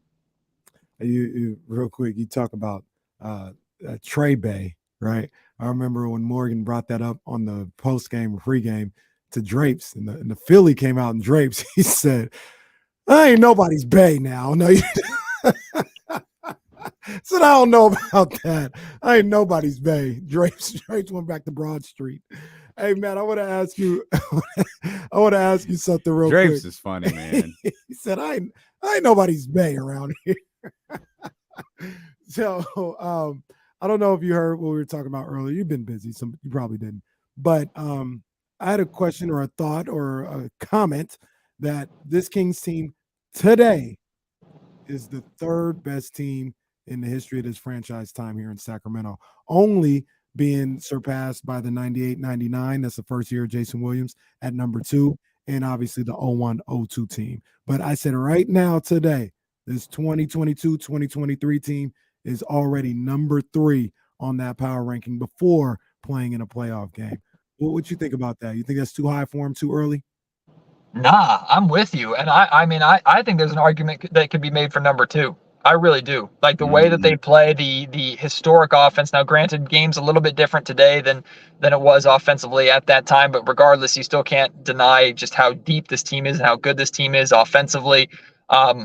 Yeah, I think there's an argument to be made for number 2. Like nobody's touching the 02 Kings and that group, and maybe this team can develop into that. Maybe they're an off-season piece or 2 away. I heard what D'Lo was saying about having Clutch on your side and Rich Paul on your side during the offseason. That gave me a lot of excitement for maybe something that we didn't see coming happening this summer, or for Monty to work his magic. I will say one thing too, D'Lo, going back to a comment you made. The best thing Daryl Morey ever did was train up Monty McNair and allow him to move on and take his own franchise so that he could outshine Daryl Morey. It's only a matter of time.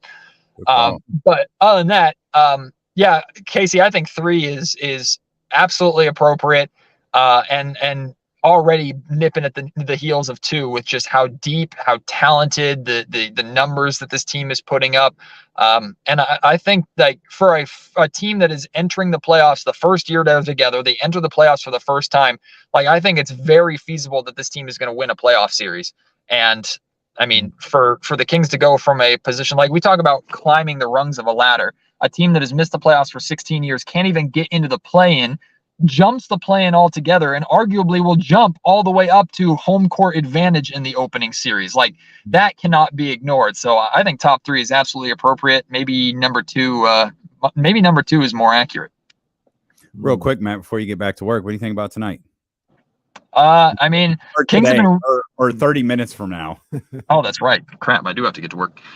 Kings have been really good on the second night of back-to-backs. When they're playing teams on the second night of a back-to-back, that's where they've struggled, which makes no sense. But hey, there's a lot of things that haven't made sense with this season that are still enjoyable. But Kings have been really good. They've handled their business on the second night of a back-to-back. But I'll say this, like out of this 4-game road trip, I thought tonight's game was the most likely that the Sacramento Kings are to lose. If they drop it, I'm not saying that they're going to drop it, but if they drop it, as long as they handle their business coming up in Washington to make up for that bad loss against Washington at home earlier this season, and then they handle their business in Utah like I expect them to, you can live with absolutely a 3-1 road trip. Then you go into that game against Boston, you find a way to win that game against Boston. I'm telling you, if the Kings go 3-1 on this road trip and beat Boston, they're a absolute lock for a top 3 seed. At that point, like mathematics, I don't care if it's mathematically still a chance they drop. It's not going to happen. Like if the Kings make it through that stretch with that kind of success, like they're a top 3 seed, you can write it in permanent marker. But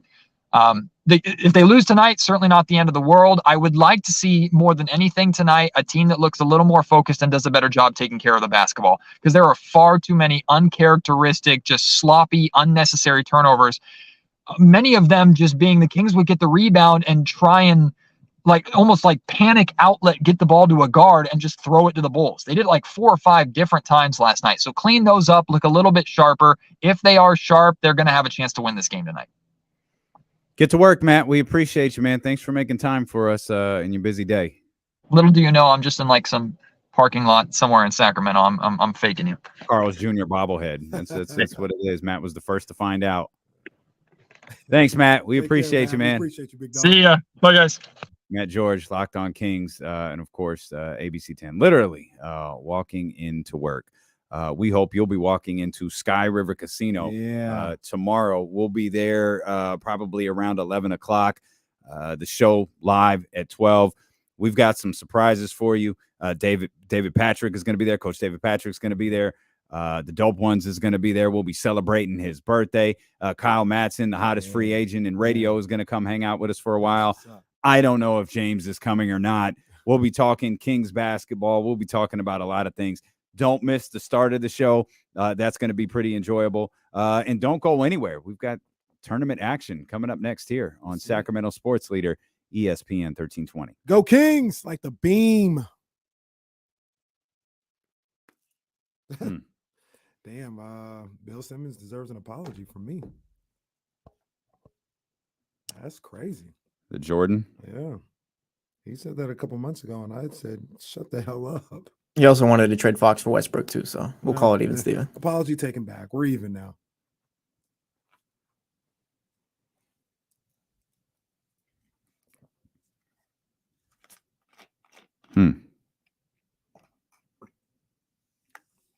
Michael Jordan's like, I just can't handle being this bad at something. Shoot, I think there's something wrong with this headphone jack. All right, y'all. We're going to get out of here. We have a lot to do. Look at Will Z making graphics. Come on, man. Will Z is a star. We have, I everybody didn't knows even it. mention, Will Z will be there tomorrow. Jesus, man. Everybody knows it. Everybody knows it. That's facts. That's facts. It's only a matter of time, Will. It's only a matter of time, buddy. You are on radars, Will. You are on radars. You definitely are.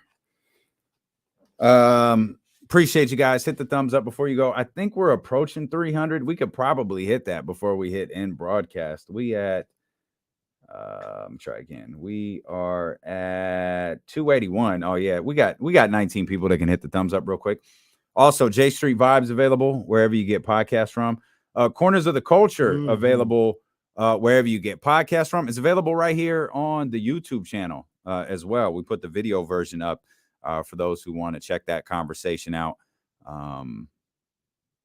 Subscribe, rate, review, do all of that stuff.